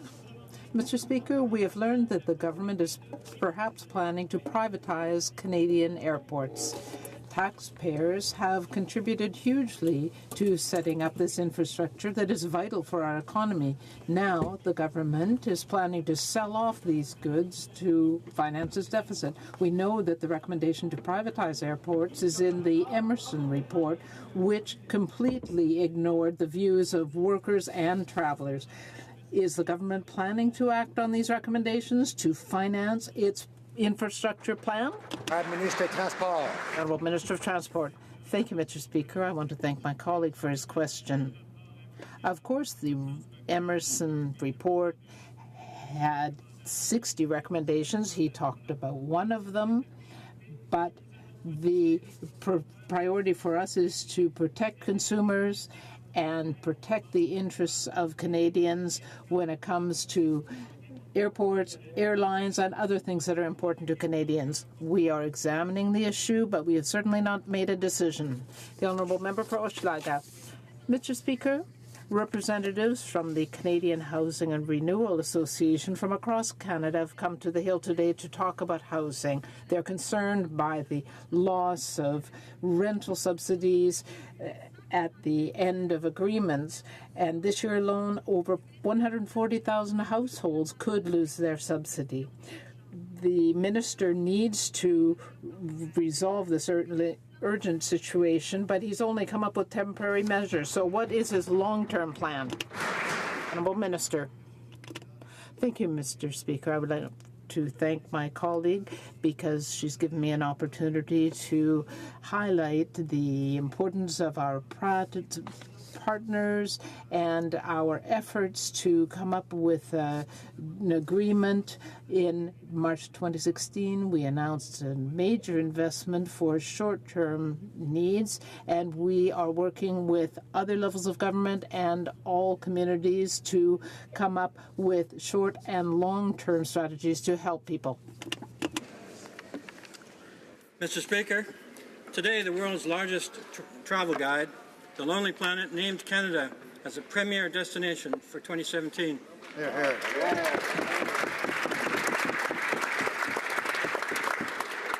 We know our government is working hard to make sure Canada is ready to welcome the world as we celebrate 150 years of Confederation. Can the Minister of Small Business and Tourism please tell us what we are doing to build on this momentum and make sure that we are fully supporting our tourism industry? Minister. Mr. Speaker, I would like to thank the honourable member for that great question. Being named the top tourist destination in 2017 by Lonely Planet is both an endorsement and an opportunity to grow the economy, to increase export revenues, to create more jobs for the middle class and those working hard to join it, and to bring more tourists to our great nation for a taste and feel of what Canada has to offer. Small businesses are the backbone of the tourism industry, and where the Conservative government was cutting support, our government has increased funding to Destination Canada to increase our market share and to ensure people don't just visit Canada, they keep coming back. The member for Calgary-Nose Hill. Mr. Speaker, at committee we heard searing testimony which showed that Yazidis face discrimination by UN refugee processing agents. The sad reality is that the UN isn't referring Yazidis, genocide victims, to Canada as candidates for entry as government-sponsored refugees. Given this, will the government commit to working with a broad range of groups, such as Yazda, to develop new ways of identifying genocide victims and immediately bringing them to Canada? Honourable Minister of Immigration. Mr. Speaker, I thank the member for her question, and I think the great thing about today is that parties have risen above partisanship, and all of us are supporting this motion about Yazidis, just as all parties supported our effort to bring 25,000 refugees from Syria. And so I think when we look around the world, we can be pleased, although we have some differences, that we have come together on these two important refugee issues, and we will work to get the job done. The honourable member for Calgary-Nose Hill. Thank you, Mr. Speaker. Mr. Speaker, the Yazidi survivors of sexual slavery have been subjected to horrors that many of us can't even understand. As one victim said, if you can't save us, please bomb us, as we can't bear to live. These women need to come to Canada, and they will need special support and care. Will the government commit to bringing Yazidi sex slave survivors to Canada and ensuring that special programs are in place to care for them and aid in their recovery? Honourable Minister of Immigration. Mr. Speaker, I had the pleasure and the honour to meet Nadia earlier today, and I salute her for the amazing work and dedication she has shown on this subject. And I assure you, Mr. Speaker, that we on this side of the House are every bit as enthusiastic and committed to welcoming Yazidis to this country. We are looking into various ways in which this can be done, and we will do the job. The honourable member for Selkirk, Interlake, Eastman. Mr. Speaker, images of Canadian troops operating Iraqi vehicles, setting targets with sniper rifles, and painting targets near Mosul have emerged on social media.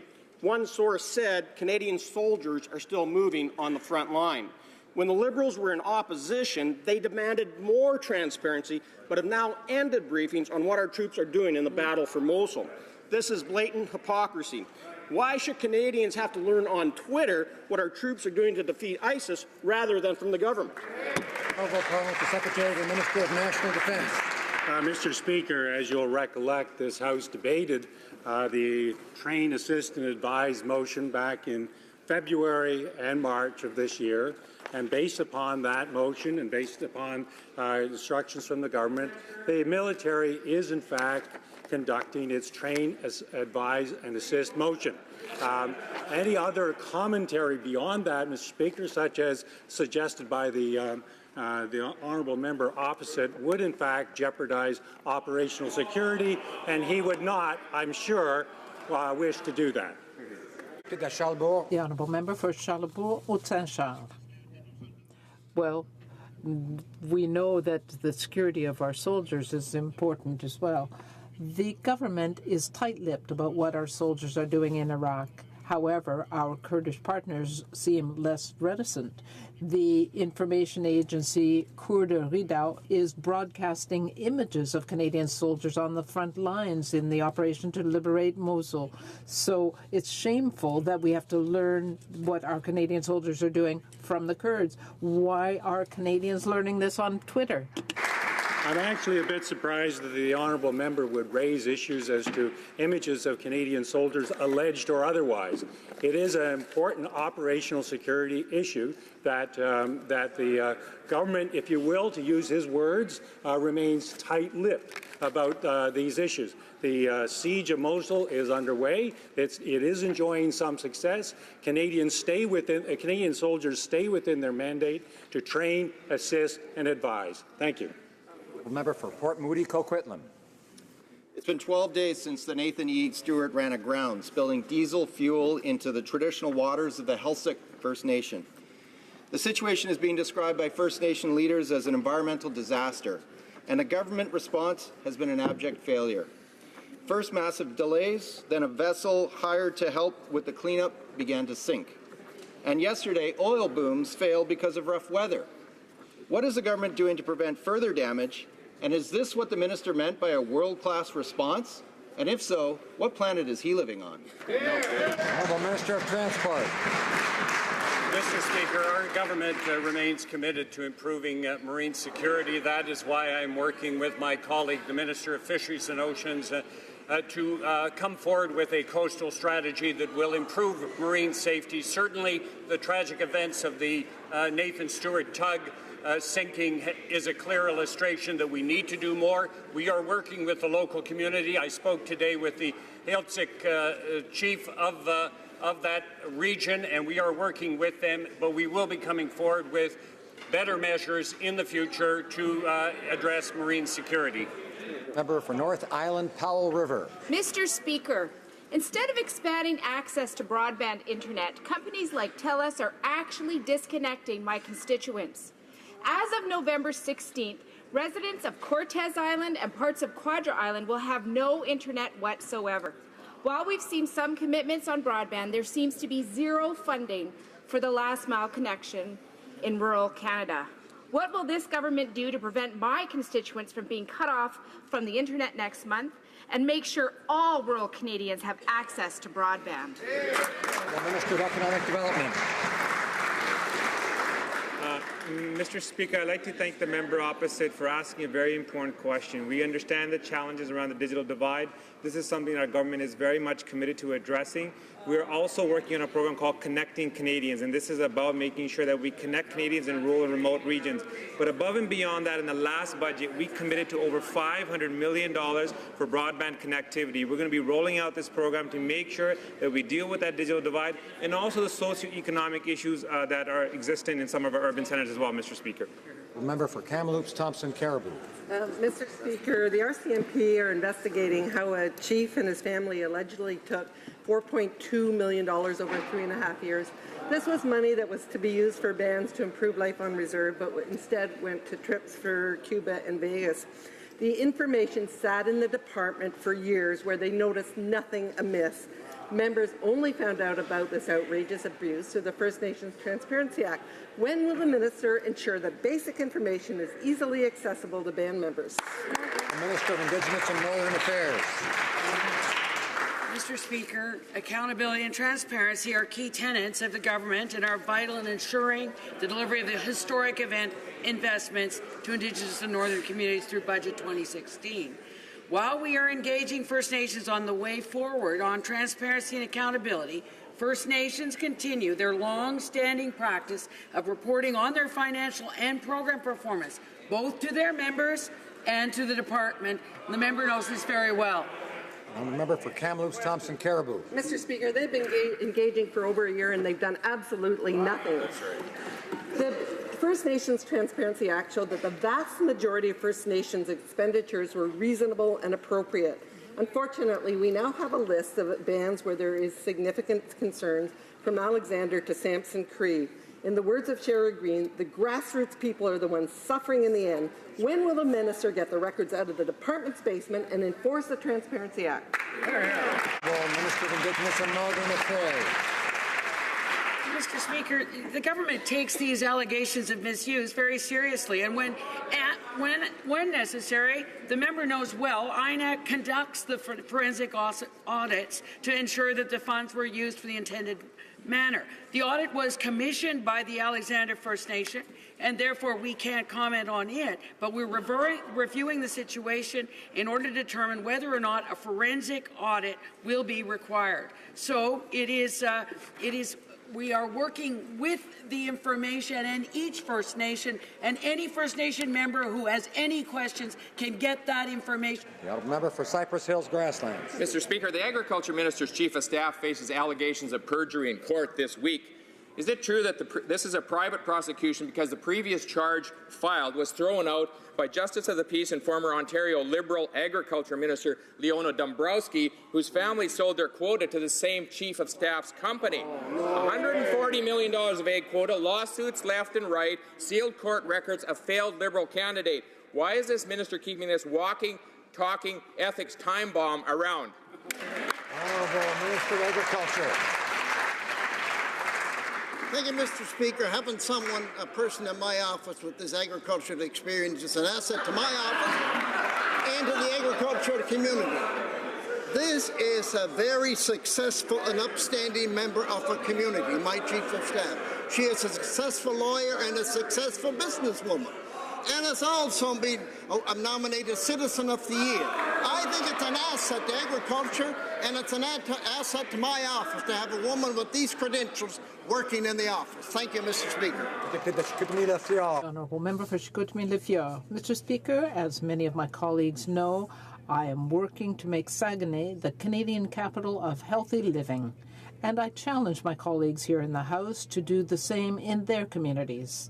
Can the Minister of Health tell us how her major announcement yesterday on healthy eating will help Canadians make good, healthy choices? Minister of Health. Thank you, Mr. Speaker. I would like to thank my colleague, the member for Chicoutimi-Lefieux, for his question. We are using all the tools that are available to us, that is legislation, the health guide, and so on, to encourage Canadians to make the right choices. We are working on sodium, trans fats, and child publicity to children. Cold Lake. Mr. Speaker, the Canadian International Trade Tribunal has begun an investigation into the Liberal drywall tariff and its effects. The tribunal expects to have its first hearings in late November. Mr. Speaker, this Liberal drywall tariff is far from being settled and has devastating effects on the people in Fort McMurray who are trying to rebuild their homes and lives. Will the Minister of International Trade suspend the Liberal tariff until a verdict is reached, or is this new tax just too much for the Liberal government to pass on? The Honourable Minister of Finance. Mr. Speaker, we know that many families in Western Canada are concerned that anti-dumping tariffs are affecting the price and availability of drywall, especially those working to rebuild Fort McMurray. There are concerns that these duties could delay important projects, including the rebuilding there. Ensuring that fair trade practices is important, but delays in reconstruction are a serious concern. And that's why I've asked the Canadian International Trade Tribunal to investigate whether or not tariffs are in the public interest immediately, instead of after its final determination is made, and to report on their findings as soon as possible in January so that we can determine the best path forward. Member for Saskatoon West.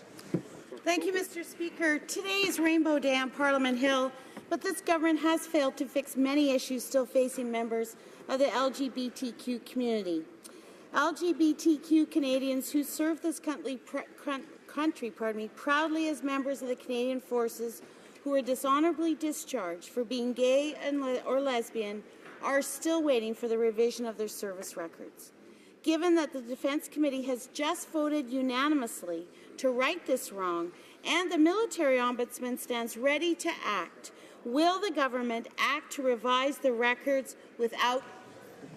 The Honourable Parliamentary Secretary for National Defence. I thank the honourable member for this question. It was raised by her colleague earlier in the year. It's an important question, and I think we can all in this House agree that the practices prior to 1992 are unacceptable in 2016. Because this is an important issue, the whole of government is engaged in this in an appropriate and fulsome response to the question that she has raised. So I'm hoping that in the fullness of time we will get back to her in a way that is quite appropriate. Honourable member for Pickering-Uxbridge. Mr. Speaker, today is the first annual Energy Star Day in Canada. The Energy Star symbol identifies high-efficiency products in lighting, appliances, electronics, and new homes. Would the Honourable Minister of Natural Resources tell the House how the Energy Star program contributes to energy efficiency in our daily lives and saves Canadians money? Minister. Speaker, I want to thank the member from Pickering-Uxbridge for this excellent question. We are proud to support Energy Star, a symbol that identifies products and new homes that meet or exceed high-efficiency standards. Earlier this year, I presented the 2016 Energy Star Canada Award at the Manitoba Hydro building in Winnipeg, one of the most energy-efficient buildings in the world. On this inaugural Energy Star Day, we encourage all Canadians to make a commitment to save energy and protect the environment. The honourable member for Leeds, Grenville, Thousand Islands and Rideau Lakes. I met with a number of thalidomide survivors who are here in Ottawa today. Their stories are heartbreaking. They have been denied coverage under the compensation that our government announced in 2015, and they have no right to appeal. Will the Health Minister do the right thing, start working with the survivors, and provide them with the compensation that would make their life more bearable? Minister of Health. As he has indicated, the story of thalidomide in the 1950s and 1960s was a tragedy. As Minister of Health and as a family doctor, I sympathize deeply with the hardship that this has caused for those who have been impacted. The previous government developed a compensation program for affected individuals and selected Crawford & Company to act as an independent third-party administrator. Our government is committed to continuing to offer support to help people live the rest of their lives with dignity. The Honourable Member for Rivière-du-Nord. Mr. Speaker, the Muskrat Falls Labrador hydroelectric project is a real fiasco that's already cost $6.5 billion of taxpayers' money. The site is literally a disaster. But the Prime Minister and Newfoundland are discussing removing the ceiling on federal funding. The cost may go up to $15 billion, maybe even more. Nobody knows. Does the Prime Minister intend to invest even more Quebecers' money in this bottomless pit that Muskrat Falls is? This is a bad project for Quebec. The Honourable Minister. The previous government offered a loan guarantee to the Muskrat Falls project in 2013. If the government of Newfoundland seeks to have that loan guarantee extended, the government of Canada will look at it very seriously. The Honourable Member for Manicouagan. Mr. Speaker, Muskrat Falls is an economic, environmental, and otherwise disaster for Quebec. We think that this could even lead to a declaration of independence. There are 2 unanimous resolutions from the National Assembly saying that this is unfair competition with Hydro-Quebec. So why is billions of dollars being put into this project? The Honourable Minister of National Resources. If the government of Newfoundland and Labrador wishes to discuss the possibility of an extension of loan guarantees, the government of Canada will consider it seriously. I would like to draw to the attention of honourable members the presence in the gallery of Ms. Nadia Murad Bazi Taha, Nobel Peace Prize nominee, United Nations Goodwill Ambassador for the dignity of survivors of human trafficking.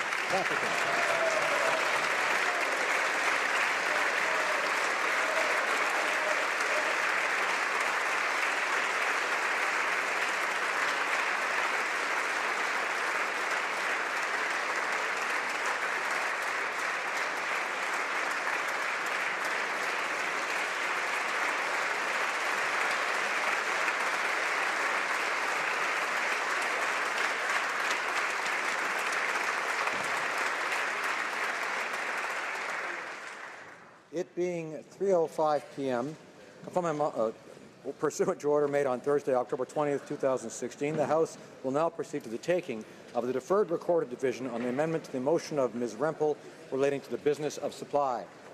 Call on the members.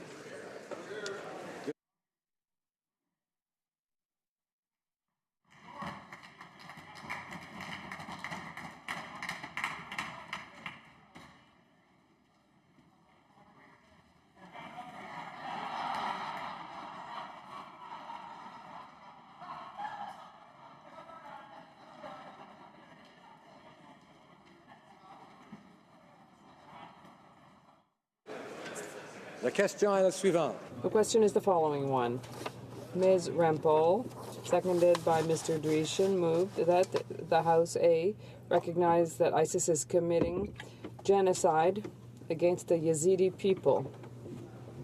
B, acknowledge that many Yazidi women and girls are still being held captive by ISIS as sexual slaves by ISIS.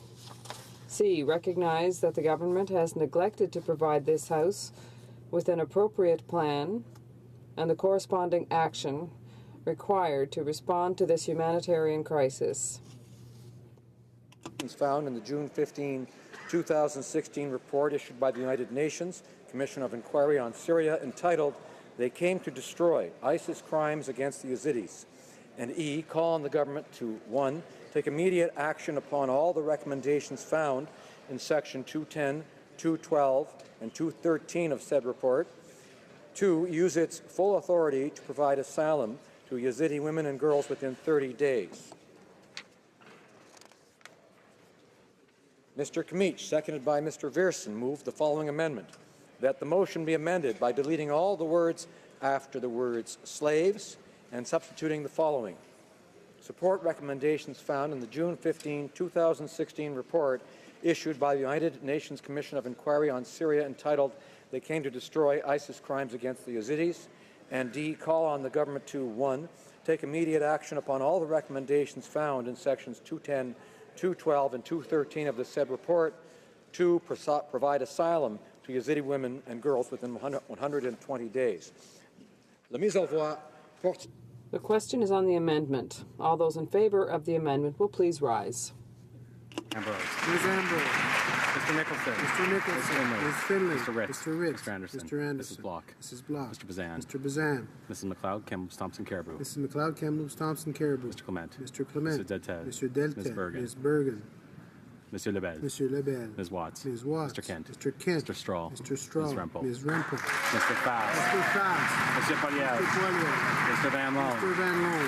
Mr. Tilson. Mr. Tilson. Mrs. Gallant. Mrs. Gallant. Mr. Warwa. Mr. Warwa. Mr. Clark. Mr. Clark. Mr. Paulus. Mr. Paulus. Mr. Allison. Mr. Allison. Mr. Carey. Mr. Carey. Mr. Reed. Mr. Reed. Mr. Workington. Mr. Workington. Mr. Brown. Mr. Brown. Mrs. Vecchio. Mrs. Vecchio. Mr. Abultayev. Mr. Abultayev. Mrs. Wong. Mrs. Wong. Ms. Gladue. Ms. Gladue. Mr. McColeman. Mr. McColeman. Monsieur Reyes. Monsieur Reyes. Mr. Broussard. Mr. Broussard. Mr. Sorensen. Mr. Sorensen. Mr. Lake.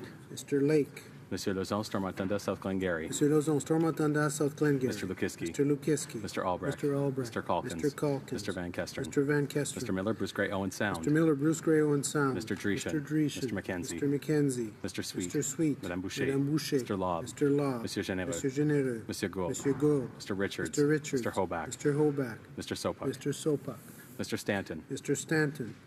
Mr. Albus. Mr. Albus. Mr. Zimmer. Mr. Zimmer. Mr. Falk. Mr. Falk. Mr. McGuire. Mr. McGuire. Mr. Barlow. Mr. Barlow. Mr. Yerdega. Mr. Yerdega. Mr. Aglinski. Mr. Aglinski. Mr. Arnold. Mr. Arnold. Mr. Berthold. Mr. Berthold. Mr. Cooper. Mr. Cooper. Mr. Macaulay, Edmonton West. Mr. Macaulay, Edmonton West. Mr. Diot. Mr. Diot. Mr. Jennis. Mr. Jennis. Mr. Genereux. Mr. Genereux. Mr. Kelly. Mr. Kelly. Mr. Kitchen. Mr. Kitchen. Mr. Kimmich. Mr. Kimmich. Mr. Leipert. Mr. Leipert. Mr. Chong. Mr. Chong. Monsieur Blaney. Monsieur Blaney. Monsieur Blaney, Bellechasse, Les Chemins, Lévis. Mr. O'Toole. Mr. O'Toole. Mr. Nader. Mr. Nader. Mr. Nuttall. Mr. Nuttall. Mr. Soroya. Mr. Soroya. Mr. Schmale. Mr. Schmale. Mr. Shields. Mr. Shields. Mrs. Stubbs. Mrs. Stubbs. Mr. Vierson. Mr. Vierson. Mrs. Wagenthal. Mrs. Wagenthal. Mr. Waugh. Mr. Waugh. Mr. Weber. Mr. Weber. Monsieur Bernier. Monsieur Bernier. Ms. Raitt. Ms. Raitt. Mr. Trost. Mr. Trost. Monsieur Trudeau. Monsieur Trudeau. Mr. Hare. Mr. Hare. Ms. Qualtrough. Ms. Qualtrough. Mrs. Philpott. Mrs. Philpott. Mr. Goodale. Mr. Goodale. Madame Jolie. Madame Jolie. Ms. Mahaichuk. Ms. Mahaichuk. Monsieur Leblanc. Monsieur Leblanc. Ms. Chager. Ms. Chager. Ms. Foote. Ms. Foote. Mr. Bryson. Mr. Bryson. Ms. Wilson-Raybould. Ms. Wilson-Raybould. Mr. Macaulay Cardigan. Mr. Macaulay Cardigan. Madame Le Boutillier. Madame Le Boutillier. Madame Bibot. Madame Bibot. Mr. McCallum. Mr. McCallum. Ms. McKenna. Ms. McKenna. Mr. Bain. Mr. Bain. Ms. Freeland. Ms. Freeland. Ms. Bennett. Ms. Bennett. Monsieur Poisson. Monsieur Poisson. Monsieur Paradis. Monsieur Paradis. Mr. Easter. Mr. Easter. Ms. Scrow. Ms. Scrow. Mr. Nault. Mr. Nault. Mr. Bagnall. Mr. Bagnall. Mr. Casey Cumberland Colchester. Mr. Casey Cumberland Colchester. Mr. McGinty. Mr. McGinty. Mrs. McCrimmon. Mrs. McKimmon. Monsieur Lauzon. Monsieur Argentin La Petite Nation. Monsieur Lauzon, Argentin, La Petite Nation. Mr. McKay. Mr. McKay. Ms. Cara. Ms. Cara. Mr. Picard. Mr. Picard. Mr. Boissonneau. Mr. Boissonneau. Mr. Kuzner. Mr. Kuzner. Ms. Haidu. Ms. Haidu. Mr. Carr. Mr. Carr. Ms. Monsef. Ms. Monsef. Mr. Leslie. Mr. Leslie. Mr. Sohi. Mr. Sohi. Monsieur Garneau. Monsieur Garneau. Ms. Duncan Etobicoke North. Ms. Duncan Etobicoke North. Monsieur Duclos. Monsieur Duclos. Ms. Fry. Ms. Fry. Monsieur Dubourg. Monsieur Dubourg. Ms. Murray. Ms. Murray. Ms. Gould. Ms. Gould. Mr. Varani. Mr. Varani. Mr. Wilkinson. Mr. Wilkinson. Mr. Fergus. Mr. Fergus. Monsieur Lametti. Monsieur Lametti. Ms. Jones. Ms. Jones. Mr. Sims. Mr. Sims. Ms. Ratanzi. Ms. Ratanzi. Mr. Dhaliwal. Mr. Dhaliwal. Ms. Vandenbeld. Ms. Vandenbeld. Mr. Scarpelagia. Mr. Scarpelagia. Mr. Rhoda. Mr. Rhoda. Madame Mendez. Madame Mendez. Mr. Oliphant. Mr. Oliphant. Mr. Eiking. Mr. Eichen. Mr. Chan. Mr. Chan. Ms. Dillon. Ms. Dillon. Mr. Algabra. Mr. Algabra. Ms. Goldsmith-Jones. Ms. Goldsmith-Jones. Monsieur Cormier. Monsieur Cormier. Ms. Rudd. Ms. Rudd. Mrs. Cesar Chauvin. Mr. Cesar Chauvin. Mr. Lamoureux. Mr. Lamoureux. Monsieur Rodriguez. Monsieur Rodriguez. Ms. Young. Ms. Young. Monsieur Champagne. Monsieur Champagne. Mr. Beach. Mr. Beach. Mr. Duguid. Mr. Duguid. Mr. Casey Charlottetown. Mr. Casey Charlottetown. Mr. Blair. Mr. Blair. Ms. Alislev. Ms. Alislev. Mr. Holland. Mr. Holland. Monsieur Shifke. Monsieur Shifke. Mr. Vaughn. Mr. Vaughn. Ms. Hutchings. Ms. Hutchings. Mr. Jesnevsky. Mr. Jesnevsky. Mr. Pescasolido. Mr. Pescasolido. Mr. Aldag. Mr. Aldag. Mr. Amos. Mr. Amos. Mr. Anna de Mr. Sangari. Anand Sangari. Monsieur Arsenault. Monsieur Arsenault. Mr. Aria. Mr. Aria. Monsieur Ayoub. Monsieur Ayoub. Mr. Badaway. Mr. Badaway. Monsieur Bayless. Monsieur Bayless. Mr. Biddle. Mr. Biddle. Mr. Bassio. Mr. Bassio. Mr. Bertina. Mr. Bertina. Mr. Breton. Monsieur Breton. Mr. Chen. Mr. Chen. Ms. de Bruzen. Ms. de Bruzen. Ms. de Moth. Ms. de Moth. Mr. de Corsi. Mr. de Corsi. Monsieur Diorio. Monsieur Diorio. Monsieur Drouin. Monsieur Drouin. Ms. Zarowitz. Ms. Zarowitz. Mr. Assassi. Mr. Assassi. Ms. Petitpas Ms. Taylor. Petitpas Taylor. Monsieur El Khoury. Monsieur El Khoury. Mr. Ellis. Mr. Ellis. Mr. Elfson. Mr. Elfson. Mr. Fillmore. Mr. Fillmore. Mr. Finnegan. Mr. Finnegan. Mr. Fisher. Mr. Fisher. Mr. Fonseca. Mr. Fonseca. Mr. Fragascatos. Mr. Fragascatos. Mr. Fraser West Nova. Mr. Fraser West Nova. Mr. Fraser Central Nova. Mr. Fraser Central Nova. Mr. Fuhr. Mr. Fuhr. Mr. Garrison. Mr. Garrison. Mr. Graham. Mr. Graham. Mr. Greywall. Mr. Greywall. Mr. Hardy. Mr. Hardy. Mr. Harvey. Mr. Harvey. Mr. Housefather. Mr. Housefather. Mr. Hussein. Mr. Hussein. Monsieur Yakino. Monsieur Yakino. Mrs. Jordan. Mrs. Jordan.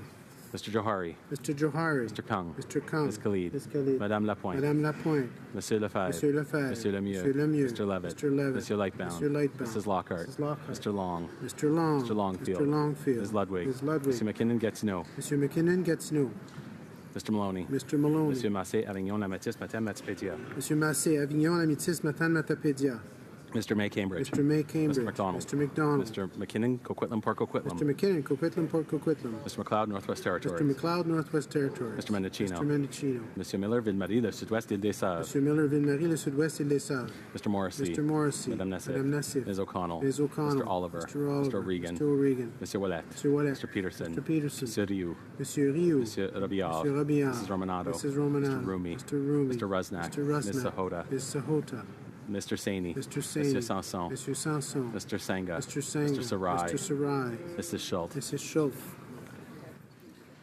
Monsieur Sede. Monsieur Serre. Madame Shanahan. Madame Shanahan. Mr. Sheehan. Mr. Sheehan. Mr. Sidhu, Mission Matsqui Fraser Canyon. Mr. Sidhu, Mission Matsqui Fraser Canyon. Ms. Sidhu, Brampton South. Ms. Sidhu, Brampton South. Mr. Secan. Mr. Secan. Mr. Sabera. Mr. Sabera. Mr. Tabera. Mr. Tabera. Mr. Tan. Mr. Tan. Ms. Tassi. Ms. Tassi. Monsieur Vandal. Monsieur Vandal. Mr. Whalen. Mr. Whalen. Monsieur Mulcair. Mr. Mulcair. Ms. Ashton. Ms. Ashton. Mr. Rankin. Mr. Rankin. Ms. Duncan Edmonton Strathcona. Ms. Duncan Edmonton Strathcona. Mr. Christopherson. Mr. Christopherson. Mr. Angus. Mr. Angus. Mr. Davies. Mr. Davies. Mr. Cullen. Mr. Cullen. Mr. Donnelly. Mr. Donnelly. Mr. Massey Windsor West. Mr. Massey Windsor West. Mr. Garrison. Mr. Garrison. Madame Boutin Madame Sweet. Boutin Sweet. Monsieur Dubé. Monsieur Dubé. Madame Laverdière. Madame Laverdière. Monsieur Boulris. Monsieur Boulris. Ms. Kwan. Ms. Kwan. Madame Moore. Madame Moore. Mr. Stewart. Mr. Stewart. Mr. Duval. Mr. Duval. Monsieur Aubin. Monsieur Aubin. Monsieur Nantel. Monsieur Nantel. Monsieur Caron. Monsieur Caron. Monsieur Saganache. Monsieur Saganache. Madame Quash. Madame Quash. Monsieur Dussault. Monsieur Dussault. Madame Sanssouci. Madame Sanssouci. Monsieur Choquette. Monsieur Choquette. Madame Trudel. Madame Trudel. Mr. Blakey. Mr. Blakey. Mr. Weir. Mr. Weir. Ms. Benson. Ms. Benson. Mr. Stetsky. Mr. Stetsky. Mr. Cannings. Mr. Cannings. Mr. Johns. Mr. Johns. Mr. McGregor. Mr. McGregor. Ms. Hardcastle. Ms. Hardcastle. Ms. Jolibois. Ms. Jolibois. Ms. Blaney, North Island Powell River. Ms. Blaney, North Island Powell River. Madame Hughes. Madame Hughes. Monsieur Fortin. Monsieur Fortin. Monsieur Plamondon. Monsieur Plamondon. Monsieur Saint-Marie. Monsieur Saint-Marie. Madame Posé. Madame Posé. Monsieur Thériault. Monsieur Thériault. Monsieur Barcelou Duval. Monsieur Barcelou Duval. Madame Gill. Madame Gill. Monsieur Boudria. Monsieur Boudria. Ms. May, Saanich Gulf Islands. Ms. May, Saanich Gulf Mr. Islands. Tutu. Mr. Tutu. Et tous ceux qui s'opposent à mon amendement veuillent bien se lever. Those opposed to the amendment, please rise. Suspected.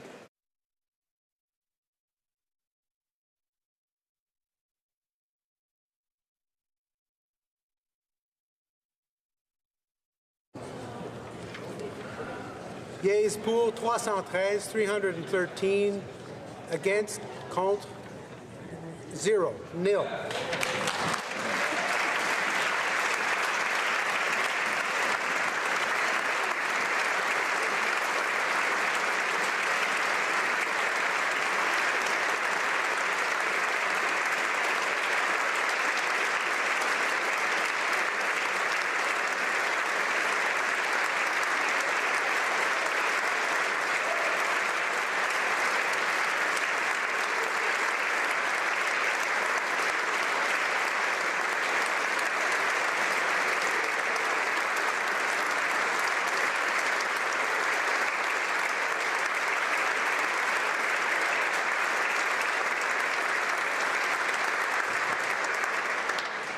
declare the amendment carried. La prochaine mise aux voix porte sur la motion. The next question is on the main motion as amended. The question is as follows. Ms. Rempel, seconded by Mr. Dreeshen, moved that the House A recognize that ISIS is committing genocide against the Yazidi people. B, acknowledge that many Yazidi women and girls are still being held captive by ISIS as sexual slaves. C, support recommendations found in the June 15, 2016 report issued by the United Nations Commission of Inquiry on Syria entitled, "They Came to Destroy ISIS Crimes Against the Yazidis." And D, call on the government to 1. Take immediate action upon all the recommendations found in sections 210, 212, and 213 of the said report. 2. Provide asylum to Yazidi women and girls within 120 days. Is it the pleasure of the House to adopt the motion as amended? Adopté. Carried.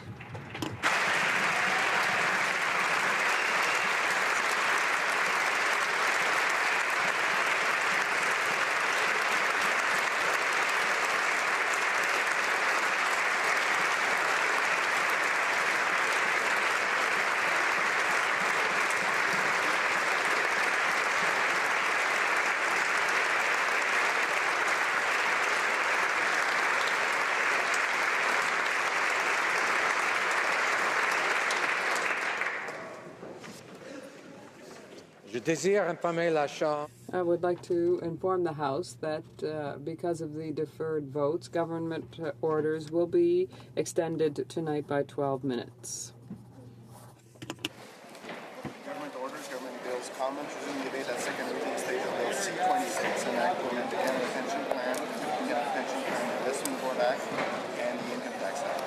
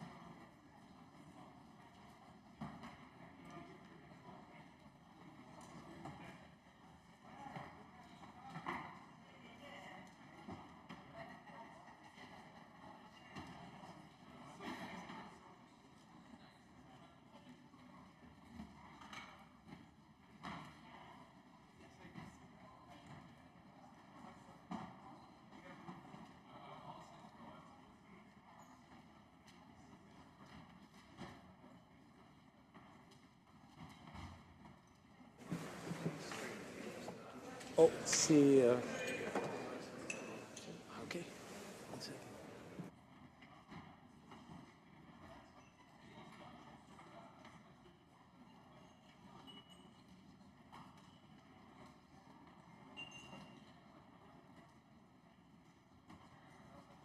Reprise du débat, l'honorable député de Resuming debate, Montmagny, the honourable Lisley, member for Kamouraska, Montmagny, Lisley, Kamouraska, Rivière-du-Loup.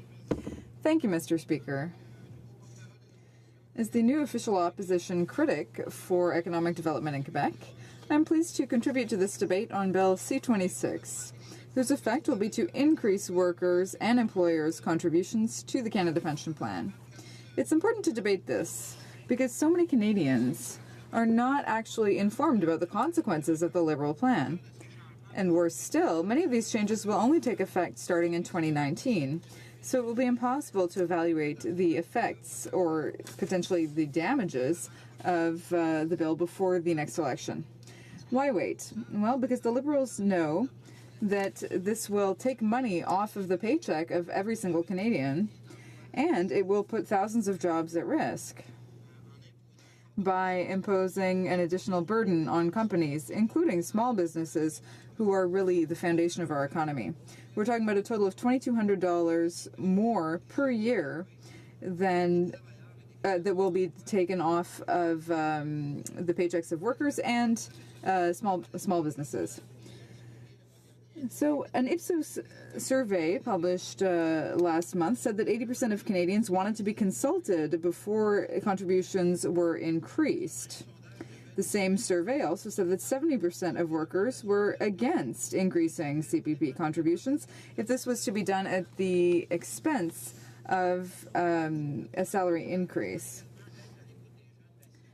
The Liberal government says it listens to young people, but if you really took the time to speak to millennials on this point, they would be out in the streets protesting this government's attitude. So a bit of context. The Maple Spring in 2012 in Quebec happened after the provincial Liberal government decided to increase tuition fees by $1,625 per year. Undergraduate degree usually takes 3 years in Quebec, so imagine an increase of $1,625 per year for 3 years made young people come out and protest. So how will they react if word gets around that the federal Liberals are about to be taking away $2,200 off of their paycheck every year for the rest of their working life, possibly over a period of 4 decades or more? I can see the Liberals across the way. They're probably going to say that this is an investment in the future. Really? Well, let's look at the numbers to see if young people will really end up benefiting. For example, let's take a taxpayer who earns the maximum amount of $82,700 as laid out under C-26. At the current contribution rate of 9.9%, the worker would be entitled to a pension of $20,675 or 25% of his salary. If you increase the contribution to 11.9%, as C-26 proposes, that brings us to $27,291 or 33% of the salary. So this is an increase of $7,000 a year. Someone earning $40,000 per year would only get $3,200 more. And this is taxable income, I should say. So if we rather allowed families to invest money themselves, for example, in a TIFSA, if they invested $2,200 per year,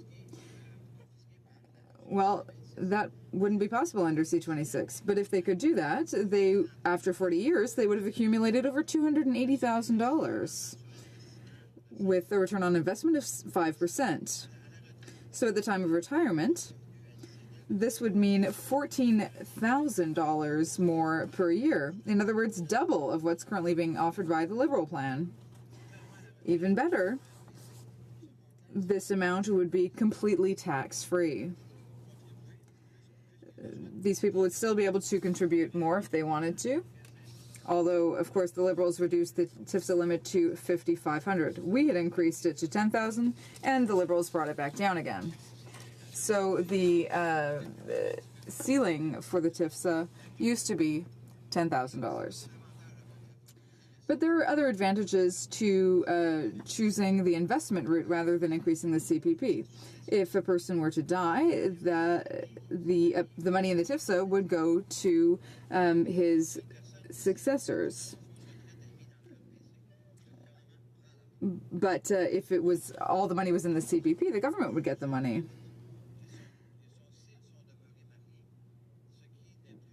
There would be a reduction of 60% for a couple who is married. And that person, so the beneficiary would only get $237 per month. Now, all of this is based on the idea that the CPP remains profitable. Our population is aging. Life expectancy has risen considerably since the 1960s, and young taxpayers don't have any guarantee that their money will still be there when they really need it. The Liberals have already dipped into the Employment Insurance Fund many times during the Chrétien Martin eras, so it's difficult to trust them now. The CPP Investment Board is supposed to be profitable or viable for the next 75 years. But the former governments of Pearson and Trudeau Sr. thought that too. They thought that the contribution rate of 3.6% would be inadequate. So rather than looking at long-term solutions, as our former government did, to ensure the sustainability of CPP funds by increasing the age of retirement to 67, the Liberal government is not doing this. In fact, many specialists say that bringing the age back down to 65 will cost millions of dollars to the government in future years. So the Liberal government has chosen to tax workers even further. C26 increases contributions to 12%. And if the Liberals' Sunny Ways predictions are inaccurate, well, what guarantee do we have that we won't have to increase contributions again in 10 years or in 20 years? If this isn't a Ponzi scheme, I'd like to know what is. The Liberals like to buy Canadians' votes with borrowed money, and now they are once again asking future generations to pay for their poor management. This is intergenerational theft, and it's shameful. This is why we will be opposing C26. This bill will cost too much to workers and to small businesses, including myself.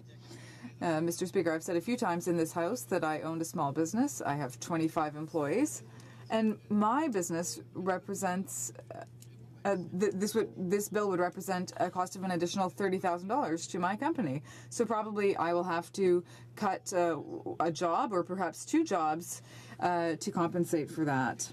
So this is really endangering jobs, thousands of jobs. It doesn't help people who are already retired, and it will be increasingly difficult for small businesses to create jobs. The government needs to consult those who are going to be paying for this change. If that had been done, C26 would never have appeared on the order paper. Thank you, Mr. Speaker. Questions et commentaires? Questions and comments. The Honourable Member for Laurentides-Labelle. Thank you, Mr. Speaker. I listened to my colleague's speech, and I'd like to know, did my colleague support the original CPP? Does he think that we should plan for the future, or does he think that everybody should manage their retirement privately? The Honourable Member for Montmagny-Listler, Kamouraska, Rivière-du-Loup. Mr. Speaker, I think we need to have a balanced approach when it comes to retirement planning. It's clear that we already have a pension plan. There's the Quebec pension plan in Quebec and CPP in Canada, so that's important. But it's also important to allow all workers to be able to invest in funds that they choose for themselves. It's not up to the government to dictate to all workers where they should be putting their money. We're not in the 1960s and 1970s. It's 2016, Mr. Speaker. And I can tell you that a lot of people now are saving. A lot of young people are saving. In fact, my son and my daughter have savings. They don't have the same view of savings. Now, when I was young, I didn't save the way they are saving today. So things have changed, and I think that we need to trust future generations to take care of their own retirement planning. Questions and comments. The Honourable Member for Longueuil-Saint-Hubert. Thank you, Mr. Speaker. I'd like to thank my colleague for his speech, and I'd like to ask him a simple question. I understand that when it comes to managing public funds, there are different schools of thought. Clearly, we're not on the same side as my colleague, but now, perhaps we could criticize the fact that this bill will only have its full effect in 50 years. But there are people living in poverty now. There are people who didn't plan their retirement sufficiently well, and this doesn't help them. So that's my question.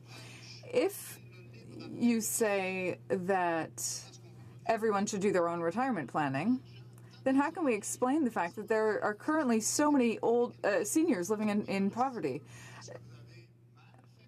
Does that mean that you just didn't sufficiently publicize your initiatives to promote savings? I would like to remind the member that he needs to speak through me, through the speaker, rather than speaking directly to the other member. So the Honourable Member for Montmagny, Listler, Kemoiselle, Rivière-du-Loup. I thank the member for his comment. I think he's partly right. Perhaps we didn't sufficiently promote all of the initiatives that we put in place over a period of 10 years. Now, to ensure that Canadians are able to save properly, it is important to talk about those initiatives.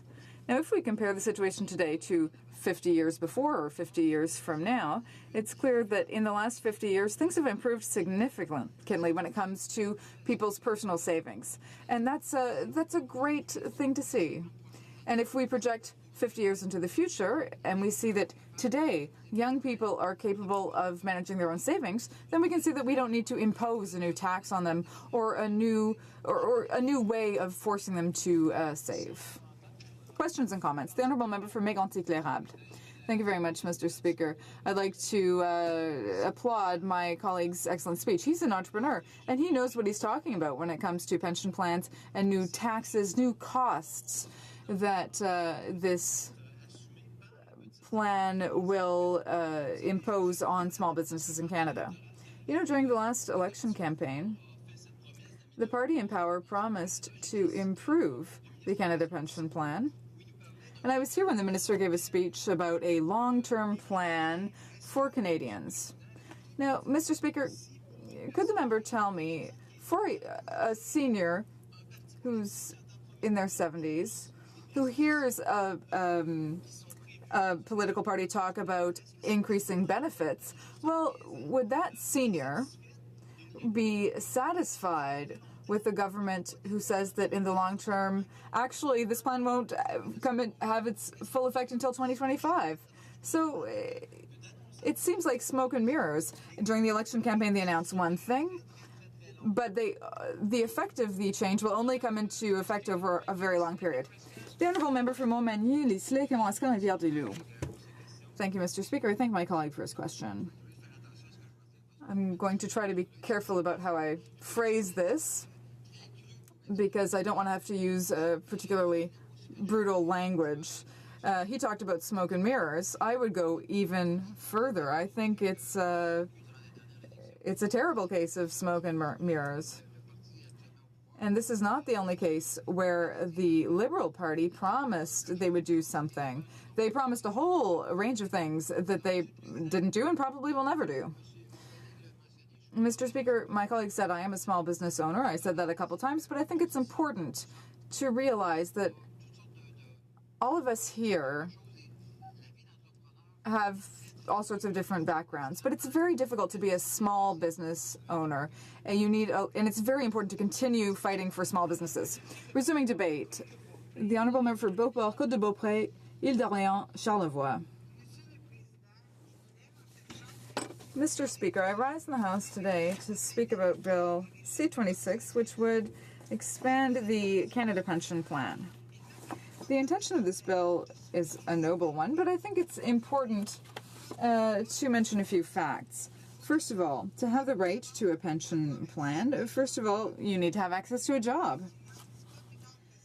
Just last week, the finance minister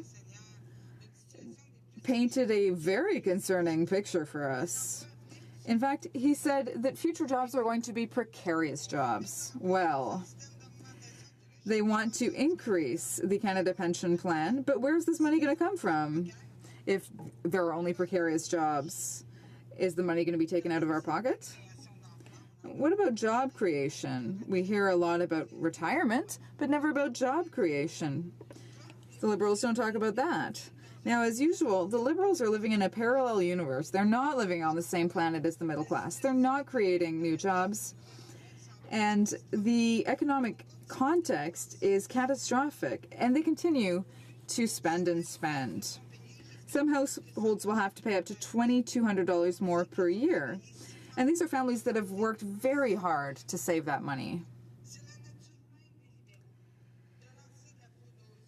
The Liberals really have a lot of razzle-dazzle. They think that this can all be done magically. But the Minister of Finance should be able to wake up the Prime Minister. We're not living in an imaginary world here. We're not living in the world of the rich. We live in the real world.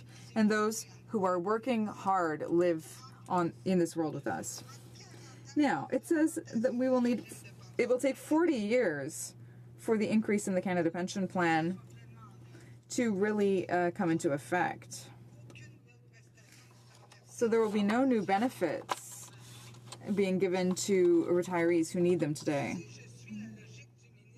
And if I understand the Finance Minister's argument, well, last week he said that Canadians will have to get used to so-called mobile jobs or job churn, as well as temporary contracts and many career changes during their working life. So who will benefit from this system? Future generations, the future seniors? I don't think so, because that generation will be taxed and their purchasing power will go down. Now, new graduates are having a hard time finding a job, so imagine what it's going to be like in 10 years. It will be even more difficult for them to pay back their student loans or buy their first house, particularly since this minister just changed the mortgage rules. So what will be the impact of all this? It could be enormous, particularly for first-time home buyers. Those who previously were able to qualify for buying a house will now have to buy a semi-detached or a condo. Those who were just barely able to afford a condo before will now perhaps have to keep renting an apartment or live with their parents. They'll be boomerang kids. So Bill C-26 is a huge financial hole for taxpayers. It means that Canadian families will have less money in their pockets. It will be harder for them to save and to plan for holidays and post-secondary education.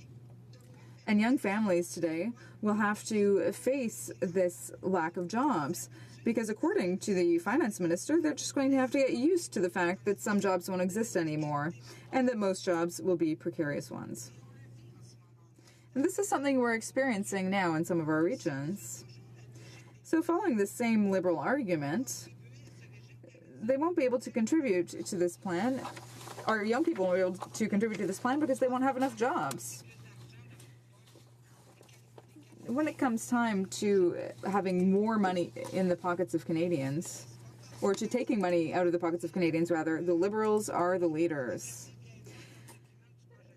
They miss no opportunity to add additional taxes to taxpayers. Now, why is this government continuing to tax Canadians? They have the nerve to get rid of tax credits for sports and to reduce the ceiling of the TFSA. Why don't they trust Canadians themselves? Do they think that they're more responsible than ordinary Canadians? Do they think that taxpayers' money will do better if it's held by them? I don't think so, Mr. Speaker. We don't all have $1,500 to give to have access to a dinner with a minister. Mr. Speaker, we gave tax credits and we were still able to balance the budgets. This government is trying to take more money out of the pockets of ordinary families and they've still found a way to be $30 billion in debt. So it's certainly the Red Party across the way that is the most irresponsible.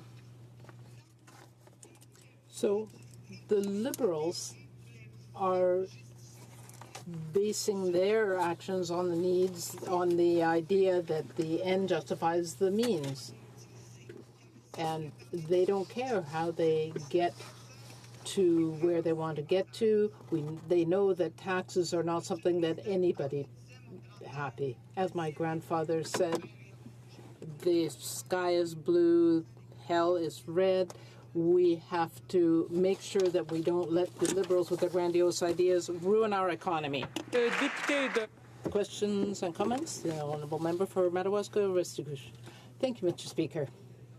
Well, in reply to my colleague's remarks, I would ask her a question.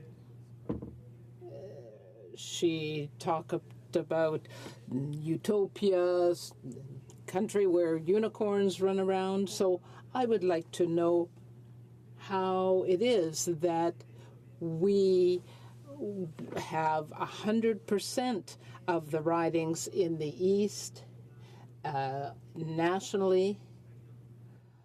Under the Conservatives, we had a very stagnant national economy. So what connection might we make between that consultation with the public and the record of the Conservatives? She talks a lot about job creation, but what correlation can we make with the results of the election in the Atlantic region? The Honourable Member. I would like to thank my colleague on the other side of the House. I have a great deal of respect for him. Well, here is the problem with the Liberals. They make promises one after another, a lot of fine words and rhetoric, but they need to take action. We have an aging population in the rural areas in particular. I represent a rural area, so does he. And today is when these people need support. They need this money in their pockets, not something that might help in 50 years. The government is saying, well, you're going to have to put up with having fewer jobs, these young people today, and less money. So truck drivers and receptionists and so on, how are they going to save? The Honourable Member for Vancouver Kingsway.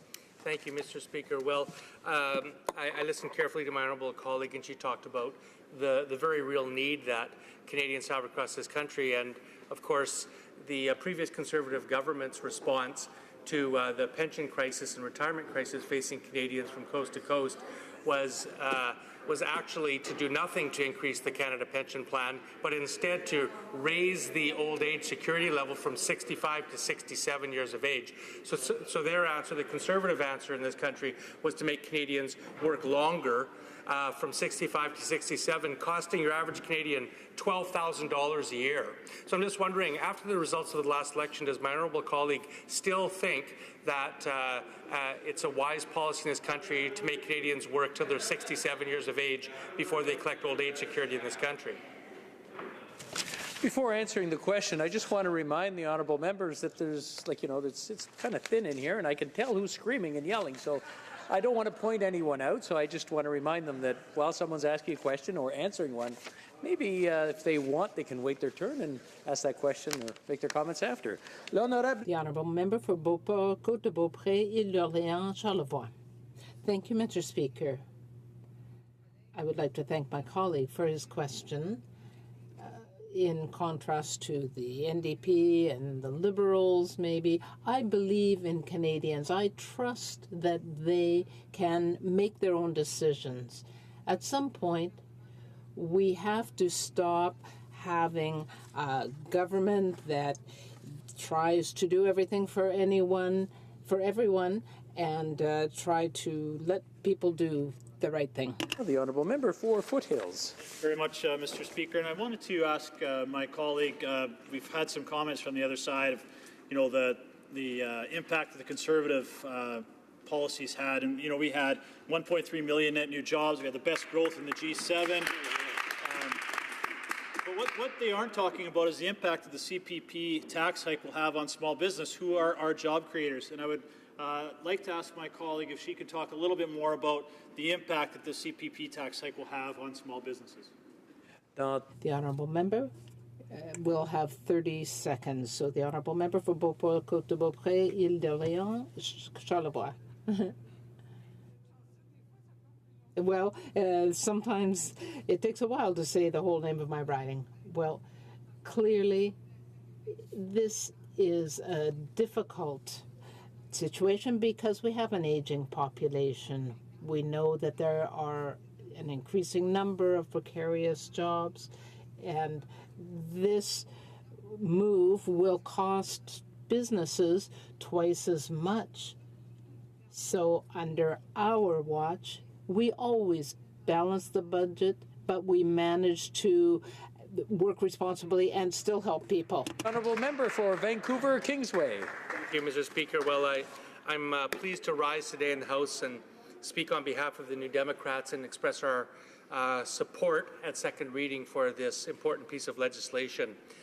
Bill C-26 amends the Canada Pension Plan Act, among other acts, to incorporate the recent agreements reached with the provinces to enhance the Canada Pension Plan benefits for all Canadians.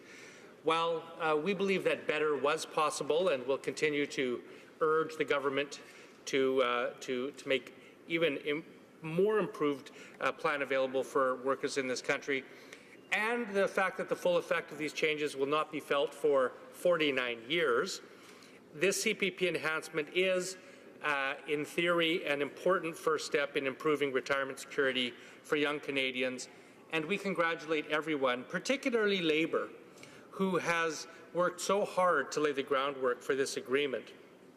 Now, Mr. Speaker, New Democrats have consistently fought for increases in the Canada Pension Plan, in old age security, and in the guaranteed income supplement benefits for all seniors for decades. In fact, the idea of having universal retirement security programs for all Canadians in this country has been core New Democrat policy going back to the formation of our party, and we have urged every government for decades to make improvements that are meaningful to Canadians, that every Canadian can retire in security and in dignity. Now, Mr. Speaker, I mentioned that our support for this bill is qualified, and that's because while the enhanced expanded CPP proposed by this bill is a plan that will benefit a new generation of workers entering the workforce, it does almost nothing to alleviate the retirement income crisis of those approaching retirement now, and quite frankly in the decade or two ahead. We must now see the immediate action by this government to help those seniors and Canadians who are on the cusp of retirement, who won't benefit from these changes. Government must build on the momentum of this agreement, in our view, and take the next steps to improve long-term retirement security for today's workers, including addressing concerns, the valid concerns raised by Quebec about impacts on low-income workers. In the New Democrats' view, much more needs to be done to help our seniors live with the dignity they deserve. The high cost of housing and prescription medication, the clawback of the GIS and the indexing of pensions are just a few immediate issues that we think requires more work by this government. We also think this government needs to keep their promise to introduce a new seniors price index to make sure that old age security and the guaranteed income supplement keep up with rising costs. Retirement insecurity in this country is reaching a crisis level, as many Canadians do not have adequate savings to maintain their lifestyle upon retirement. A large part of this problem is fueled by the erosion of workplace pension plans to the point that 6 in 10, 60% of working Canadians have no workplace pension. So, in the New Democrats' view, we need a clear breakdown from the government as to who will benefit the most from this plan, who will benefit the least, and how these changes will interact with other programs, and how we can strengthen the workplace pension regime in this country, as well as the public component, which this bill addresses. Now, by way of background, it's helpful to review what is being proposed by this bill. Currently, the CPP covers earnings up to a cap of $54,900. For earnings up to the cap, the CPP is designed to replace about 25% of the income. So the maximum pension that a worker who fulfills all of the criteria, works for the 40 years and contributes the maximum amount, can look forward to a pension of about $1,092 per month, or $13,100 per year. Contributions are 4.95% for each the employer and the employee, up to the same cap. The expanded CPP proposed by this bill is a new separate tier. The new tier is added on top of the existing one. So the new CPP tier does two things. Phased in over the next 9 years to 2025. So first, it takes the replacement rate up to 33.33% from the current 25% of earnings, and second, it expands the upper earnings cap from today's $54,900 up to $82,700. The net result is when this plan is fully phased in 2065, a worker who earns $54,900 in today's 2016 dollars a year would receive a maximum annual pension of about $18,117 in today's dollars by the time they retire. For a worker at the $82,700 maximum tier amount income level, CPP benefits will rise to a maximum of $20,352 a year in today's dollars. Now, the reason I'm using today's dollars, Mr. Speaker, is because it's important to understand the very, very limited expansion that this government has brought forward.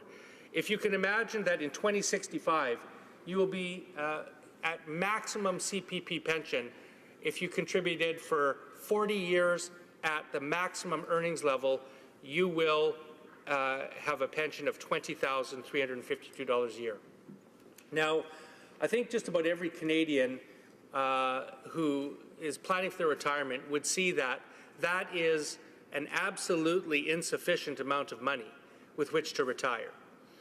Now, we all, though, acknowledge that the Canada Pension Plan was never designed to be a full retirement plan, although I think there's a credible argument that could be made that a government pension plan could, in fact, achieve that if it wanted to.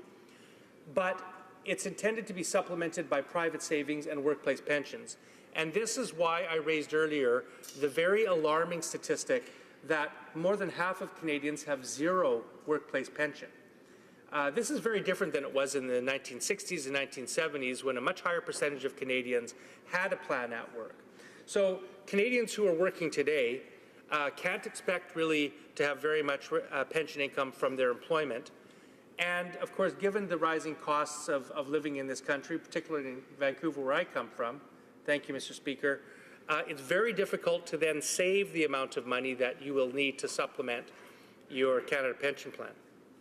So what the New Democrats would like to see, and what we've advocated for a long time, is to design the Canada Pension Plan in such a way that the worker and the employer contribute sufficient money, so it's designed to replace 50% of the amount of money that a person would need upon retirement.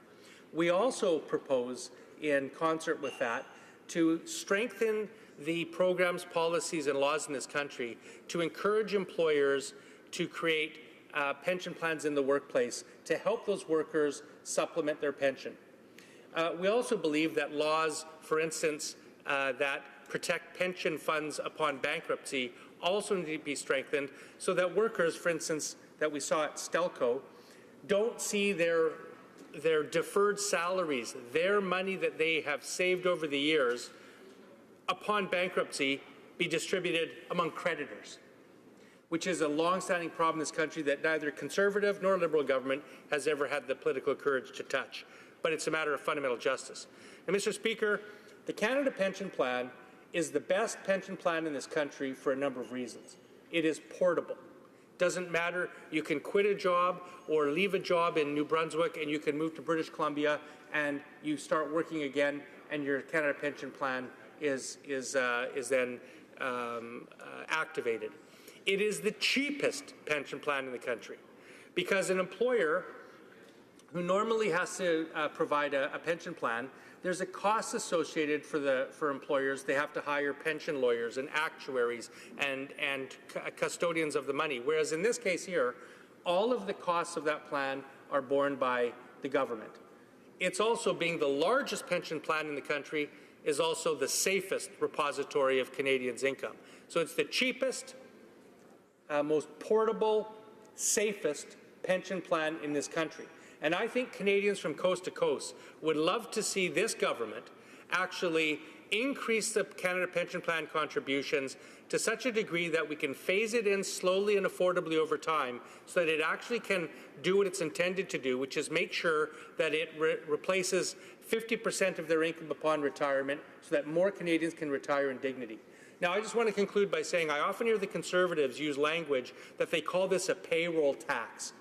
Retirement investment is not a tax. It is an investment. There's no secret to pensions. You put away a little bit of money for a long period of time, that's savings, and that's how you fund your retirement.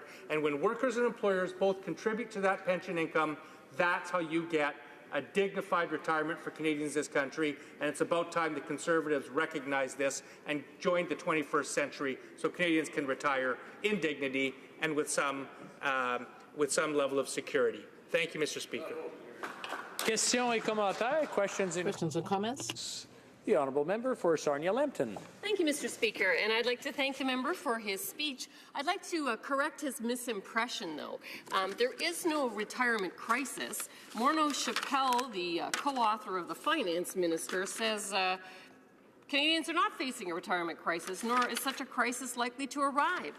And this has been backed up by studies by McKinsey & Company that say 83% of Canadians have enough money to keep their current standard of living in retirement. So really it's about focusing on the 17% of Canadians that don't have adequate retirement savings. And would the member agree that it's better to target an approach at those 17% that are typically low-income earners, senior women, and to target an approach that's actually going to help those people that can't afford to retire? Well, member for Vancouver Kingsway. Well, thank you, Mr. Speaker. Well, I thank the honourable colleague for her question. I don't know that I accept the premise of that question. The proposition that there's not a retirement income crisis or problem in this country, it does not jibe with the figures that I have seen.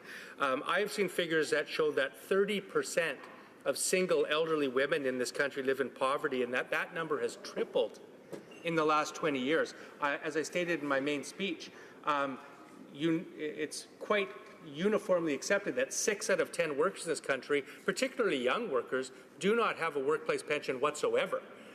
So I'm not sure what cohort she's talking to, but the people that live in my riding, most people are finding it very difficult to actually just meet their monthly expenses, never mind put away sufficient income to fund an adequate retirement. You know, it's easy for us in this House to stand up. We vest in our pension after 6 years in this House with a pension of $35,000 a year after serving for 6 years. So it's easy for everybody in this House to stand up and pretend there's not a problem. But if you get out in the communities and talk to real people, most people are very concerned about their retirement, and many Canadians, I would dare say more than half, will not have enough retirement income to live the kind of secure retirements that they want. Questions and comments. The honourable member for Winnipeg North. Yes, thank you, Mr. Speaker. And I do appreciate very much so the fact that the New Democrats are supportive of this legislation. I think we share a lot in common.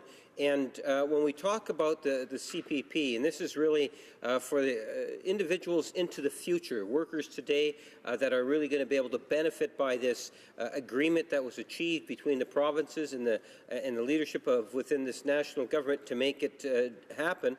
But my question more so is with respect to today it's C26, but there are other aspects to the pension program, and I'm looking specifically to the GIS, the Guaranteed Income Supplement, and how that program also helps supplement individuals that are in need of income. And if he has any thoughts in regards to how he sees this as a a bill that's one piece of what I would suggest you are three foundation pillars of the pension issue. And this gets the CPP, the GIS, and the OAS. And if you want to provide some comment in regards to either the GIS or the OAS at the same time. For Vancouver Kingsway.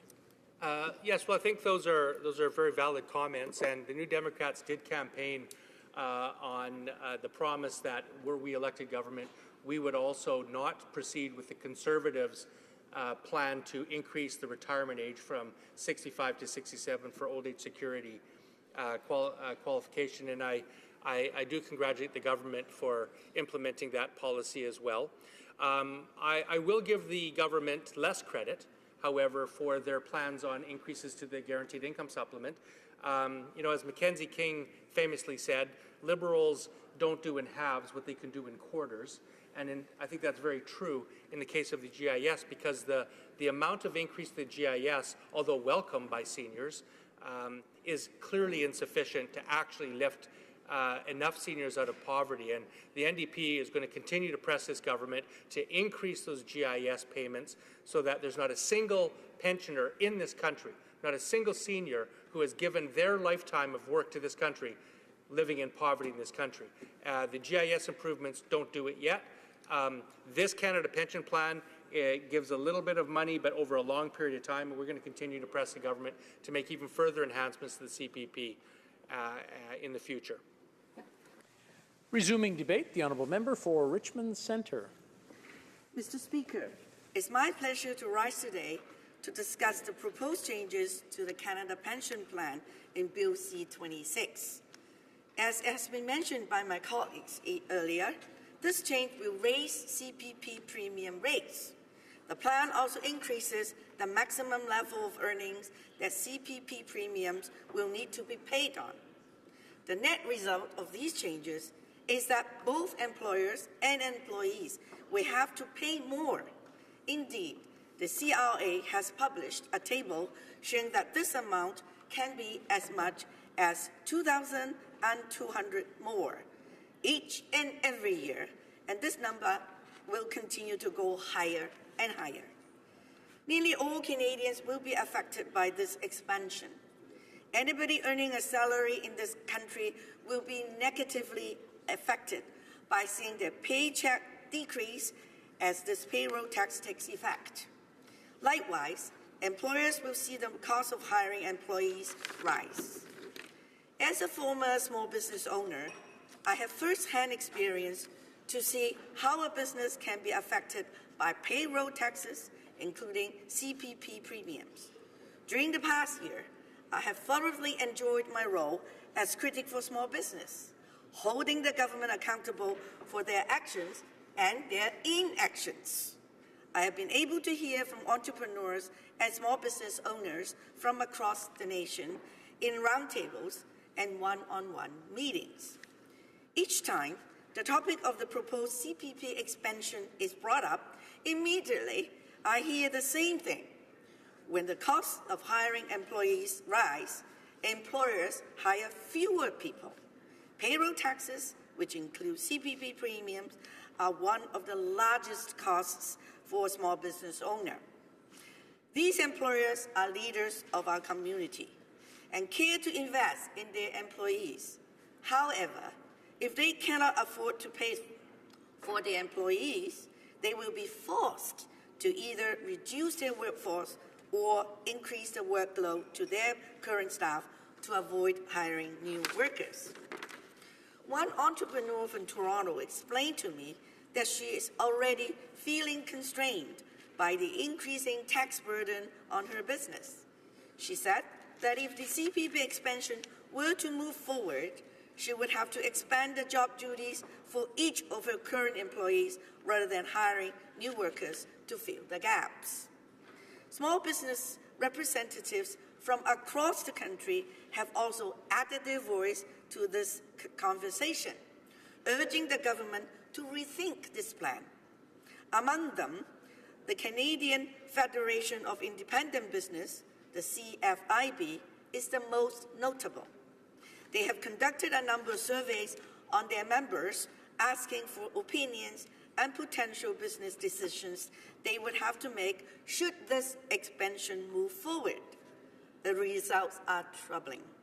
These surveys indicate that 2/3 of small businesses believe that this expansion would compel employers to freeze salaries in order to account for the changes. The math is simply simple. Dollars that would otherwise go into salaries would instead go into extra payroll taxes. When you consider this government's track record, increasing payroll taxes, increasing small business taxes, implementing a nationwide carbon tax, and cutting tax credits, it is no wonder why business owners are choosing to hold onto their wallets. I would not be shocked to see if the Liberals finally decide to raise the GST to pay for their spending spree. Who wants to invest in such a high tax environment? One of the arguments being used to support the expansion of the CPP is that it means to help our struggling seniors. However, the proposed plan will not be fully implemented for another 40 years, which means our seniors now will not be receiving help the government says they need. I would challenge the government that there are many other ways they would help our seniors and aging population, but the Liberals have chosen to turn their backs on Canadian seniors. I'm going to let you know what seniors think. The carbon tax will increase everything, the cost of everything, including their groceries and heating their homes. That will be dramatic. That will be devastating to our seniors. Now that I've talked about seniors, I will now talk about our youth, whom the government claims that this bill will benefit the most. Our youth benefit from employment, and this bill will make it more difficult for employers to hire our graduates. Young participants in my roundtables are more concerned about their jobs, about their take-home money now, instead of paying into something 40 years down the road. Not only that, but we are forcing Canadians to invest in a pension plan that offers a low rate of return. According to a World Quota study by the Fraser Institute published in May of 2016 and externally validated by many other organizations, the projected real rate of return for CPP investees is 2.1%. I will quote from the study. Canadian workers retiring after 2036 can expect a real rate of return of 2.1% from the CPP. End of quote. This basically means the majority of our workforce today contributing to CPP is making a real rate of return that is barely above inflation. Remember, Mr. Speaker, that when you retire and draw funds from the CPP, that amount is taxed with income taxes. Mr. Speaker, some Canadians are comfortable with the CPP and the fact that it is backed by the government. But we are given no choice in the matter. CPP legislation forces all Canadians to participate in this low-return investment. The government has made the decision for the rest of the country, regardless of the personal situation, for how each Canadian wants to fund their retirement. There are other ways the government can encourage Canadians to invest in their retirement. There are already many options available to individuals, including the well-known registered savings plan, registered retirement savings plan, or tax-free savings accounts. The CPP is only one method of saving amongst others, but this is a fourth method of saving for retirement. By highlighting and encouraging other programs, Canadians are able to create a retirement financial plan that suits them best and does not solely rely on government to make this choice for them.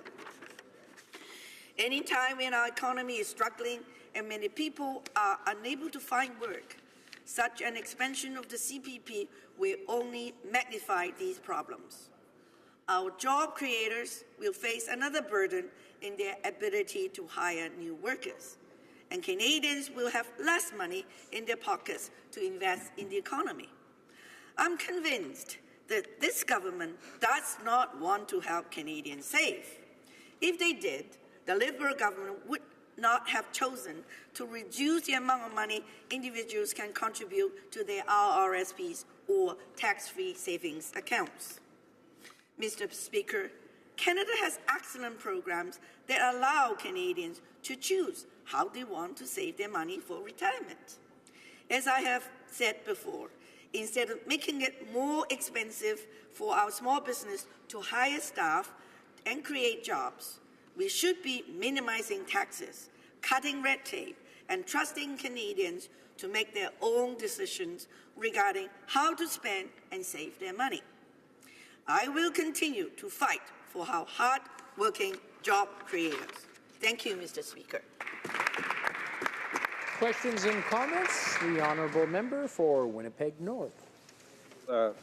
Mr. Speaker, you know, in listening to the debate, one of the things that's become very apparent is that the Conservatives are articulating why it is that they believe that we should not be having, from my perspective, from listening to them, any sort of a CPP program. The arguments that they used today were the same types of arguments that were used when there was an opposition to the creation of the CPP. So I think maybe an appropriate question to ask members of the Conservative Party is, as a Conservative entity, and maybe if the member could enlighten this House, does the Conservative Party support CPP? Especially if you believe, there's a number of them that are nodding yes, if that is the case, why then would you oppose the good work of so many provincial jurisdictions working with Ottawa and the many different stakeholders saying now's the time for us to give this increase? It doesn't take effect today. It takes effect in a couple of years from now. The honourable member for Richmond Centre. Speaker, I thank the colleague opposite. The Canadians have already said many times that they wanted to have a say in their own retirement plans. What the government have not consulted are people who are working, who are paying into the CPP. CPP has its own value. I must agree. However, the increase that the expansion they are suggesting does not really help the retirees now and the retirees for the future. It will only kill jobs which all our people need in order to grow in the economy. So the member opposite has twisted the fact that we, the Conservatives, do not support CPP. We do not support the expansion as they suggest is right now, and with increased premium, killing jobs, and actually pushing our youth to unemployment. Questions and comments? The honourable member for South Okanagan, West Kootenay. Thank you, Mr. Speaker. The figures show that 30% of single elderly women in Canada live in poverty. And I just wanted to ask my colleague what her party's plan is to get those women out of poverty. Honourable member for I think the member on the same side of the side for that very valuable question. I've been a minister for seniors for 5 years. We have done a lot for seniors, and that is why we increased the GIS and the highest in a quarter century. Now, for these single women who do not have any CPP, we really wanted the government to look at other ways, because the CPP increase rate now does not help even a single woman who is retired now. What we need is to make sure that these women will have proper housing subsidy, and also wanted to make sure they stay healthy so that their pharmacy costs, the going to the doctors, will not cost them anything. You know what is going to kill them? The carbon tax, because they will have to pay more for everything. questions and comments. The honourable member for Sarnia-Lambton. Very brief questions and answer. Mr. Speaker. In my riding, we're seeing very high youth unemployment, and I heard comments about that today. And so if you don't have a job, you can't contribute to CPP, and you're certainly not going to be taking advantage of it later. And I wondered if the member shares that experience. Very briefly, the honourable member for Richmond Centre. My colleague for that question, Mr. Speaker. New graduates are finding it more and more difficult to pay back their student loan and find jobs after school. With higher payroll taxes and likely limited jobs coming from our small businesses, the CPP enhancement only be magnifying these problems. New graduates need money in their pocket to pay back their school debt. We need to help our new graduates find work by creating jobs, not stuffing our job creators with larger payroll taxes. Resuming debate, the honourable member for Chilliwack Hope. Thank you very much, Mr. Speaker. And it's tough to follow the member for Richmond Centre after that kind of a firebrand speech, but I'll do my best. It's always a pleasure to rise and speak about legislation before the House. Today we're talking about Bill C-26, which is an act that will increase CPP premiums, increase that payroll tax for a benefit sometime in the future. The Finance Minister has admitted now that the benefit will be realized by workers 40 years from now. That's who will see the benefits from this. So let's be under no illusion, even though we're talking about the government wants us to talk about increasing CPP benefits. This will do nothing for seniors today, and it will do nothing for workers approaching retirement. Maybe if you're in your 20s and are in a job that's stable enough that you're making enough money to make the full contribution, this will benefit you, but it will, for the next 40 years, you'll be paying more. And, Mr. Speaker, that's our main concern today. When this bill came forward, when this idea was floated, I sought to consult my constituents, as I do on pieces of legislation like this, and I heard back from a prominent local business owner in Chilliwack. He's involved in the business community, and I wanted to share his thoughts on this. He's actually in the financial services industry. He helps others plan for their retirement, so I think he has a level of expertise that the House should well consider. And I'm going to quote extensively from his contribution to my consultation. He said, "If the primary intent is to take care of Canadians, I wonder what other options were explored. If mandatory contributions to retirement plans are desired, was there a choice option considered? Perhaps a Canadian could choose to contribute more to CPP or instead open their own locked-in pension plan and make the mandatory contributions there, have restrictions on withdrawals and risk, etc. Most regular Canadians would not profess to know all the details and all the considerations that were explored by the federal government before proposing this solution. Most business owners would like to think that the government is working in their best interests. I sincerely hope it is. However, perhaps incentivizing Canadians to save more by increasing the RRSP contribution limit, not decreasing the TFSA limit, as this government has done, providing larger tax benefits for contributing to mandatory locked-in RRSPs, etc., options like this might warrant more exploration. Not only would Canadians need to take ownership and increase their education on the matter, but it could also increase and improve the private sector. Both of these are good for Canadians. I understand some things are necessary and hard choices need to be made. My fear is that the increased mandatory contributions are not going to solve the real issue. The issue touted by the federal government is that employer pension plans are becoming fewer and farther between, and Canadians are not saving for themselves. One might make the argument that having an employer or the government say, "We'll do this for you," is part of the problem. If Canadians are not saving enough, then they need to be educated, incentivized, and learn to save for themselves. I believe in having a pension plan like CPP. However, if we don't address the real issue, that is, too many Canadians are spending all the money they earn in order to increase their lifestyle as rapidly as possible and not taking responsibility for their own future, we will need to increase contributions to CPP again in the future for a similar reason. I have a family member in his early 30s. He is very aware that he has no pension and needs to create his own pension. He chooses to be content with his lifestyle and does not spend all the money he makes. He continues to educate himself, as well as increase his good habits of contributing to his RRSP, TFSA, and savings. This is what Canadians need to do. I would make the argument that having a public pension plan is a very good thing for many reasons. However, if the public pension plan begins to try and replace or take over the responsibilities of Canadians, it might be considered to be creating and enabling a problem for the future of the very Canadians it wants to protect.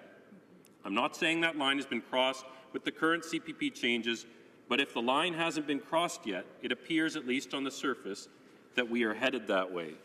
Mr. Speaker, those are words from a very prominent business person in Chilliwack who is concerned about this approach of the government, and I share many of those concerns. I think that the proposed changes to the CPP, which, again, as has been said many times by Conservatives on this side of the House, could result in over $2,000 a year being taken from the income of Canadian workers in a family. That's about $1,100 each.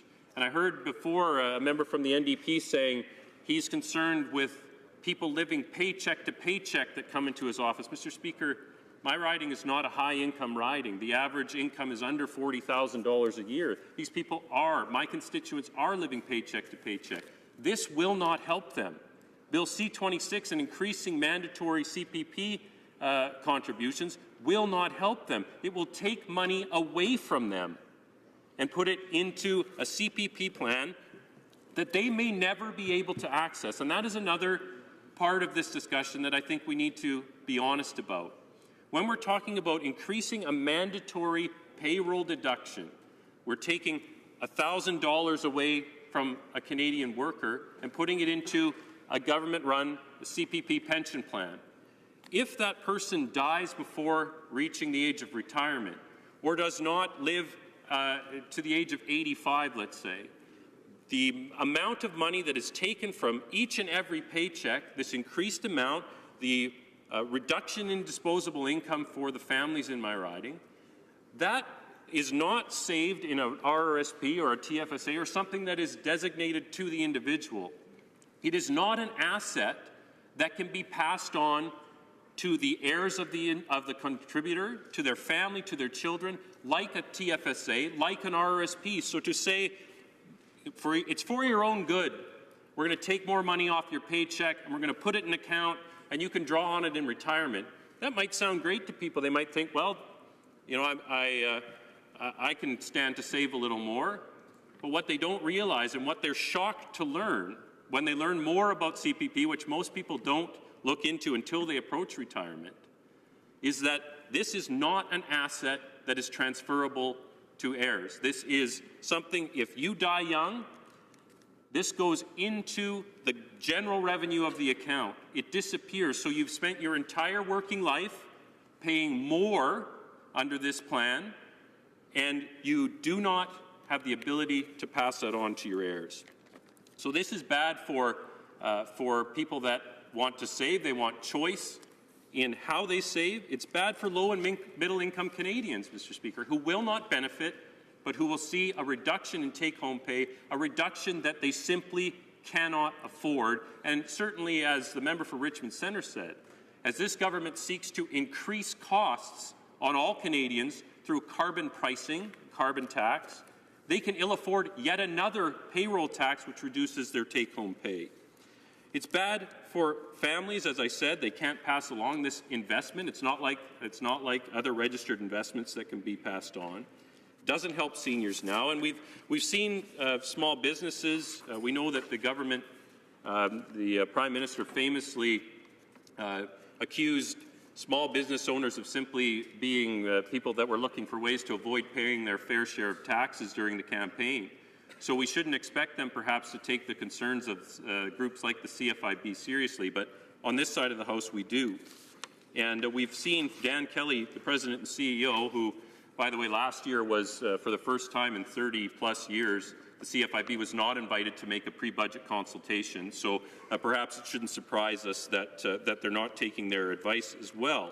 He says it's extremely disappointing to see that finance ministers are putting Canadian wages, hours and jobs in jeopardy and willfully moving to make an already shaky economy even worse. Despite all the talk, it appears that jobs in the economy are not particularly high priorities for the governments that have signed off on this deal. He goes on to say, 2/3 of small firms have said they will have to freeze or cut salaries.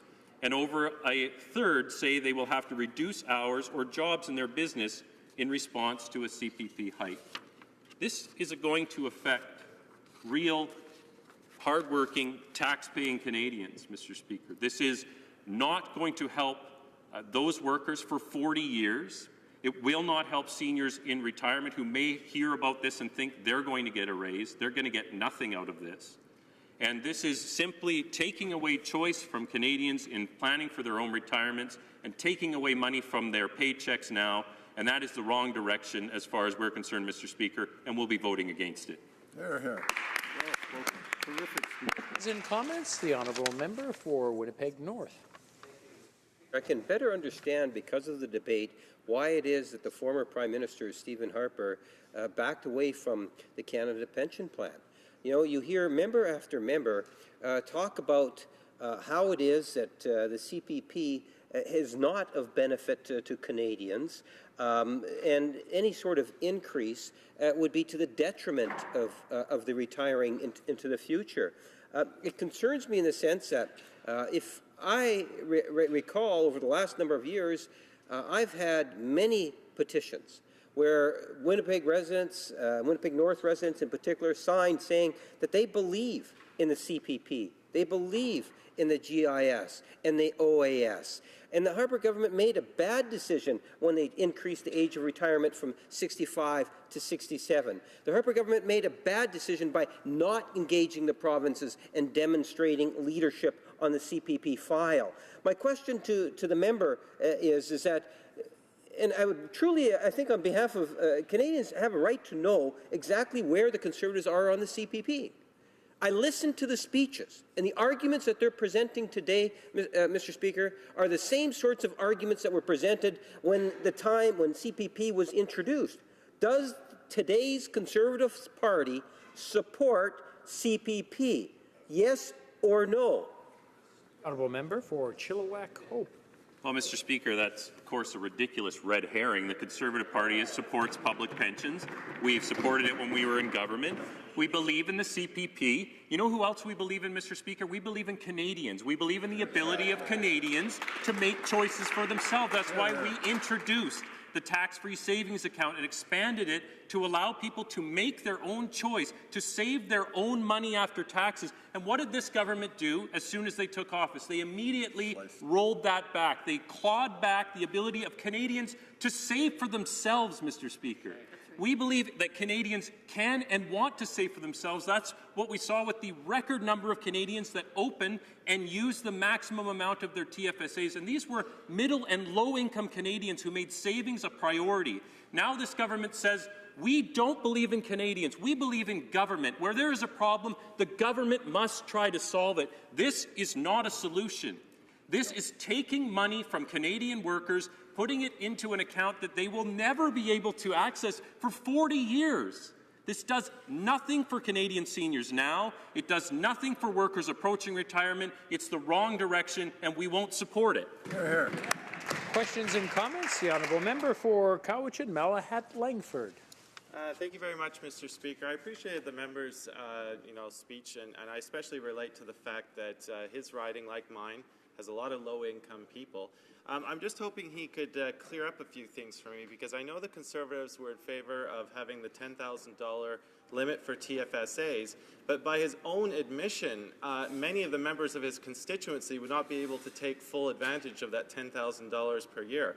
And I want the Conservatives to understand is that the TFSA, we did not get rid of it. We brought it back to a simple level, and that's to look after future government revenues so that we can look after the services that many of his constituents and my constituents might depend on. And also, I understand that, looking after seniors is a multifaceted issue. This bill looks at future long-term one part of the parcel. Of course, GIS and OAS and immediate near-term futures are another part. So I'm just hoping he could explain some of the contradictions that seem to be coming from the Conservative side in that respect. Thank you, Mr. Speaker. Member for Chilliwack Hope. Well, thank you, Mr. Speaker. I find it interesting that that member referred to we didn't roll back the TFSAs. I guess, you know, the Carbon Tax Coalition lives on, Mr. Speaker. They're in it together. Look, I think the facts show this was tried, the NDP and the Liberals tried to paint the TFSA as a tool for the rich. The facts simply did not bear that out, that the vast majority of these TFSAs were utilized and maxed out by people earning a middle or low income because they made saving a priority. They used the tools that were available to them, the most important tool that was introduced to protect the income and retirement savings of Canadians since the RRSP. It's a shame that the government didn't think Canadians could be trusted to manage their own money and rolled that back so that they could perhaps find the fiscal room to raise payroll taxes as they're proposing to do today. Mr. Speaker, we trust Canadian businesses, we trust Canadian families to make choices for themselves, and that's why we won't support this, which does not help seniors, does not help workers, and will not address the problem it's seeking to address. Exactly. Conformément à l'article 38 du règlement. Pursuant to Standing Order 38, it's my duty to recognize the questions that will be on the order paper tonight. Kingsway Housing. The Honourable Member for Cowichan, Malahat Langford, Democratic Reform, l'Honourable Député de Sherbrooke. The Honourable Member for Sherbrooke, Canada Revenue Agency. Okay. The Honourable Member for Cowichan, Malahat Langford. Thank you very much, Mr. Speaker. I'm very pleased to have this opportunity to speak to Bill C-26 today, which is the government's effort to expand and enhance the Canada Pension Plan. And as many in this House know, the expansion of the CPP has long been a policy objective of the NDP. And in fact, I would say that from the campaigns of both the Liberals and the NDP, I don't think Canadians are under any sort of surprise that this policy was eventually going to be brought up in the 42nd Parliament. Now, as we all know, Canada's retirement system is based on three pillars, which basically involve a combined Canada Pension Plan and the Old Age Security from the government side. We have workplace pensions that used to be provided by a lot of workplaces but are decreasingly uncommon. And of course, the third pillar would be the RRSP and private savings of Canadians. Unfortunately, the fact of the matter is that two of these pillars are now in not very good shape. And I believe that it is a moral imperative that we act to do now what we can, looking into the future, to prop up the third one, namely the Canada Pension Plan and the combined Old Age Security and GIS. I have listened both yesterday and today to arguments from the Conservatives about giving Canadians more choice and putting money back into people's pockets. You know, I couldn't agree more with those two. I would argue that with this measure, we are giving seniors a choice because I believe that in the future, with more money in their pockets, they will have more choice. And I also understand the arguments that the Conservatives have made about the cost of living increases going on in Canada. I don't believe that this is a cost of living increase. It is not a tax. It's not a payroll tax. It's a very simplistic argument, and I believe it misleads the conversations that we ought to be having in this House about our retirement future. This is an investment in our future. I know of no other tax that Canadians pay where they will actually get dividends at a later point. This is a deferred wages that they will be drawing from in their retirement years. And I've also heard of the absolute calamity that Canada has experienced now that the tax-free savings account has been dropped from $10,000 to $5,000 a year. The cost to the Treasury would have been enormous in later years if the $10,000 cost or limit had been allowed. And I wonder how this connects with the increased reliance on the guaranteed income supplement that the Conservatives are always proposing as a measure to help Canada's seniors. Now, I agree that the GIS plays a very important role, but I think the goal of this place is to get to a point where the guaranteed income supplement is not as necessary. And I believe that the measure of the TFSA, despite what the Conservatives say, does only help a small segment of the population. And I've also heard the arguments about increasing personal responsibility. I think that's a terrible argument to put forward to someone who's living paycheck to paycheck and giving up on their own retirement future to help put their kids through college, to make the housing payment, to put food on the table. To tell someone that they're not personally responsible because they are not saving enough is just a terrible argument to make to people in these tough economic times. We are all hardwired to help our kids. It's something I would do in a heartbeat and without a second thought. And I think that when times are tough, and especially when we have minimum wages that don't even come close to what the living wage is, it becomes near impossible to save for your retirement. And the facts from Statistics Canada back this up. We also know that defined benefit pension plans, like the Canada Pension Plan, are one of the most effective tools in combating income inequality and retirement insecurity. Now, I want to contrast that with the defined contribution plans that some in this House are in favour of. There has been a push from the right to consider that Canada engage in more defined contribution plans, but we can see examples from around the world, Mr. Speaker, of the problems with these plans. I refer honourable members to the case of Australia. Australia has had its superannuation plans, their defined contribution. They were instituted in the mid-1990s, and around that time, nearly 80% of workers were covered by these plans. If we look 20 years later, nearly 50% of Australian seniors now live in poverty. The country is the 4th highest spender on government assistance, and 65% of seniors have no money left in their defined contribution plans by the time they reach 75. That is completely inadequate. Another recent study compared the pension income of British citizens with defined contribution plans to Dutch citizens with defined benefit plans, and it found that the cost was 1.5% more in fees per year to run the defined contribution plan. Over time, these fees add up. In fact, a British citizen who made the same contributions and earned the same investment returns ended up receiving a pension payment which was 50% lower than his Dutch counterpart. This makes it more crucial for the government to push for defined benefit plans that do not suffer from those same problems, and I think the CPP is the best retirement vehicle we have to make sure that that happens. The proposed changes in this bill are welcome, but they are unfortunately inadequate for what is needed now. I do want to give that caveat to the government side. It is a good plan for those who are very young now and will have the full benefits in many years, again, looking to our future, but I think the plan needs to go hand in hand with solutions for those retirees or the soon-to-be retirees right now. Seniors have been struggling, and this plan does not do anything for them currently now. There's been an unacceptable erosion in workplace pensions over the last decades. We now have 6 in 10 Canadians with no workplace pension, and we've been sold this idea that RRSPs and TFSAs are great options to replace workplace pensions, which I think that everyone here can see from the evidence has not worked. These voluntary options have showed their inability to address the issue of lacking real pensions and a weak Canada Pension Plan. Among those aged 55 to 64 without access to a company pension plan, about half have less than half of what they'd need to pay their bills, and a staggering 32% have less than $1,000 in retirement savings. 1/3 of the population, Mr. Speaker.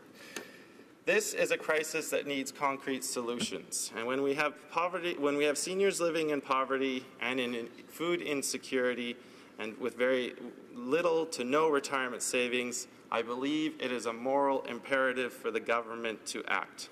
Not only is it the right thing to do, but this kind of thing, if left unchecked, becomes catastrophic for the economy. If we are talking about 10 to 15 years in the future and we have millions of Canadians with little to no disposable income, then the economy tanks because they cannot afford to buy anything. There have been poverty deniers on the right who like to point to home ownership of seniors as proof that there is no crisis. However, we know that even accounting with seniors' total net worth, we see that only 28% of seniors without employer pensions have even 5 years' worth of replaced income saved. And I think 5 years of savings is nowhere near the target needed for a happy and healthy retirement. Enhancing the CPP is something that we've always been fighting for here in the NDP, and we certainly welcome the government's initiative for this. But there is more that needs to be done. This plan is going to be raising it up to 33%. I think we in the NDP will continue fighting for what was passed at the Canadian Labour Congress, the Voice for Working People, and we need to get to 50% of benefits of the pre-retirement income if we are going to be serious about tackling the issues of retirement security and income inequality. We also need to continue tackling the GIS and raising it, because while the increase that came in Budget 2016 was welcome, it has still left a lot of seniors without the adequate income they will need. We also, if we're talking about seniors and their state today, Mr. Speaker, what happened to the conversation about universal pharmacare, so that we never again have a senior who has to choose between healthy food and taking their proper dosage of medication? We need to enhance home care and palliative care, which is at crisis levels, and I hope to see that in the Health Care Accord. So there's a lot of things we can do. So in conclusion, Mr. Speaker, I think this bill is a good idea. It does only tackle one small part of what needs to be done. We will support its passage, but it's too important not to lose sight of the larger problem of seniors today. And I think rather than taking a piecemeal approach to pensions and retirement, we need to develop a national strategy for seniors that completely looks at all facets, and a strategy that will respect aging, because seniors who have lived their lives building this country and continue to make great contributions, the least we can allow them is to live in dignity and respect. Thank you, Mr. Speaker. Questions and comments? The honourable member for Sarnia-Lambton. Thank you, Mr. Speaker, and I'd like to thank my colleague for an excellent speech. I share his concern about seniors. I'm especially concerned that the current fix that's proposed in C26 does nothing to address the problem that elderly widows are having, where, you know, they may not have worked and their husbands have died and they don't get any of their pension. And this does absolutely nothing for them, and I wonder if he could expound on some of his ideas for a solution there. Well, member for Cowichan, Malahat Langford. Thank you, Mr. Speaker, and I thank the member from Sarnia-Lambton for the question. Yeah, I mean, when we go back to Budget 2016, the Guaranteed Income Supplement, of course, the raise in that was the specific target.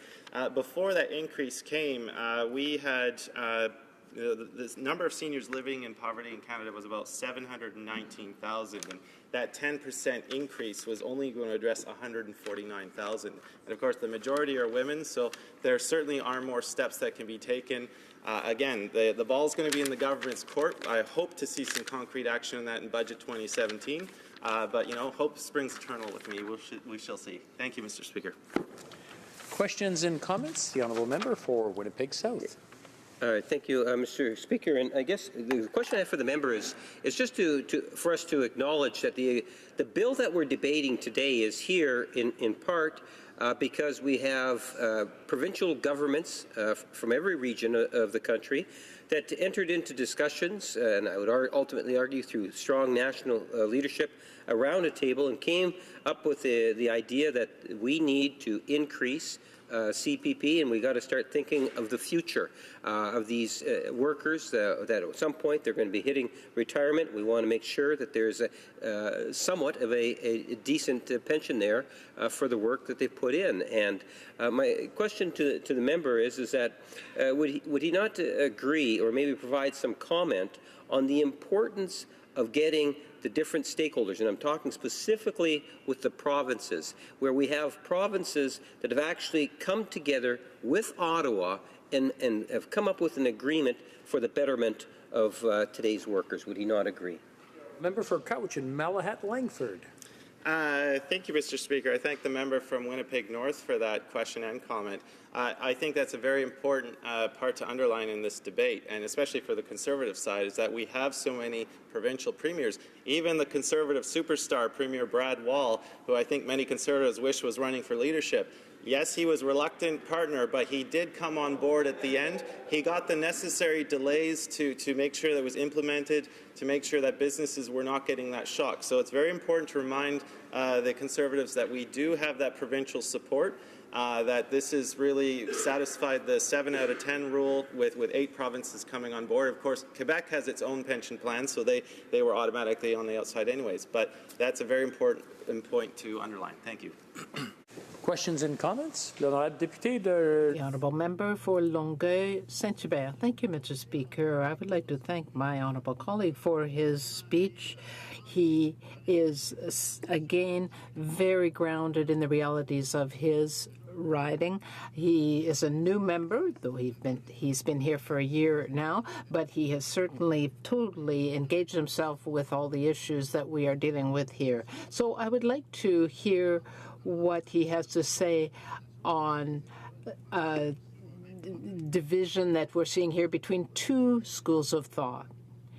When we talk about this issue, we say that in 50 years there will be an improvement for people when they retire. So it's kind of a vision for the future of our society. And other people are saying we just need to deal with the problems of seniors right now. Langford. I think that's a very good issue, and it kind of reminds me of some of the conversations we've been having during electoral reform. Is the problem with our current system of electing governments is we suffer from policy lurch, and it's very hard in this place to take a long-term view when you have governments coming in on average of every 10 years and completely clearing the deck of the previous government, saying we're going to go in this direction. Another 10 years, no, we're going in this direction. I think this is a very real effort with Bill C-26. Yes, it's going to take a long time to get implemented, but it's taking that vision in several decades. Yes, it's only going to affect the kids of today, but I think those children will be very thankful that we had the foresight to act now before the problem got beyond us. Thank you, Mr. Speaker. Resuming debate, the honourable member for Kitchener-Conestoga. Thank you, Mr. Speaker. Mr. Speaker, it's my privilege to speak to Bill C-26, an act to amend the Canada Pension Plan, the Canada Pension Plan Investment Board Act, and the Income Tax Act. Mr. Speaker, while I believe the Liberal government has good intentions introducing this bill, they fail to recognize the negative impacts that this legislation will have on the overall economy. As many of my colleagues have already pointed out during this debate and in previous debates, what we see in this legislation is a fundamental difference between the Conservative Party of Canada and the other parties in this chamber.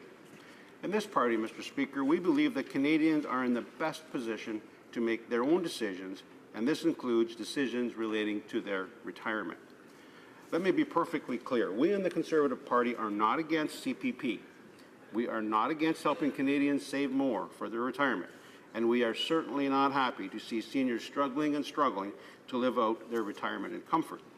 But we believe that government policy should provide opportunities and avenues to do this saving and also reduce taxes so that Canadians can save more of their own money when it's within their means to do so.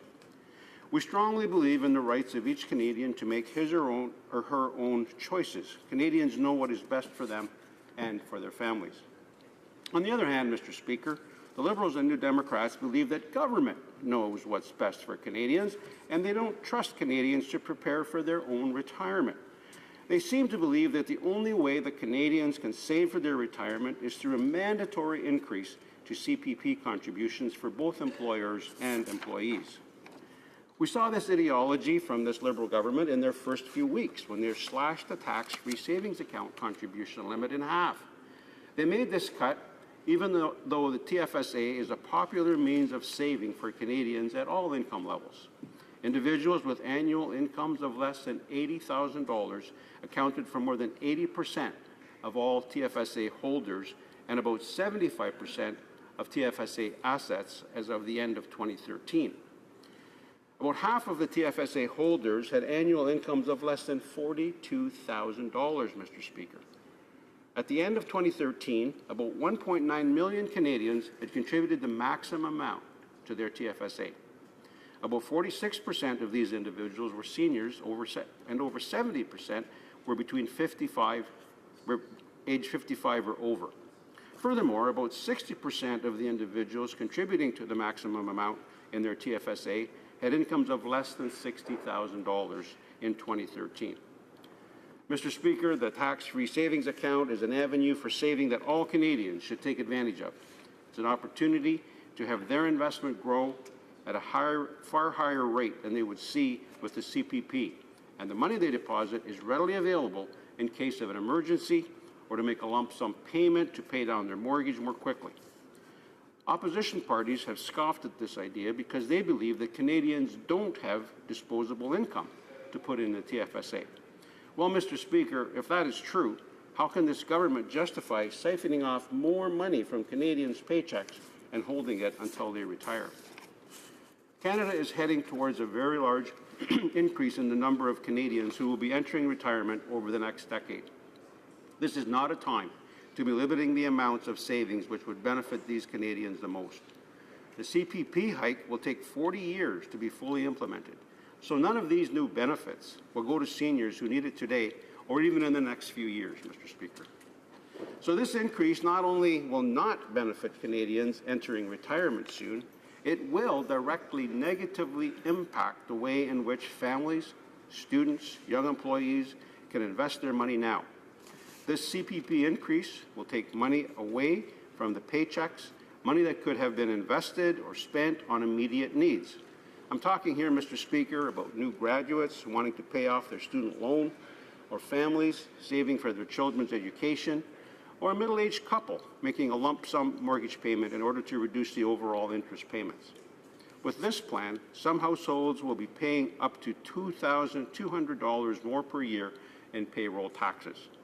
That's $2,200 per year that is not available to positively impact our Canadian economy. Mr. Speaker, as I said in the beginning of my remarks, I believe that the Liberals do have the best interest of Canadians in mind, and their intentions of helping Canadians in retirement are good. But it's clear that they are going about it in the completely wrong way. Mr. Speaker, let's not forget about the impact that these policies will have on job creators. Canadians can't contribute anything to their CPP if they don't have jobs. And the introduction of this increase will result in job losses across Canada. At a time when the Canadian economy is losing jobs and struggling to create new jobs, and when we see low growth across the board, we simply cannot impose more expenses on business in Canada. This will mean that companies will not hire that extra worker, not create that new position budgeted for, not expand into new sectors, and in some cases they will actually have to lay off employees. In 2015, the Canadian Federation of Independent Business studied a CPP tax hike and found that it would eliminate up to 110,000 jobs and permanently lower wages by nearly 1%. Simon Gaudreau, chief economist at the CFIB, tells us, quote, "This agreement will have serious negative impacts on workers and the Canadian economy. The announced changes, including increased contributions, may put Canadian wages, hours, and jobs in jeopardy," end of quote. Hendrik Brakel, Senior Director of Economic, Financial and Tax Policy at the Canadian Chamber of Commerce, also notes that this increase will have many negative effects on the Canadian economy. He says, quote, "We're worried a big tax increase is headed for the middle class like an elbow to the chest. This comes at the worst possible time. An economy reeling from weak commodity prices and slower consumer spending will be lucky to eke out growth of 1.5% next year. It's difficult to stimulate the economy while pulling money out of the pockets of Canadians," end of quote.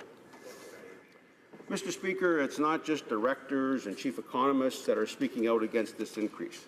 This past summer, a young woman who manages the payroll for a number of small and medium-sized businesses in her area told me that she could not believe the Liberal government would be increasing this mandatory contribution. She assured me that this would mean layoffs, decreased investment, and postponement of expansion. In other words, Mr. Speaker, no new jobs. So, Mr. Speaker, we've heard from experts and ordinary Canadians that Bill C-26 will have negative consequences and hurt, more than help, our young people and seniors. Last, Mr. Speaker, I would like to quote Mr. Fred Vitesse, Chief Actuary at Morneau and Chappell, and co-author with our current Finance Minister of The Real Retirement. He wrote in the Financial Post on June 5, 2016, quote, Whatever the reason might be to expand the CPP, it is not to eliminate poverty. The poverty rate among seniors is now so close to zero, it's as close to zero as we can get. Yes, a little over 5% of seniors today still have income below the poverty line. End of quote. Mr. Speaker, Canada has a world-class retirement system, and the numbers support that. 83% of Canadian households are on track to maintain their current living standards in retirement, according to a study by McKinsey & Company. In addition to that, according to Statistics Canada, the share of Canadian seniors living on low income has dropped from 29% in 1970 to 3.7% today, among the lowest in the world. And Mr. Speaker, I'd just like to quote from Finance Canada from June of last year in 2015. They state, quote, "Overall, Canada's retirement income system is performing well. Canadian retirees achieve relatively high levels of income in retirement, and they compare well to retirees in other Organization for Economic Cooperation and Development countries, OECD countries.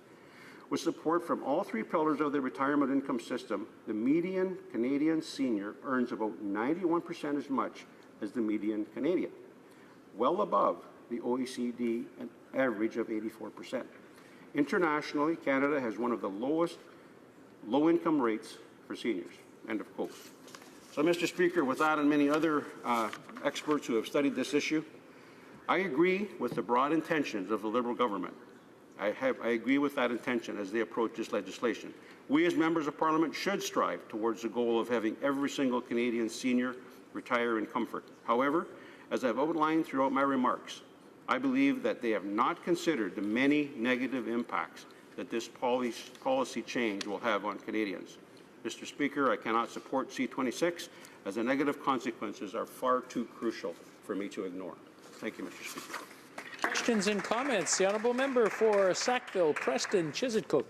Thank you, Mr. Speaker, and thank you to my colleague for a very well-delivered speech on C-26. I have to say that when we look at young Canadians today, they're not living in the same situation that we did and do. That meaning that today, most of us at my age anyway, including my colleague across the floor, have had the opportunity to the benefits of having a pension at the end to help us and ensure that the golden years are golden, if you want. But these young people here, when they start off their careers, there's no guarantee of any funds or pensions for them at the end, and it is our responsibility to ensure that we do the right things to make this happen. And we know that in the States that it could be a crippling situation in 2033 as far as the benefits that would be allowed. So I asked my colleague, it's not only the Liberal Party and the government bringing this to the table, it's all the 10 provinces and the territories. So what are we saying? Are we saying that the 10 provinces and the territories and the government, we're all wrong, we're all doing the wrong thing? Can you explain? Can you expand on that, please? Thank you. I just want to remind the honourable members when they're speaking to speak through the chair and not directly across the floor. The honourable member for Kitchener-Conestoga. Mr. Speaker, I was hoping you were going to explain that to my colleague. Mr. Speaker, I think my colleague hits exactly on the point I was trying to make all through my speech, and that is my concern is for our youth. It's for our young people. Mr. Speaker, if we go through with these changes that are suggested in this bill, as I pointed out, it will result in people not expanding their businesses. Small and medium-sized companies across Canada are faced with really tough choices. And when you increase the payroll tax, you end up possibly reducing the likelihood of an increase in your wages, or at worst, you may run the real risk of a layoff or not getting a job. So, yes, I hope that our young people do have the ability to start off their careers, because they have to start those careers if they're going to be actually able to pay into CPP and then someday benefit from that CPP. Thank you. Questions and comments? The honourable député de... The honourable member for Mégantic-Pérable. Thank you, Mr. Speaker.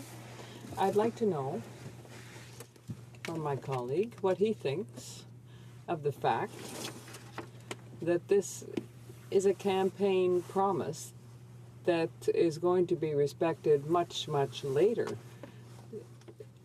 People were promised that the Canada Pension Plan would be improved, and the people who heard that promise were certainly of the opinion that they would be able to benefit from this when they began to receive those benefits. So does my colleague, like me, think that when there's a campaign promise made, it's to attract their votes, and that these people might have been tricked by the government? Colleague for his question, and I think again he hits directly on the implications of our debate today. I think most people, when they hear about the potential for increases in Canada pension payment benefits, they assume that it will happen now or in the very near future. We're going to increase CPP. That's a great thing. We all agree that we'd like to see CPP benefits improve. But what the average Canadian may not know, Mr. Speaker, is that before this move is actually fully implemented, 40 years will have passed. So my colleague across the way who asked a question earlier, myself and many of my colleagues that are beyond 50 will not benefit from this change in the CPP. And I think that's the downside of what we're doing today. We're talking about increasing CPP benefits, but these benefits will not actually be realized in my lifetime, in very likelihood. The other thing I'd like to point out, Mr. Speaker, is different times we hear, well, the provinces and the federal government, they've all come to an agreement, so we should just approve what they're doing and get on with it. But not everyone feels that way, Mr. Speaker. Our small and medium-sized business owners, I conducted a round table in my riding just a few weeks ago, and to a person, these owners of small and medium-sized businesses are very concerned about the impact that the increase in CPP premium will have on their ability to expand and hire new workers. And I just want to quote Mr. Dan Kelly. It's tremendously disappointing to see the finance ministers all across Canada are putting Canadian wages, hours, and jobs in jeopardy and willfully moving to make an already shaky economy even worse. I could go on, Mr. Speaker, but I see I'm out of time. Thank you. Resuming debate, the honourable member for Elmwood-Transcona. Well, thank you very much, Mr. Speaker. It's a pleasure to rise today and support Bill C-26 at second reading. I think, we've heard that there is quite a difference of opinion in the House in terms of the advisability of this bill. Maybe we can start from a place that we do all agree on, I think, which is that it doesn't serve the Canadian economy well, and it certainly doesn't serve Canadian seniors well to have them retire into poverty. And so we have to find a way to make sure that unless people are going to work their entire life until they drop, we project that there will be a period, Mr. Speaker, where they're not working for their income, either because that income is coming, well, it's got to come from somewhere, and if it's not coming from the fact that they're still going into work every morning, then it has to be that either they saved that money on their own or through a mechanism like the Canada Pension Plan, or it's coming from some other kind of benefit if it's not coming from their working family members. That's the kind of system, the kind of system projected by the Conservatives when we talk about individual savings is a kind of system that we once had, and it was the case that people who were past their working life had to be supported by their family members, and that was great for those who had family members that could support them, and it was very bad for those who didn't. So the CPP was by far and away an improvement on that situation where people could manage to save for themselves throughout their working life, and things like the OAS and GIS were important for that too. So there is a need for income in retirement.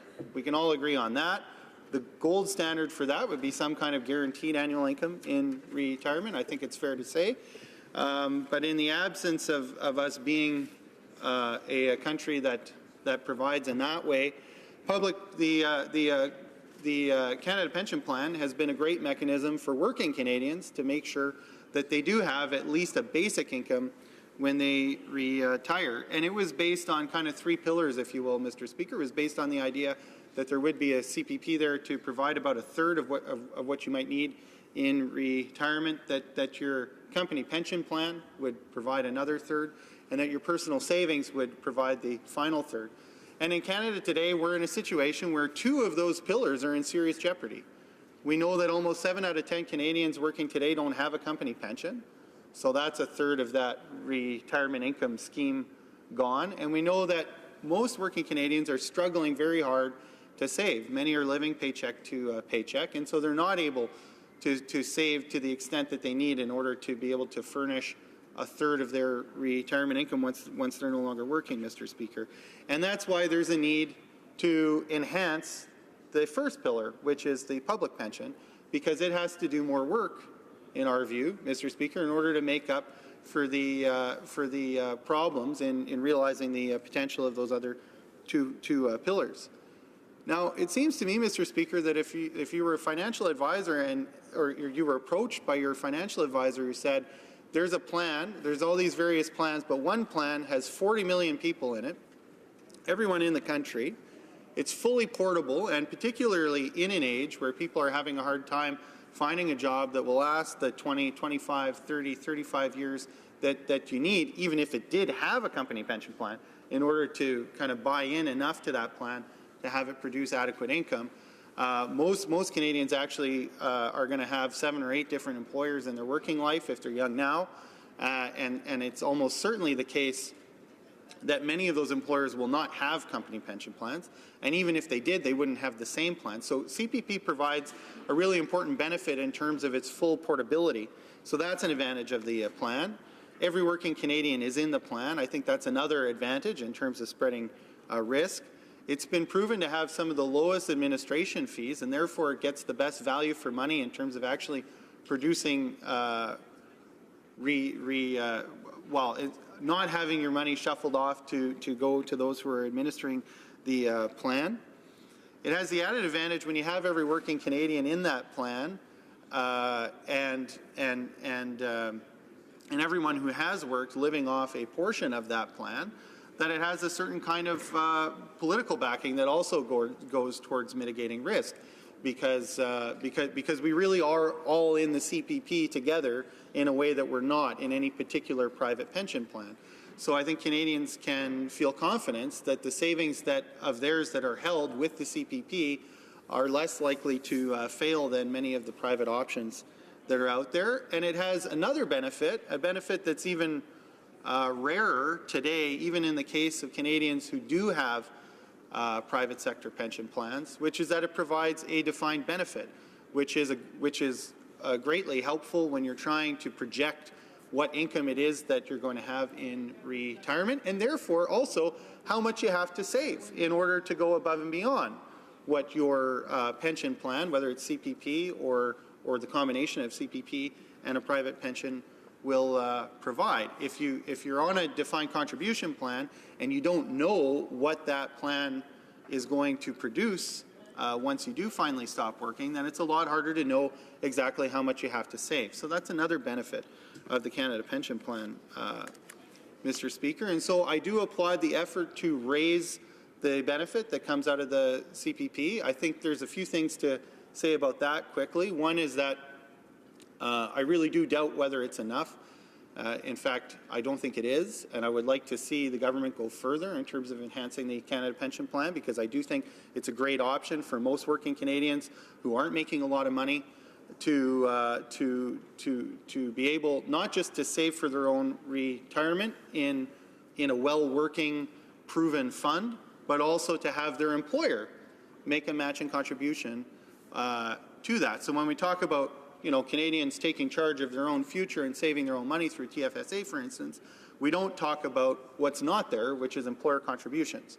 And so that's another important aspect of the CPP. So I would like to see it further enhanced. This is a good first step, and it's certainly not worth opposing simply because it's not ideal. But I would like to see the government push harder for an increase in that, because I think it's important.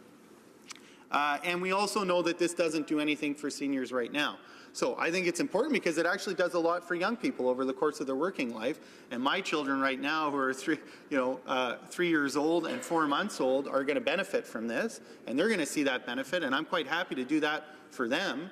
But for people in my parents' generation that are just looking at retiring, there are other measures that are going to be needed in order to do something for them. I do want to take a moment, Mr. Speaker, just to address some of the arguments I've heard in the chamber today.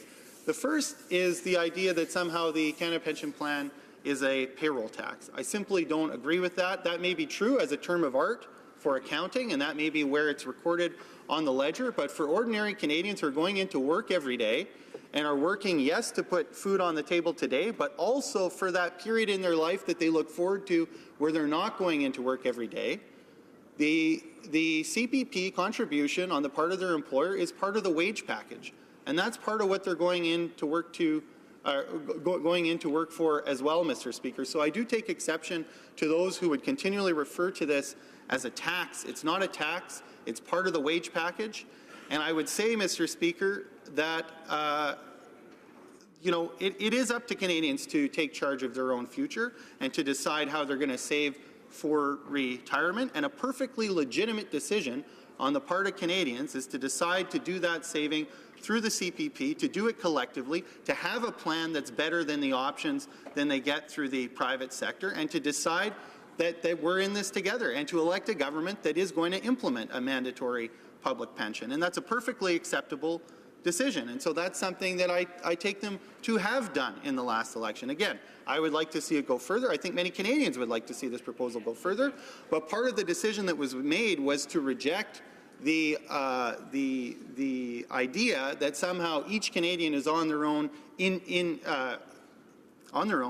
individually, and that they have to make choices as an individual, but that we could make a collective decision to enhance our public pension system, and that would be a good way for us all to save for our retirement, Mr. Speaker, and to do it in a way that's fair to each Canadian. Because when we talk about individual Canadians just saving for their retirement and some of the options that are available to them, what's missed in that, Mr. Speaker, is that Canadians with more money have more options to invest in more and as you hit certain income thresholds, you can gain access to certain funds and other clubs, if you will, Mr. Speaker, that provide better returns. So it's a fiction to say that all Canadians are equal when it comes to the private retirement investment market, and that we all have the same options, Mr. Speaker. One of the things that the Canada Pension Plan recognizes is that we all need to be treated fairly, so it's another reason to support the plan, Mr. Speaker. Questions et commentaires, questions and comments? The honourable member for Winnipeg North. Yes, thank you, Mr. Speaker. And as I've indicated to other colleagues of the member, is that appreciative of the fact that the Democrats have acknowledged that Bill C-26 is a good bill. And at the end of the day, I want to reflect on the fact that we had provincial jurisdictions from all regions of the country that were able to come into an agreement that this is the type of legislation that is forward-thinking. It will, in fact, provide for, in a very real and tangible way, retirement monies for those that are working today and are going to be in the workforce for a while now. My question more so, I guess, is dealing with the other aspect. There's a lot of discussion about poverty, seniors in poverty, and yes, the overall numbers have gone down. And we have seen in this last number of months with the Minister of Finance making an announcement that we're going to be substantially increasing the GIS, where we'll be lifting literally thousands of more seniors out of poverty, and it's through the Guaranteed Income Supplement. And I guess pose the question to the members. Today we're talking about the Canada Pension Program. There are three fundamental pension public programs, the OAS, GIS, and the CPP. Does he have any thoughts that he'd like to express in regards to the other two that the bill does not deal with? The honourable member for Elmwood Transcona. Well, first of all, I would just I would concur with the member that, one of the important aspects of this is that the provinces are on side, and I would just recall, for the sake of the chamber, that provincial premiers for a long time had been wanting to meet about the Canada Pension Plan with the federal government, and the previous government, wasn't willing to engage in that conversation. So I think it was with a sense of relief and gratitude that they got together and were finally able to talk about that. Again, I think we could have done more with that opportunity, and want to see more done in the future.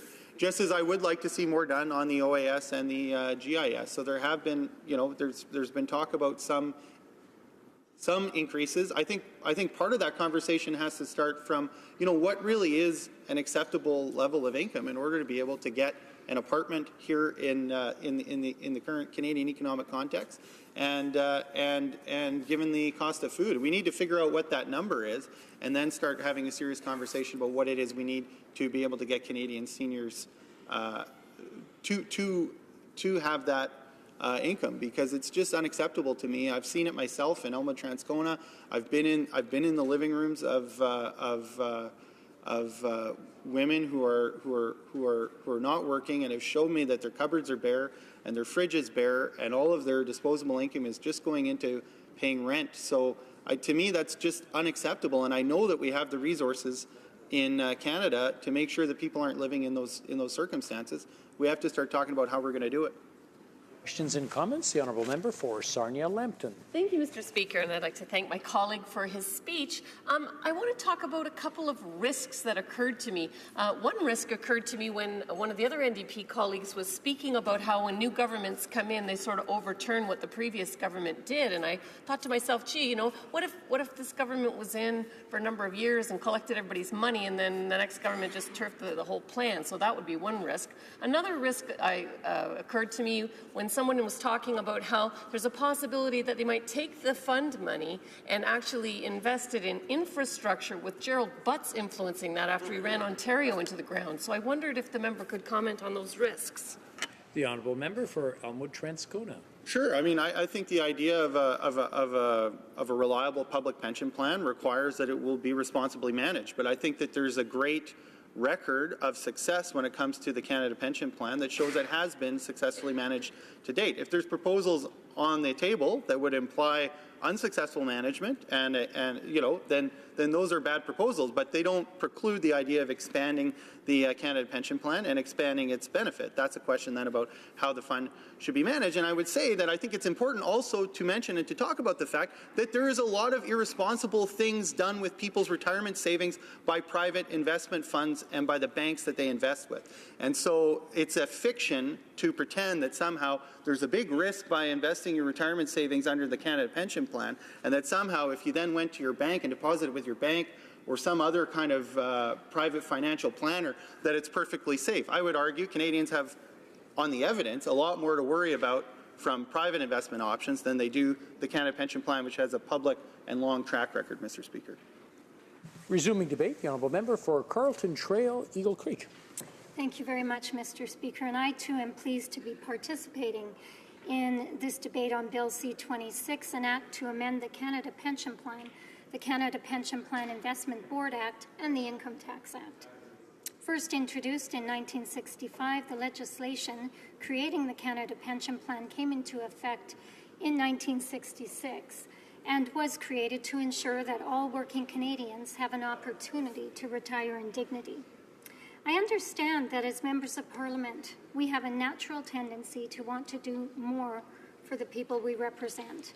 We are, in fact, tempted to use the incredible financial and regulatory power of the government to do more. With an activist government like this one, there is no problem too small or too complex that can't be fixed by intervention. In fact, we know the Liberal Party believes the government knows better than Canadians. And when you believe that government can and should do everything, there is never a need to say no to increase spending. As the ancient Chinese philosopher Lao Tzu said, "Govern a great nation as you would cook a small fish.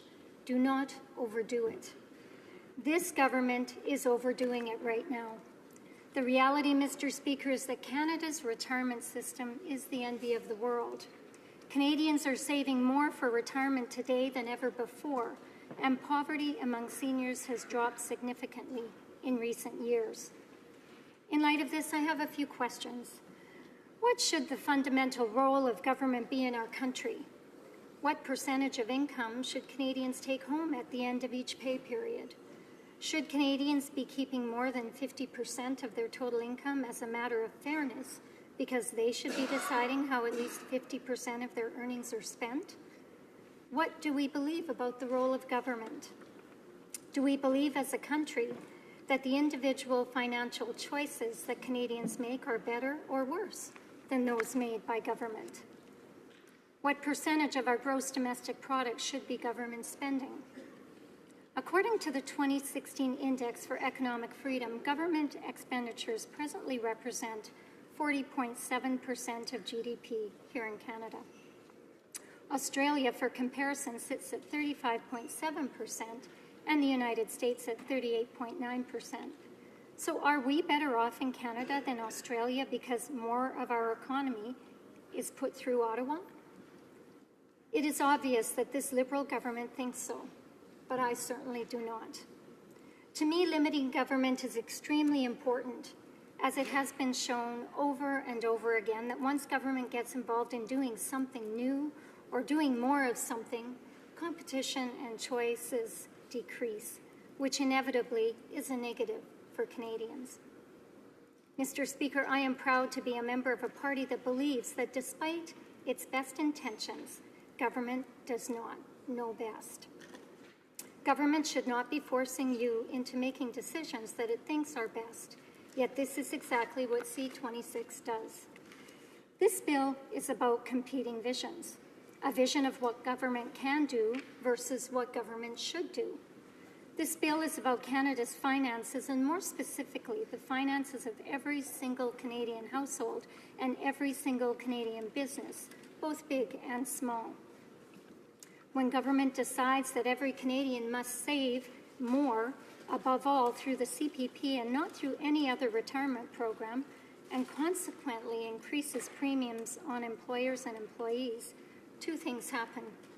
First, Canadians will have less money on each paycheck to put into an alternative savings vehicle of their choosing. Second, because Canadians will be putting more money into the CPP, they will feel less inclined to contribute to other retirement savings plans. As capital is being withdrawn from private sector investment plans, fewer of these will exist, as the demand for them will decrease as retirement contributions will be going to the CPP.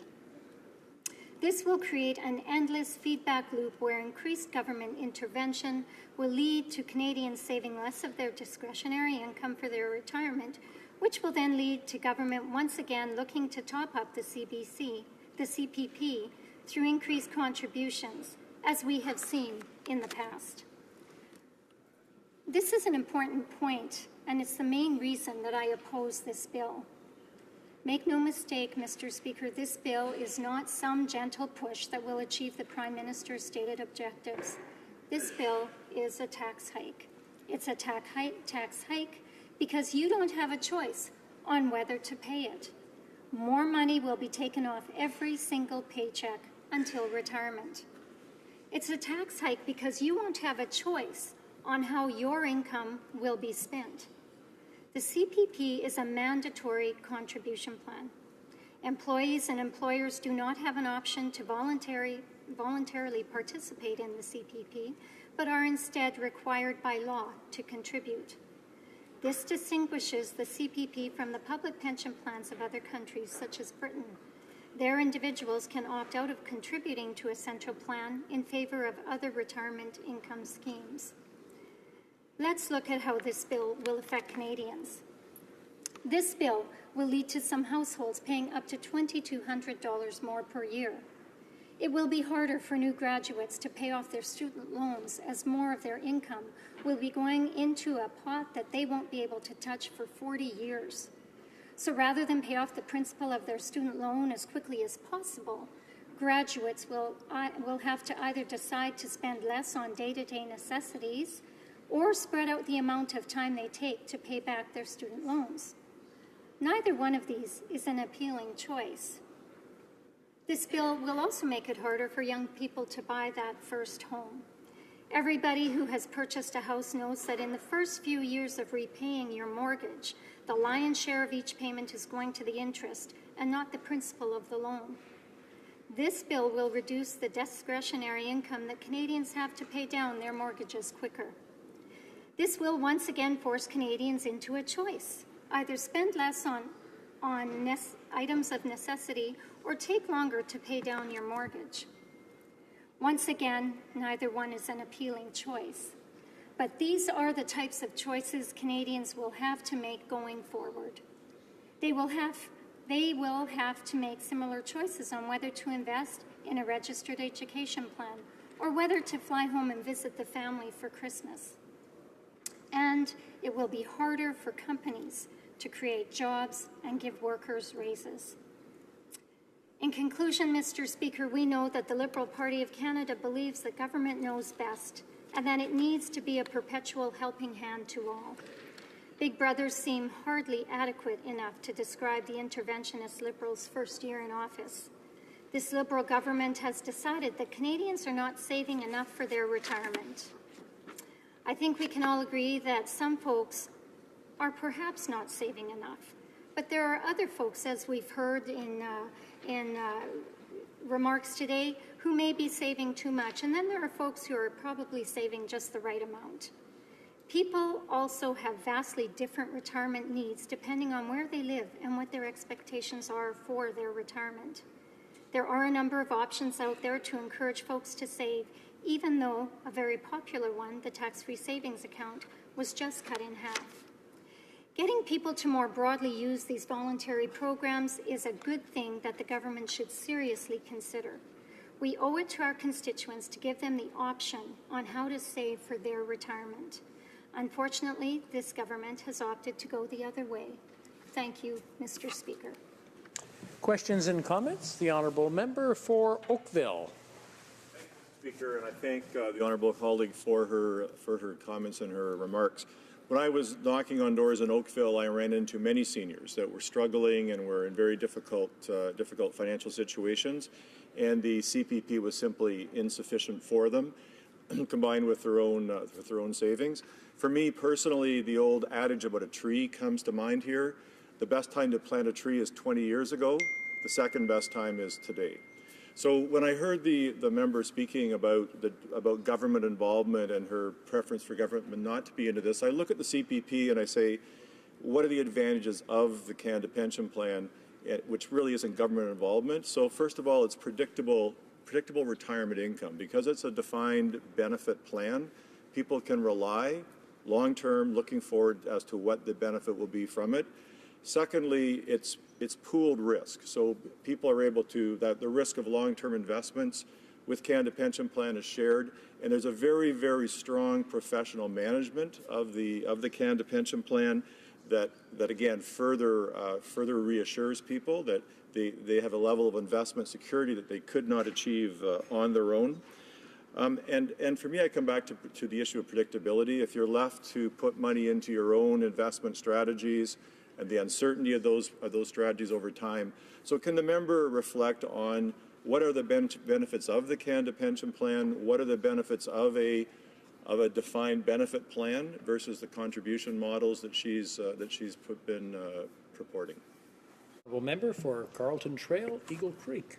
Well, thank you very much, Mr. Speaker, and I thank the member opposite for his question. And I want to go back to perhaps the premise of his question when he was talking about seniors. And I know that this is one of the arguments that members opposite have made in terms of how this is going to help the seniors that he referenced,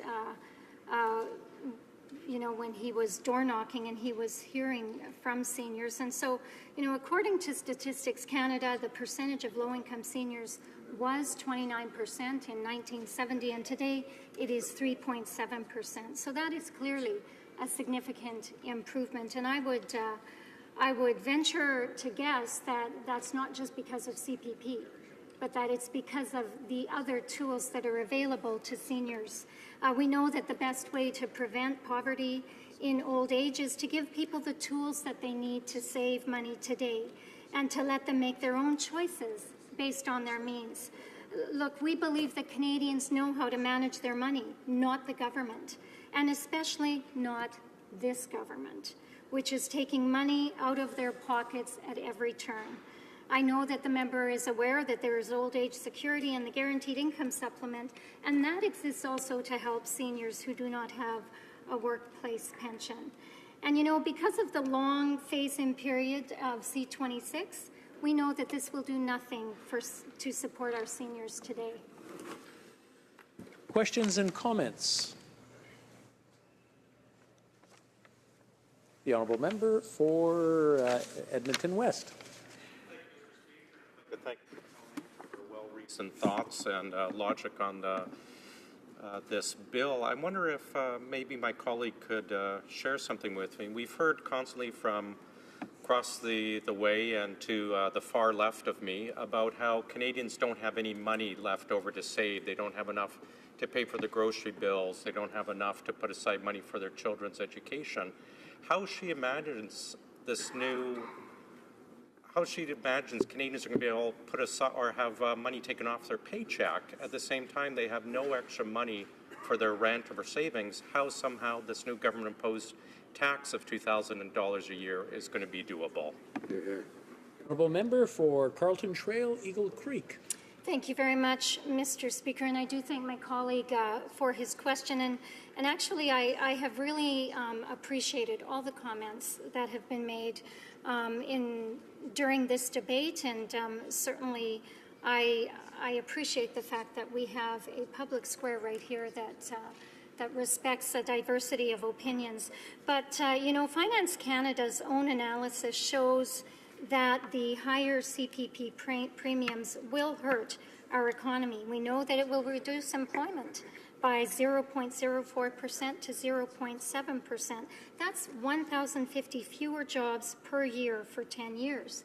We know that it will reduce the GDP by 0.03% to 0.5%. We know that it will reduce business investment, it will reduce disposable income, and it will reduce private savings over the long term. Thank you. Resuming debate, the honourable member for Brandon Souris.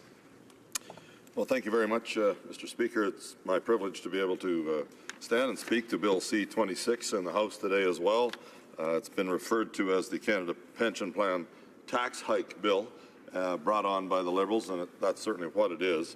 I just want to say as well that welcome back after Thanksgiving to all of my colleagues. I hope we had a good break a week or so ago there, and that everyone enjoyed it. I know that there's many happy Conservatives giving thanks in Alberta today, and I'd like to announce my support for Mr. Motz, as he will be coming from Medicine Hat, Cardston Warner constituency, back to join us in this House very shortly, Mr. Deputy Speaker. And I say that, you know, one of my colleagues today said that it was 70. The numbers to remember were 70% or 70 for the Conservatives and 26 for carbon tax. And I only go there because one of my colleagues from today from, I believe it's Richmond Centre, indicated that the carbon tax is what would kill seniors, Mr. Speaker, Deputy Speaker, and that's only one of the things.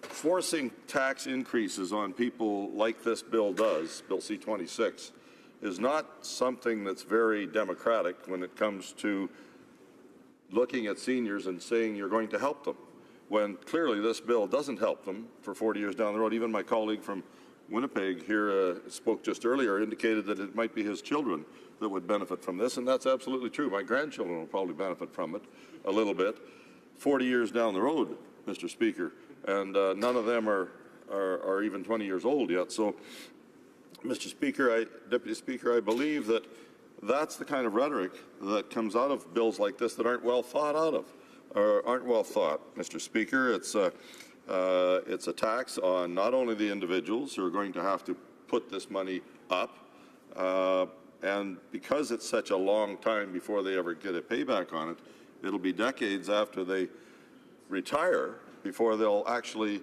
get back what they've put into it themselves. And I want to go back to what my colleague said today as well from Chilliwack Hope, where when you put these funds into the account, it will be some long time before there's any benefit out of it as well. And when you do, you are putting it into a plan that if you do die early, an unfortunate circumstance, this money that you've put away for all these years doesn't accrue to you. It's not something that would go to your family upon your death, Mr. Speaker, Deputy Speaker. It like it would in in a normal pension plan that you might have in your own private savings as well. And I want to make it very clear that I do support the public pension plan, as was questioned earlier by my colleague from Winnipeg North, who we've debated a number of these kinds of bills in the Manitoba legislature when we were both there before. But Mr. Speaker, this is not the way to enhance the ability of seniors to have more money in their retirement years. If it's put in place to help those who need it today, then there are many other ways of doing it to make it easier for them to access those funds in the near future. So why is what scale of support would this be? Well, the tax itself can actually end up being $2,200 a year. That would be the increased premiums that people would pay. And of course, $1,100 of that would be paid by that individual, as well as $1,100 from their employer. And having been an employer and knowing how the system works, Mr. Speaker, it's a matching fund. Don't have a problem with that, but certainly what it's going to do is two things. It's not going to give the benefit right away that the government may have been targeting, and it's certainly going to, as my colleague had just finished saying, reduce the amount of those people's ability to put funds in their own private pension plan, if they were able to, and it's going to decrease the amount of funds that they would get back in the near term. Mr. Speaker, I think her number was reduce it by 7%. It's also going to make it tougher for businesses to survive. And this isn't just our numbers, Mr. Speaker. I think one of the studies that's been done is, if the Liberals don't believe it, just look at Finance Canada, because they're the ones that are saying that higher CPP premiums will hurt the economy, as has been just pointed out as well. So I think, Mr. Speaker, that there is a full 70% of businesses in Canada today, according to Canadian Federation of Independent Business, have indicated that they disagree with the notion that the Liberals are saying that this is just a modest little tax increase. Well, actually, they don't use the word tax. The only one that uses that is the Environment Minister on carbon, and Mr. Speaker. But I just want to say that there is a correlation here. There's a correlation between the bills that the government's bringing forward.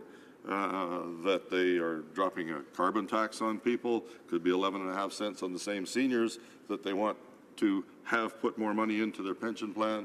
It looks to me like everybody's paying and the government's taking, Mr. Speaker, and I think that that's a concern, and it's a concern because we have I made a note earlier here, Mr. Speaker, to get this in here, that this is ironic that the Liberal government is mandating a tax today on individuals to pay more for a benefit that's achievable in 40 years when they can't even balance their own budget today.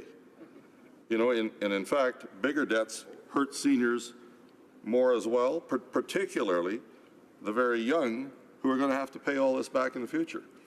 So it's a bit of an irony that that they are saying that there will be a mandated tax and there'll be a benefit, but probably anyone over the age of 40 today isn't going to see that benefit before unless they live to be 100, Mr. Speaker.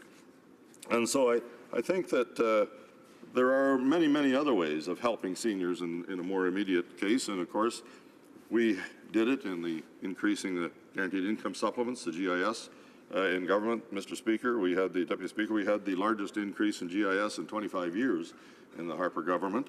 And we see that the Liberals like that idea because they did implement a small increase in that in the very first budget.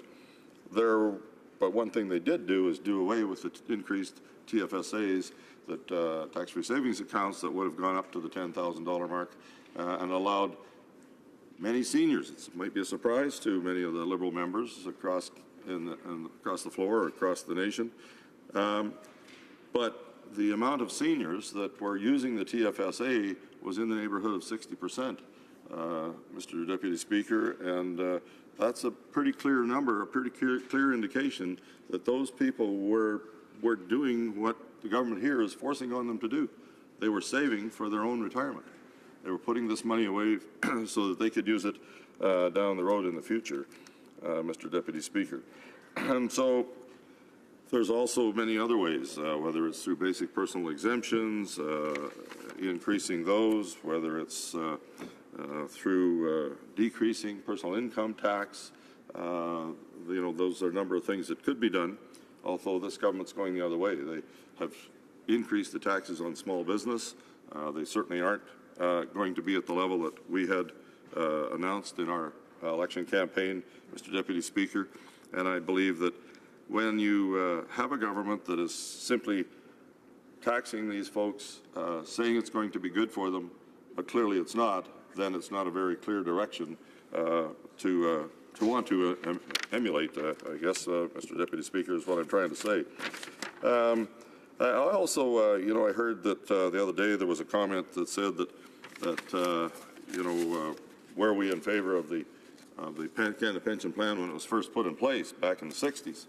Well, of course we were, but it was only to support the pension supplement, Mr. Speaker. And I just want to give you a quote, and it's this one, Mr. Deputy Speaker.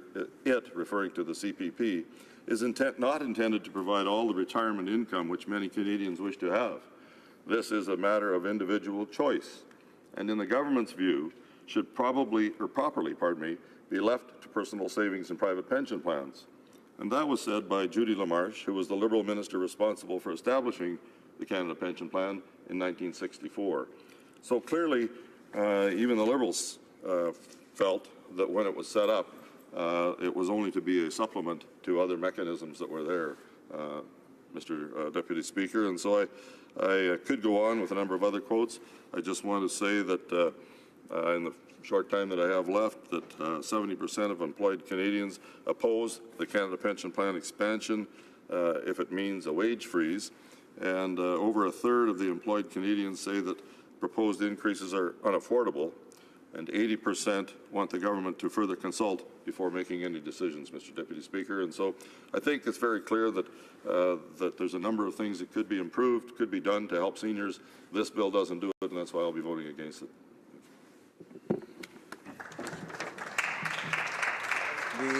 The honourable member for Brandon Souris will have 5 minutes remaining in the time, his time, but just for questions and comments when the House next returns to business on this particular question.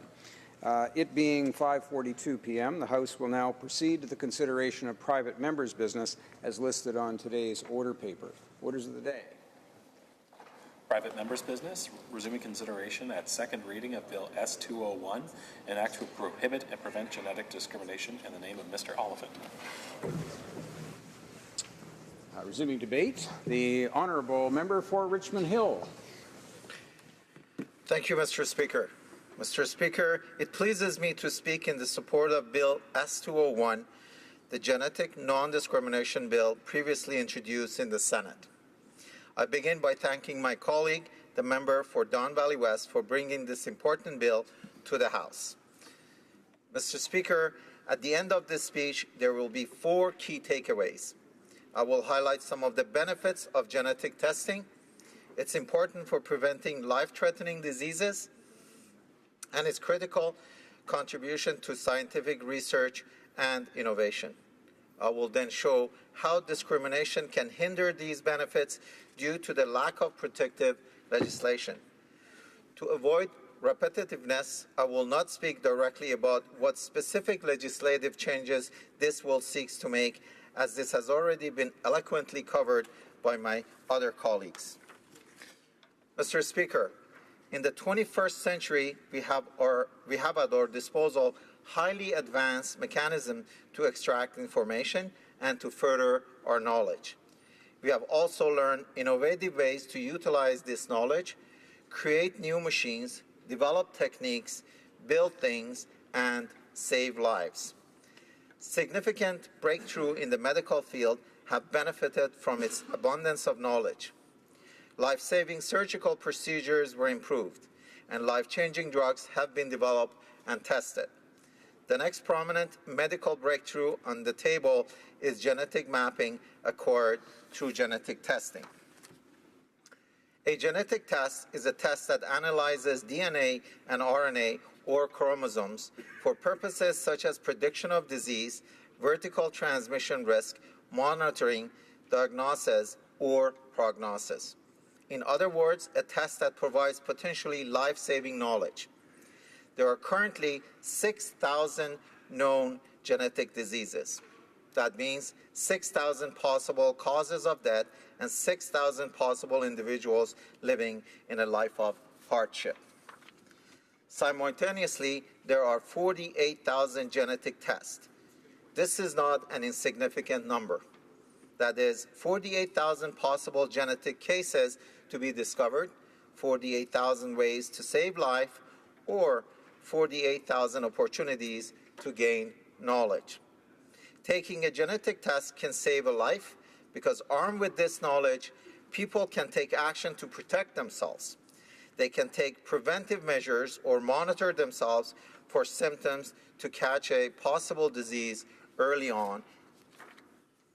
Due to the diversity and advancement of discoveries, there are many other opportunities for taking preventive action through genetic testing. For instance, there are tests for genes associated with heart disease, cancers, and kidney diseases, many of which are easily preventable through simple procedure provided there is early detection and treatment. Monitoring and treating at an early stage would likely save an individual from having to go through tedious medical treatment procedures, hospitalization, medication, and hardship. I can go on and on about the many diseases that can be prevented with having early knowledge of an individual's genetic makeup. I won't. But the main takeaway is that research about the benefits of genetic testing to saving life is certainly not lacking. Furthermore, genetic testing increases the potential for significant innovations. For instance, the field of genetics and genetic testing is interacting with stem cell research, where scientists are exploring ways to replicate genetically mutated cell for the purpose of closely investigating the functions of the cell and how it leads to manifestation of the diseases. A recent discovery has been the use of induced pluripotent stem cells, also known as iPS cells, for the modeling of human genetic diseases. I'm neither a doctor nor a medical practitioner, but what I know for sure is that scientists are on the verge of understanding genetic diseases by replicating their functions. They're doing that by using stem cells.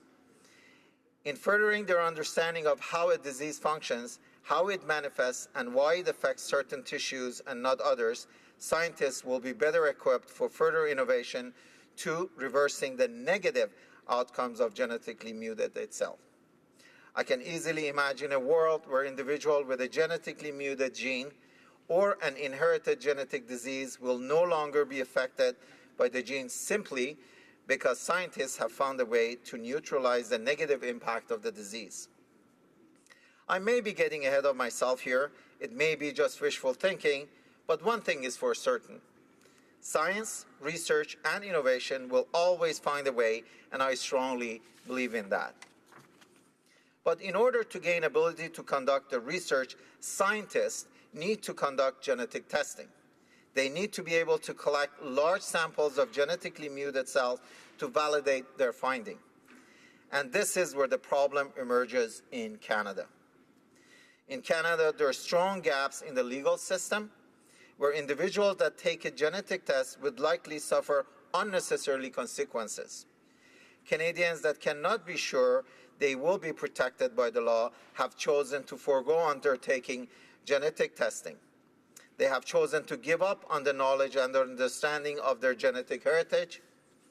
They have chosen not to participate in clinical trials for the purpose of furthering medical advancement and possibly curing genetic diseases. What I'm referring to here are the gaps that will be addressed when we pass S201. These gaps, if not closed, will allow for individuals to be subjected to discrimination. The gap in Canada Labour Code, where employees are not protected from being fired or refuse employment based on the result of a genetic test. The gaps in Canadian Human Rights Act that does not recognize genetic discrimination, as a violation of Canadians' human rights. The gap that do not protect an individual from being discriminated against before receiving a good, services, or entering into a contractual agreement. The gap that do not protect individuals from being forced to take or disclose the result of genetic tests.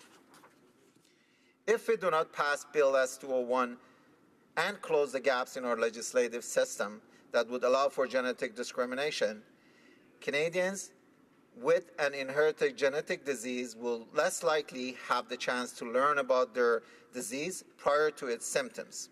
Canadians will be fearful of losing their employment through coercion.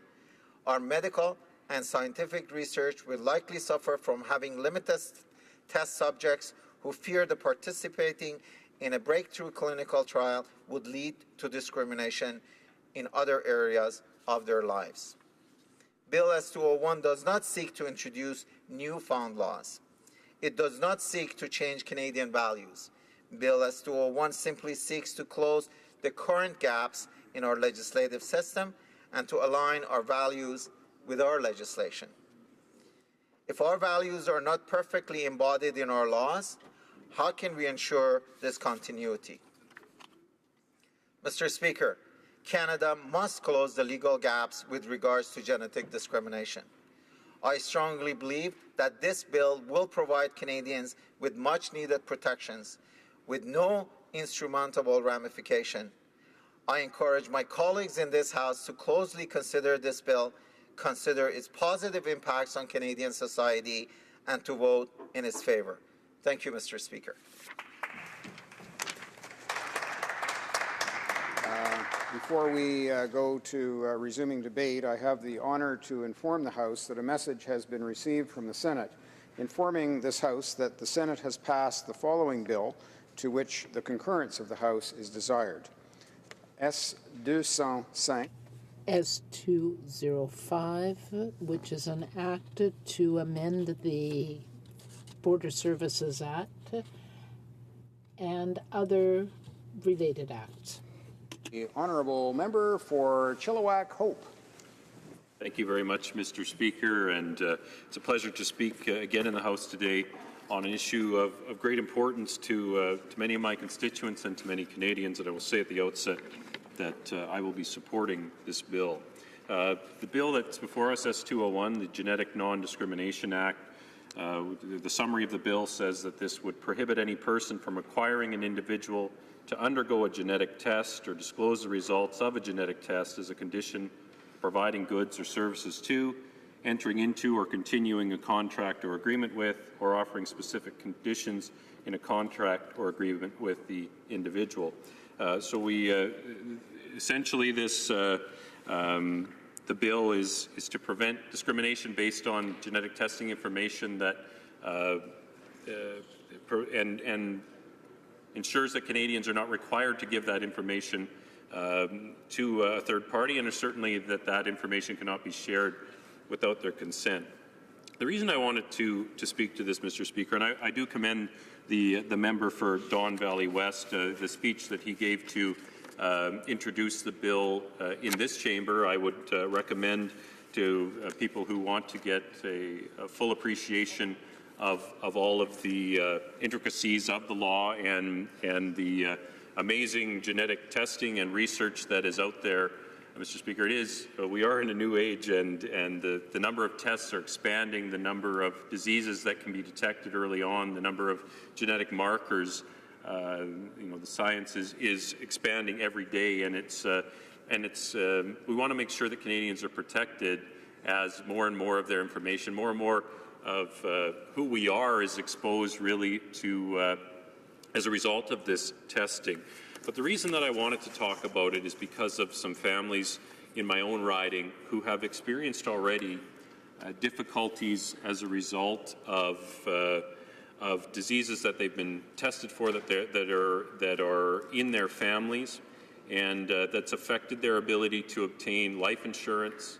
Already this is happening. This is not some futuristic problem that may happen somewhere down the line. This is happening right now. So I want to, I'd like to share a couple of stories here from from some people in my area, and quite frankly, Mr. Speaker, I'm not going to share their names or even the disease that they are suffering from, because they're already concerned about what the repercussions would be for them if some of this information was revealed. So this is from a mom who says, we chose not to get my son diagnosed because he's basically healthy. I'm looking to renew my life insurance, and my agent was told by the underwriter that all patients with this disease have been denied insurance. That should say whether they're symptomatic or not, Mr. Speaker. And it seems so unfair because this disease is typically not life-threatening. Disabling, yes, but I was seeking life insurance. If we tell sports organizations or community centres about my daughter's complicated medical history, they won't let us enroll. So I need to not disclose health and safety issues so that she can live a normal life. So already some problems there with obtaining life insurance. And another family wrote to me and they said, so for us, we had my son and I, this is a hereditary disease in this family, my son and I diagnosed before we knew anything and before we knew we would never qualify for disability insurance. And we have a very difficult time getting life insurance. I pay at least 3 times the amount for life insurance, even though my disease does not actually affect my lifespan. We're now in a predicament that our daughter is showing signs of this disease as well. We have to make a decision to get her tested. With testing, we can then qualify for things like the disability tax credit and possibly at-home funding, and definitely special needs funding in school. But we are holding off because of the insurance implications. I worry how this testing and a diagnosis will affect her in the future. So we're paying out of pocket right now for her weekly physiotherapy sessions, $70 a week, and other therapies. We probably spend about $400 to $500 a month out of our own pockets so that we can protect her in the future so that she's not discriminated against. And another person wrote to me about this and said, teachers and parents push for and are compelled to get kids outside the typical diagnosis and funded, but this is going to follow them. And it's going to help in some ways, but it will hinder in others. Mr. Speaker, that's a choice that no parent should have to make. They shouldn't have to be faced with the choice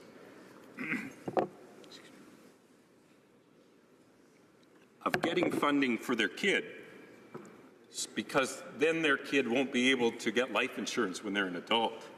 That's not the kind of country that we should live in, and it's something that we as parliamentarians should strive to protect people from. I'm sorry, Mr. Speaker. And this is why this bill is so necessary. There are other cases, I think, where we need to look at this. We've seen mental health care has been an expanding field, something that we absolutely have to do more to address as governments at all levels. And I've talked to people, actually, people that work in this House of Commons, who have made it clear as well that not only are they not willing to come forward with their own mental health struggles because of the stigma surrounding it, but they're worried about their insurance, they're worried about their health care plan, they're worried about what will be the implications for them should they reveal a health care issue, a mental health issue that we encourage people to come forward with.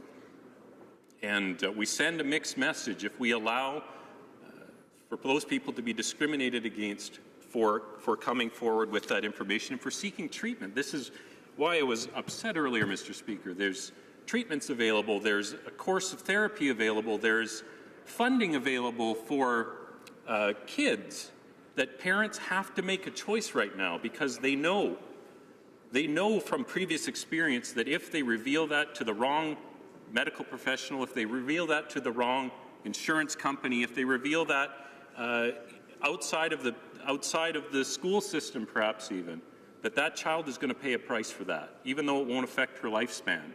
And that's not right, and that's what, so I'm hopeful that as we study this bill, as we move forward, get it to committee and get more information out there that we can talk about not only this, but talk about other areas where perhaps our laws are not doing enough to protect those Canadians who are vulnerable, who could be helped but are afraid to seek the help because of the repercussions. And I do want to also mention on another, perhaps a lighter note, Mr. Speaker, I note that there are companies now that are advertising that, you know, wouldn't it be great if you just take a swab out of your mouth and find out all about your ancestry? Go to ancestry.ca and learn more about the makeup of your DNA. I think, Mr. Speaker, that without the protections in this bill, that we should be very, very concerned about that. That information is being retained. If we're not protecting people, what's to say that an insurance company might say, have you ever provided a DNA sample to determine your heritage? If we don't protect those people, Mr. Speaker, what's to say that that's not a reason to deny insurance if you don't provide that information? So again, perhaps a little, just a more of a concern with this growing availability of DNA testing, of genetic testing. We need to be careful that we protect Canadians, and we certainly need to stand up for those Canadians who are currently being negatively affected by the discrimination in the system. And I commend the member for bringing this forward, and the Senator Cowan as well for starting this. And this bill will have my enthusiastic support. Thank you, Mr. Speaker.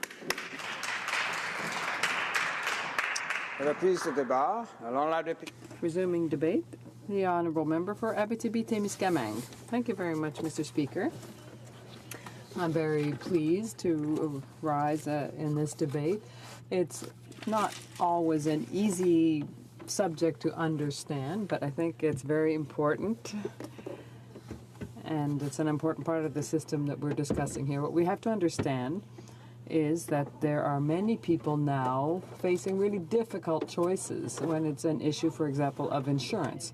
People are being asked to be careful and take out life insurance, disability insurance, indeed to be able to shelter their family from difficult moments. But right now, the problem that comes along with all of this is that we have a much more significant amount of data on health and genetic illnesses. We know, for example, that for different illnesses, this gene or that will predispose the person to suffering from such an illness. But often, there's no certainty of that. So we know that there is a more significant predisposition with some people who are carriers of the gene, but it doesn't mean that that person will ever develop that illness. So more and more people, because of their family health history, are being proposed to undergo different genetic testing for either disability or health insurance. And the problem with all of that is that if you refuse to undergo the test, you risk being turned down for the insurance. And if people think that you're not a carrier of the gene, that things will go well. But later on, if we realize that we are indeed a carrier, we risk being turned down not just by that particular insurance company, but by several others, where you might later on ask for insurance or apply. Because once they know that you're a carrier of a serious illness, but there's no guarantee that you'll ever even develop that illness. So people will have additional stress because of that. They'll be afraid of becoming ill with something. And it really has a significant impact. And this is something that has developed over time with the evolution of medical technologies. Now, when we're talking about genetic discrimination, I think it's also important to ensure that people can continue to participate in genetic research without being obliged to disclose the results that might flow from that. So we need to ensure that there is confidentiality of the data. Now, the Quebec population is particularly interesting if we talk about genetics, because when you do some family research, there hasn't been a lot of movement within the population if you compare it to Europe and different regions of the country. In Quebec, people didn't move around so much. So in terms of genetic research, it's extremely interesting because it allows you to go through the generations and see how genetic illnesses have come down through one single branch, let's say, of a family. And we have had significant access to the data, as to the ancestry of the people and the genealogy of the great majority of the Quebec population. So several companies are doing genetic research, and they've decided to use the population of Quebec to do their research. Now, if the people participating in this research aren't certain that their data is going to be protected, that might mean that the blood tests that they were given 10 years before, well, it might end up being disclosed to someone else. And yet it's thanks to that research that we have managed to target different genes that have really caused different illnesses, and that we've been able to make progress on the medical front. So we have to protect people against genetic discrimination, and at the same time, this will allow us to make more progress in terms of medical research. In terms of medical research, once again, people might have some kind of financial compensation, and I think in this case, it should be something that could be maintained. But when we talk about insurance, I think we should perhaps ask ourselves some questions and wonder if perhaps allow people really to be compensated for having accepted to undergo genetic testing, because that creates a different pressure that we put on people. We say we'll give you a 20% discount if you undergo this test, and we'll give you better terms on the contract. It becomes a financial incentive. And I think that really has an unhealthy tinge to it, and that is unhealthy discrimination as well. So these are different components that are very important. I also believe, obviously, as I said, in terms of research, the healthcare professionals need to have access to this data when they're relevant in a clinical situation for the patient in order to be assured that we're treating the person properly. But at the same time, if the medical professionals have access to this information, we need to ensure that the confidentiality of the tests is protected. The danger within this is if the confidentiality for the patient isn't protected, some people will refuse to undergo the tests. And because of that, they won't know if they're at risk of developing an illness or not. And they might not change some behaviors or habits in their lives that might be helpful to them. So doing this kind of genetic analysis could allow, from certain perspectives, for prevention, particularly if someone is at risk because of a gene that might be abnormal. Well, perhaps the risk factors could be worked on and be corrected. For example, if we're talking about breast cancer, there are some genes that have been targeted, and we know that there are other factors at the same time, though. During pregnancy, for example, there are other factors that might contribute to the risk of developing breast cancer. So if we can work on the exposition of people to certain substances, we might be able to reduce the risks, even though we know that we might have certain genetic predispositions. So I know that when we're getting into genetics, it's not necessarily passionate, it's something that people can get passionate about, but I would like to see my colleagues smiling a bit more. Clearly, we're getting into a high level of medical research here. And for people at home who know even less about healthcare than some of us, that's why it's important for us as legislators to protect them. We have the good luck to have access to researchers, and we have people who can tell us about this kind of a bill. We have the responsibility of protecting everyone, especially when it's an issue of something as state of the art, if you will, as this. It's not always obvious for the person listening to us at home to really appreciate what we're doing as work here. But I think here, in this case tonight, we have an opportunity to do something for people at home, for people who are perhaps not in a financial situation to do anything about it themselves. If they're finding themselves being turned down for insurance, that could even have an impact on their children. So imagine that you underwent some kind of genetic testing and it was discovered that you are a carrier of such a gene. Not only is your insurance turning you down for coverage, they're turning down your children and other family members. So I think that at that point in time, it would be really unfortunate, given that we're asking people more and more to take their situation in hand. And if we don't protect them, it would go against everything that we're supposed to do here. So I ask my colleagues to support this bill so that we can send it to committee and improve it. I think it is extremely important to protect the Canadian people from genetic discrimination. Thank you very much. Reprise de débat. L'honorable secrétaire. Resuming debate, the Honourable Parliamentary Secretary to the Prime Minister. So I'm pleased to rise in this chamber today to speak in support of Bill S201, the Genetic Non-Discrimination Act, which passed the committee and third reading stages in the other place on April 14th of this year. First put forward by the Honourable James Cohen, Senator for Nova Scotia, and moved in the House of Commons by my colleague for Don Valley West, S201 would allow one of Canada's most important and core values to become entrenched in our laws.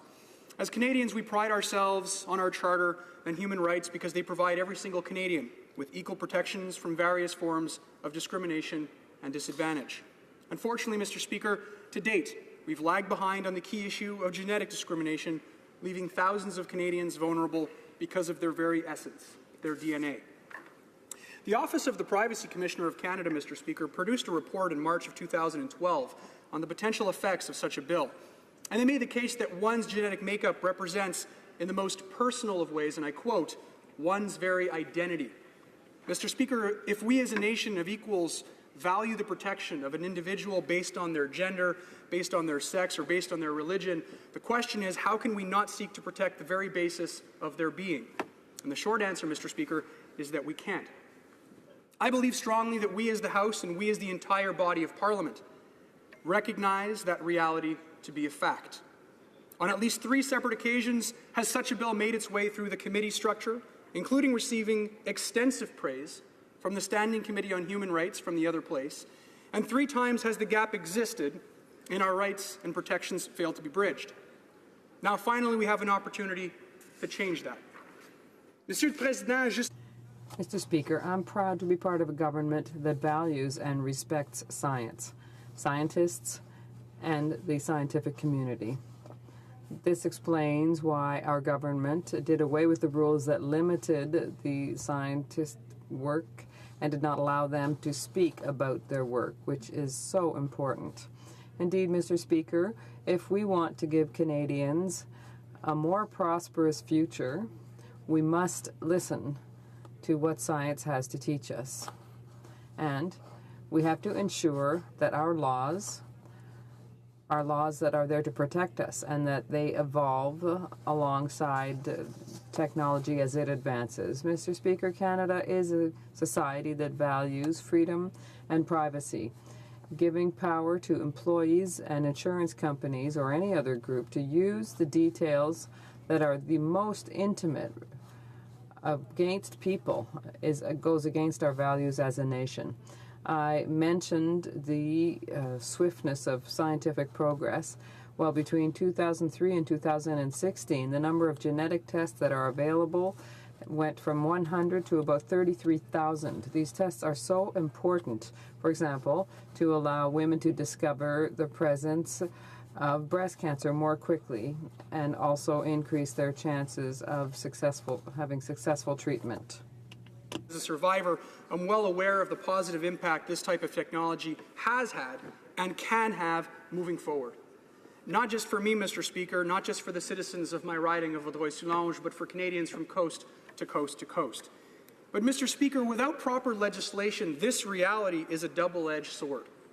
Billions of dollars in genome research has no doubt saved tens of thousands of Canadians affected by a variety of illnesses because we can now detect them in ways we couldn't before, and therefore treat them better than we could before. And indeed, Mr. Speaker, for diseases such as cancer, time is everything. Time is life. But it also means, Mr. Speaker, that there are about 33,000 new ways for someone to try and seep into the personal lives of an individual, ultimately giving them the power to possibly fire, overcharge, or discriminate against them. Should Bill S-201 not pass through this chamber, Canada may face serious public health challenges, where Canadians who are concerned about being treated unfairly due to the fact that their employers or insurers require them to disclose the results of genetic testing will no longer seek such beneficial testing. The consequences, Mr. Speaker, could be that thousands of individuals may never know their chances of developing certain illnesses because they fear the consequences of discrimination more. So, Mr. Speaker, we can live in a country that proudly respects science and advances the scientific community has given us, while also protecting the rights and freedoms we as Canadians so proudly enjoy. And that is exactly what Bill S-201 seeks to accomplish. At its core, this bill addresses an important change that needs to be made to both the Canadian Labour Code and the Canadian Human Rights Act. It is not, however, without its challenges. We are a government of collaboration, committed to engaging with our provincial and territorial counterparts to ensure that certain parts of this bill do not interfere with their jurisdiction. We must nonetheless remain committed to supporting the Genetic Non-Discrimination Act after ensuring that the rights of the provinces and territories are safeguarded and used to effectively promote the same principles that this bill puts forward. It is my hope that this chamber can see the Genetic Non-Discrimination Act for what it is, a crucial step in the move towards protecting our rights, our freedoms, and our privacy. In conclusion, Mr. Speaker, I think we can all agree that neither the state nor any other group, be it a corporation or an organization, has any business knowing the genetic makeup of Canadians and should not have the power to use this information negatively against any Canadians. We are a country of values where we respect an individual's rights above all else. The Genetic Non-Discrimination Act is one key step in encouraging those rights and freedoms continue uninhibited for all the people that this House represents. Thank you very much, Mr. Speaker. Merci. Resuming debate. The Honourable Member for Mégantic-L'Érable. Thank you very much, Mr. Speaker. I'm pleased to be able to stand up, to rise in the House, rather, to speak about Bill S-201 concerning genetic discrimination. You know, the beauty of the job that I have here in the House of Commons is that I'm able to study a whole range of subjects that affect Canadians, and I actually discover some issues that I didn't really know much about, because no one had ever spoken to me about those issues before. Bill S-201, which was presented by Senator Cowan, is one of these bills that really opened my eyes to a new reality that some people experience in Canada, and it has to do with the dangers of genetic discrimination. So I'm pleased to share some of my thoughts about Bill S-201 with my colleagues today. In the course of my studies, I learned that Canadians are not actually very well protected against genetic discrimination at the present time. Everyone in my riding all across the country is liable to suffer negative consequences from genetic discrimination or genetic testing that could demonstrate the existence of a genetic defect. Now, these tests are completely necessary because these tests can save lives. And with modern medicine, these tests can allow us to diagnose diseases that we may develop later on. Some people want to know these risks because they may be associated with financial risks. So, for example, when it comes time to talk about insurance or the protections that are currently offered to Canadians, Should people have to choose between insurance, life insurance, and life? To me, the answer is clear. No, no one should ever have to make a choice like that. And I think that Bill S-201 is a good response to these concerns. Should people who suffer from genetic diseases have to pay more for insurance? Should they be turned down for a job? The answer is no, no, and no again. We are all potential victims, as I said, Mr. Speaker, of genetic discrimination. There are close to 6,000 genetic defects that could lead to diseases, and we could be victim to those. And new defects are discovered every week. Without a law in place, that could increase our insurance premiums or limit our job opportunities. Ronald Cohn, the head of pediatrics at Sick Kids in Toronto, whom I will probably quote several times during my speech because I think he's really an expert in the area. He's someone who works to treat children every day, and he's worth listening to.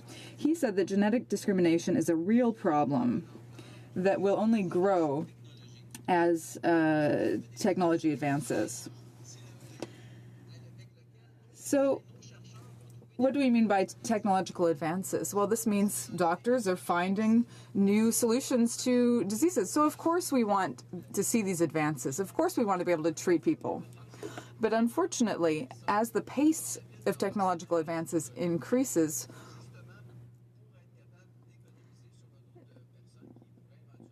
insurance companies may be able to profit from people who may one day develop diseases. So another argument in favor of S-201, Mr. Speaker, has to do with discrimination. If some people with bad intentions got their hands on test results, that could be a bad thing. And Quebecers could be particularly vulnerable to this because they don't come from a particularly large gene pool. Researchers at the UHC Saint-Justine and the University of Montreal demonstrated that long-term residents of Quebec largely come from a genetic pool that was started with only 8,500 French colonists.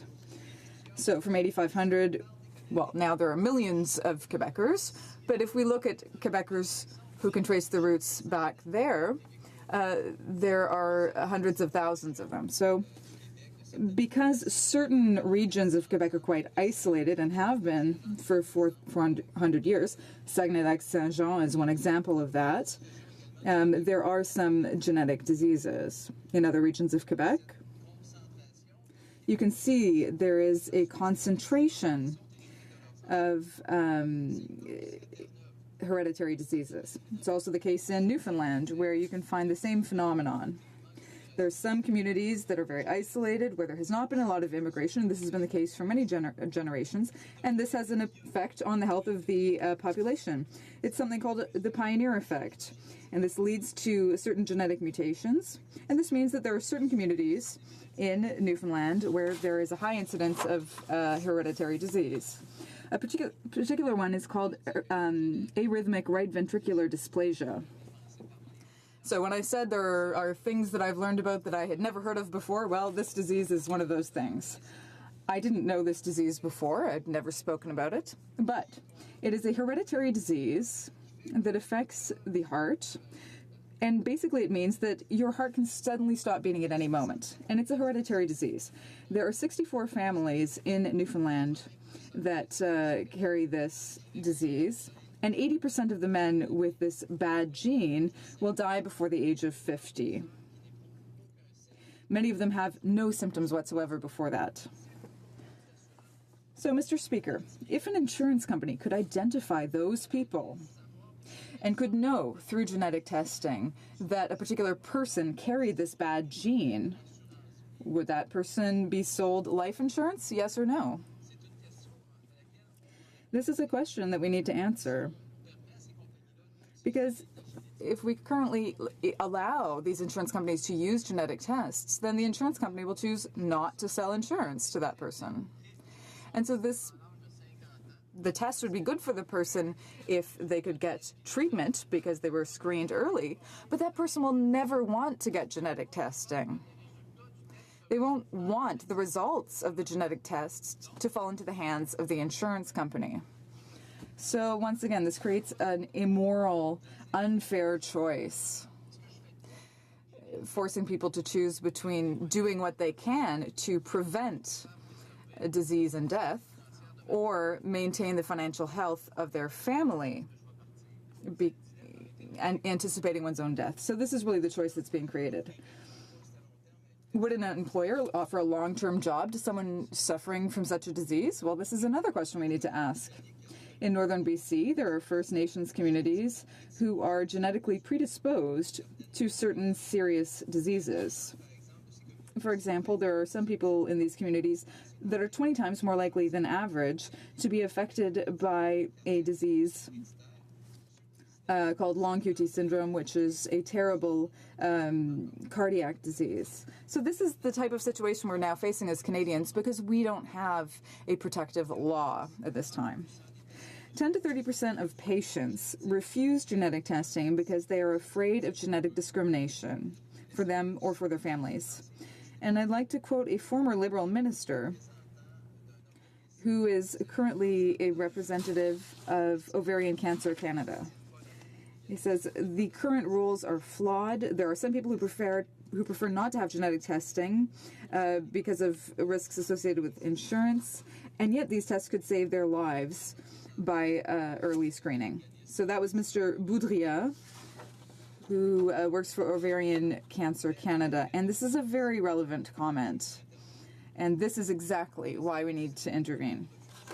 Now, many families also refuse to have genetic testing for their children because they fear there will be insurance consequences. Test, and then they say, I would love to do it, but I'm afraid to. It's somewhat paralyzing. It's incredible, Mr. President. C'est incroyable. This is incredible. Now, again, I was quoting Mr. Ronald Cohn, head of pediatrics at Sick Kids Hospital in Toronto. Mr. Speaker, Canada is lagging. We're the only G7 country not to have an anti-genetic discrimination law. For almost 10 years, the U.S. has had such a law. France and Great Britain were among the first countries to adopt or modify such a law 20 years ago. And there are close to 50 countries in the world that do have laws about genetic data.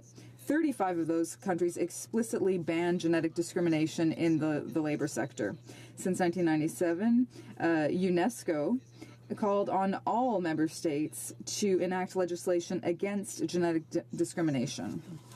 Mr. Speaker, to conclude, we are obviously going to be supporting this bill. It's an essential bill. And I hope you'll allow me to mention the excellent work of one of our parliamentary interns, Jeanette Carney, in performing the writing and the research of part of this speech. She's done some excellent work, and I'd like to thank her publicly for that. Thank you.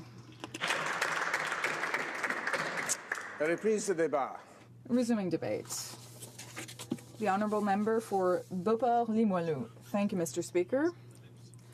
I thank my colleague for his excellent, very informative speech. I've also learned some new words tonight. And so I'd like to ask him,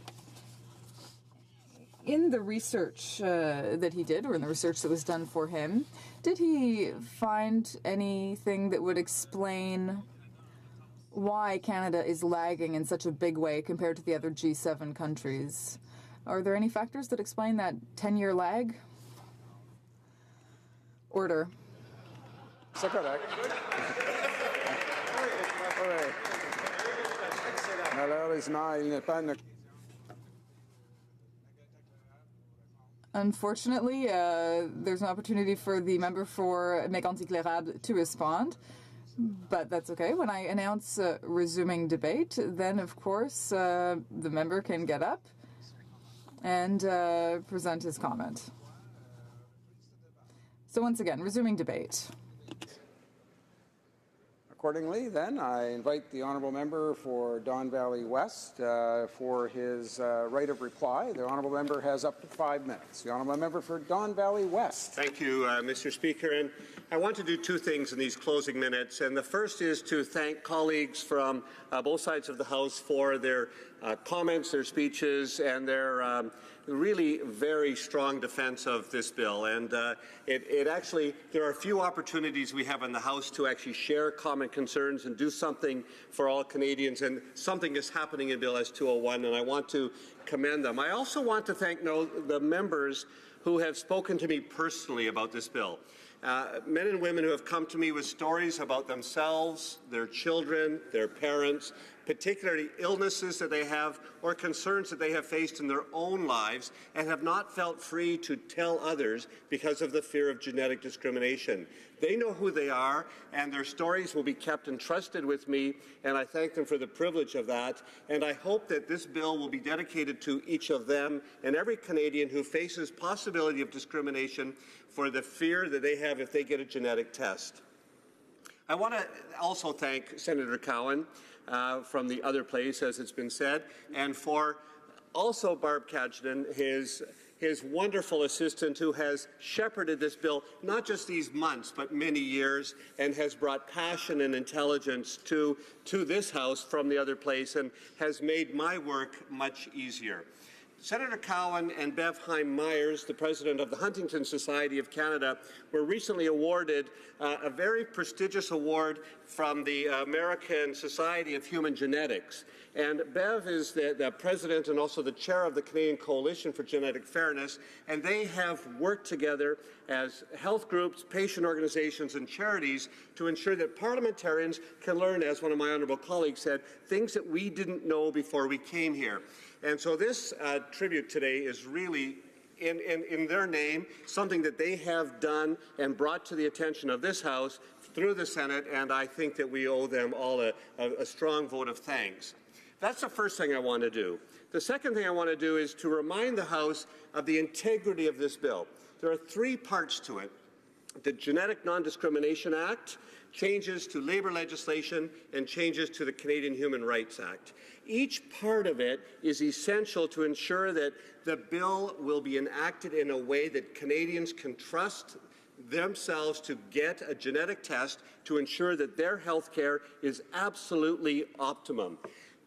Medicine is changing. 21st century medicine is about genetic medicine. It's called targeted medicine, sometimes personalized medicine. It is the nature of medical practice as we know it today. It is revolutionary. We were asked why Canada lags behind in this, and I think that the reason is because we have messed around with a concern about provincial or federal jurisdiction. This House has the opportunity to act, and to act strongly and clearly, give the provinces absolute opportunity to comment on this bill, but to act with them and for them and on behalf of all Canadians to ensure that this act has the kind of teeth that it needs to have to protect them at the very most vulnerable place, their health, their existence. There are parts of this job, of course, that we love and parts that we don't love as much. The part I love the most is we have the opportunity to actually affect Canadians' lives. We have a moment in this House with this Act to make a change that can actually change the lives of millions of Canadians who can actually, with trust and confidence, go to their physician, get the tests they need so that their clinician, the practitioners who help them, can have the very best tools. One of the great privileges I've had is to meet with Dr. Ronnie Cohn, Steve Scheer, and other researchers across this country, coast to coast to coast. They are aching for a piece of legislation so that they can help their patients in ways that they're concerned they're not able to do today. So I thank the House for considering this bill. I look forward tomorrow. I hope you stand and can support it and make Canadians a healthier population. Thank you.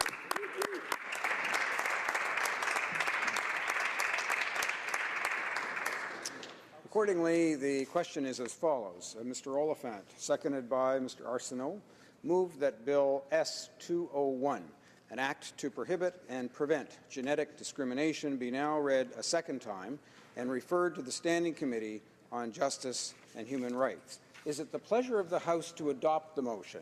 Yes. Yes? All those in favour of the motion will please say yea. Yay. All those opposed to the motion, please say nay. And in my opinion, the yeas have it. 1, 2, 3, 4. Okay, that's enough. Pursuant to Standing Order 93, the Recorded Division stands deferred until Wednesday, October 26th, that's tomorrow, immediately before the time provided for private members' business. And now, in accordance with Standing Order 38, a motion to adjourn the House is deemed to have been made and seconded at this time. Therefore, the question is that this House do now adjourn. The Honourable Member for Cowichan, Malahat Langford. Thank you, Mr. Speaker. This evening I am looking for something simple from the Parliamentary Secretary. I would like a clear yes or no on whether the government will support my bill C-279 to limit the length of federal elections. I would like to lay out the reasons for the government to support the bill. The Parliamentary Secretary has stated his desire to work with me on undoing many of the changes that happened in the Unfair Elections Act and specifically look at the length of elections. You can look at his question period response to see that.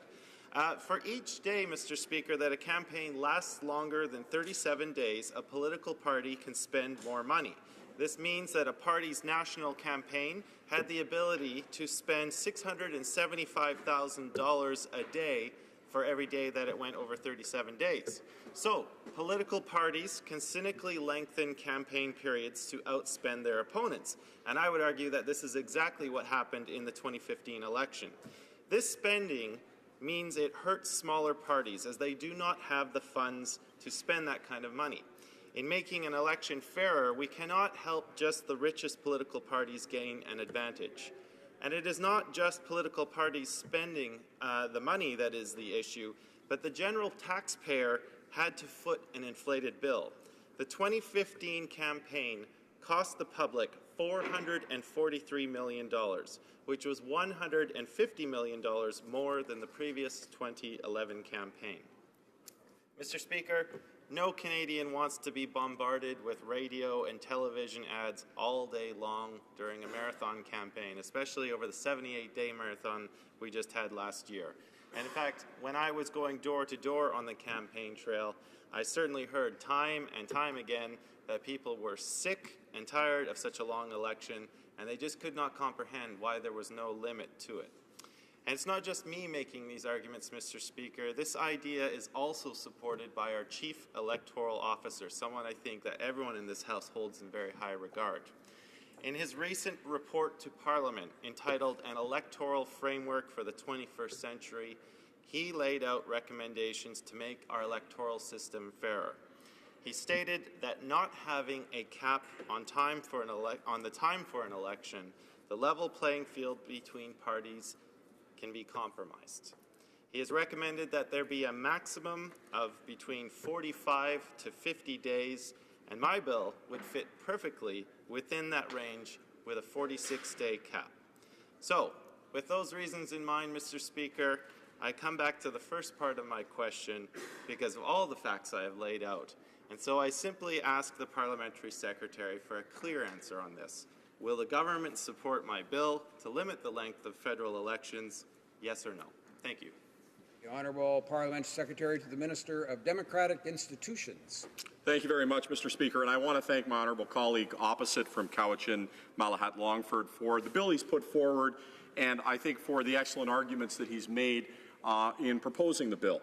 The bill seeks to limit the length of a writ to 46 days and to ensure that polling doesn't occur in a holiday period. And I certainly echo his concern with the implications in the last election of an extended writ period where the government, then the government, had the opportunity to elongate that campaign, give itself a spending advantage, and to take the other parties by surprise, thus making the field less even. And in the mandate letter that was given to the minister, this issue was raised. And when that issue was raised, it was also coupled with the idea of spending in the pre-writ period. Because one of the concerns that I know the member opposite would share with me is if we have a confined writ period, then there's a potential for that spending still to be on the other side of that writ period and for inequity still to exist. And so we think that those two issues should be looked at tandem, but very much support the work of the member here and look forward to him talking further on that. He's quite right to say that the Chief Electoral Officer, who I have enormous regard for, also identified this issue and the importance for it to be looked at. And that's exactly why the Standing Committee on Procedure and House Affairs right now is looking at that report, and that's, of course, an all-party committee that is posing questions and getting information. We're also eagerly awaiting the committee's response to the Chief Electoral Officer's report. And so I think it's a question of how we get this right. I think the spirit is dead on. It's a question of what are those mechanisms to make sure that it's right and fair. And so I commend the member for introducing this bill, because I think it's at the spirit of what we need to achieve as this House. Lastly, on his the portion that is on a holiday season, I understand the intent, and I think the member is coming from the right place. I think we would just have to ensure that if there was some kind of emergency circumstance, perhaps a circumstance that I can't conceive in this moment that would necessitate an election because of a crisis in the House or something, that we would have to look at maybe making an exception in extraordinary circumstance. But certainly it's fair to say that no member of this House would want to see an election take place over a holiday period, and certainly least of all Canadians themselves. Thank you, Mr. Speaker. The honourable member for Cowichan, Malahat, Langford. Thank you, Mr. Speaker, and I certainly do appreciate the Parliamentary Secretary's willingness to come forward and on that. I did have the honour of sitting as a member for 4 days on the Special Committee on Electoral Reform when it was doing its Atlantic Canada tour. And, we did hear from some of the witnesses that identified the length of election periods as an issue. I still haven't heard a yes or no answer. I'm glad to see that there's some positive commitment in that regard.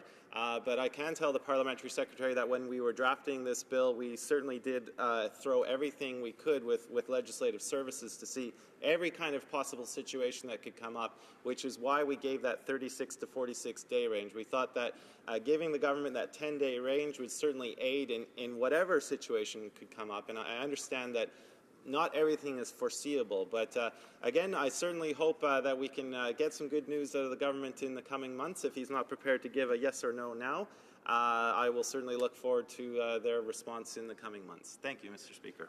Honourable Parliamentary Secretary. Thank you, Mr. Speaker. Certainly, let me make it very clear to the member opposite that his bill is in absolutely the right path, and that the spirit of it is exactly what we have to achieve. To clarify, I think what we're looking at is how do we deal with that pre-writ period and some of those questions around spending limit. But those are things that I think we can work on together. And so I think that I'm very encouraged by that, and I think this bill is absolutely in the right place. I'm glad that he mentioned the other processes. I think that I look at the whole report of the Chief Electoral Officer and the need to modernize our institutions, the recommendations he gave not just on this issue but others, and I think both he and his party have been good partners in exploring how we can make this House a better place and how we can make reforms that do honour to the recommendations of the Chief Electoral Officer. So I look forward to continuing to work with the member both on this and other issues. Thank you, Mr. The honourable member, the honourable member for Sherbrooke. Thank you, Mr. Speaker. I want to come back to a question that I asked to the Canada Revenue Minister on June the 7th.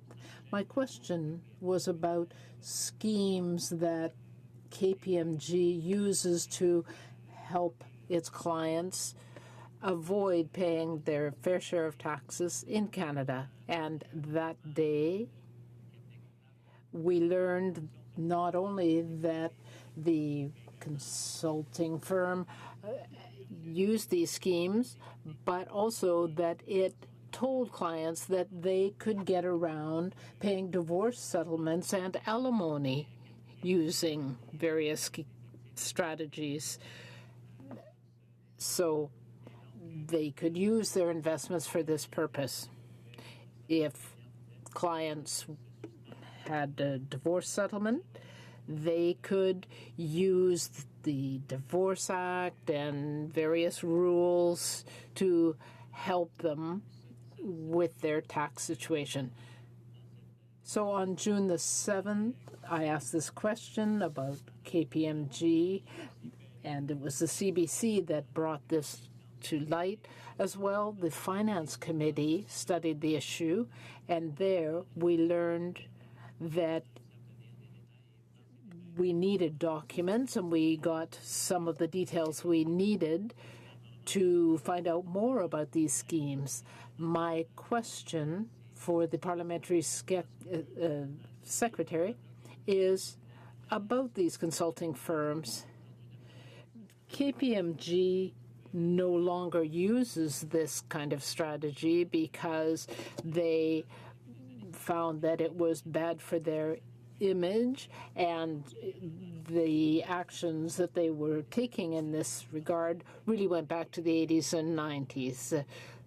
Accounting firms are quite free in proposing to their clients the kinds of schemes to have to be able to get out of taxes. They sometimes can save them $100,000, and obviously these are clients with millions of dollars to invest. The way they worked was, for those who are listening, to give a gift to a foreign company in kind or in cash. And of course, a gift is exempt from taxation. But what we found out as well was that that money would be offshored to the Isle of Man, and all the income from those investments could come back into Canada through gifts. So if you give a gift to a foreign company or a foreign entity, it comes back as a gift as well. So yes, they were getting something in return, but we might not call it a gift. The client would give the gift and get back more, and no tax would be paid. This is what KPMG was doing. This is my question then, very specifically. How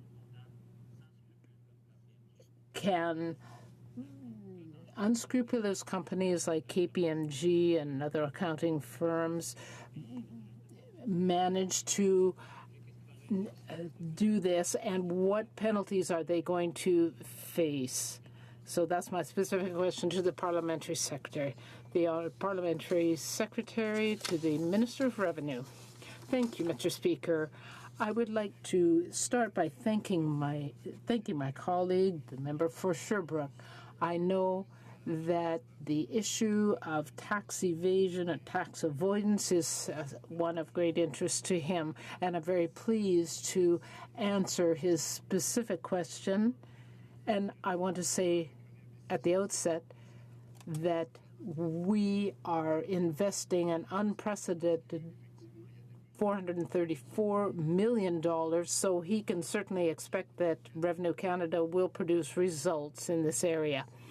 So I want to tell him exactly what the diligent work is that this government is undertaking to address the issue of international tax evasion and aggressive tax avoidance. As my colleague is undoubtedly aware, the KPMG issue is before the courts, and Section 241 of the Income Tax Act prevents us from being able to speak directly to this case. There would be a penalty if we were to do that. So I want to tell him what the CRA is doing to fight international tax avoidance and evasion. It's also important to keep in mind that the KPMG issue, therefore, is before the courts, and the CRA's work in this matter is not yet completed.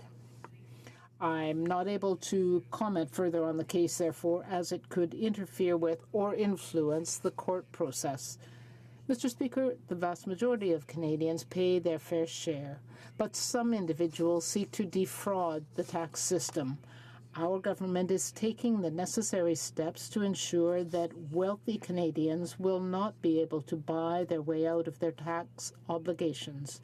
We are providing an additional $444 million to allow the CRA to do more to combat offshore tax evasion and aggressive tax avoidance. This is a historic investment that provides the agency with the resources it needs to combat tax evasion and tax avoidance. The agency has already started to use these funds to establish a program dedicated to addressing those who create and promote tax schemes for the wealthy. 25 new auditors will help investigate the activities of 200 promoters a year, 6 times more than the CRA currently investigates. The new funding will also help the CRA develop a robust process for gathering and analyzing all information that will help the agency detect tax evasion and avoidance activities. Mr. Speaker, we have implemented results, or rather means to work on this, and we now have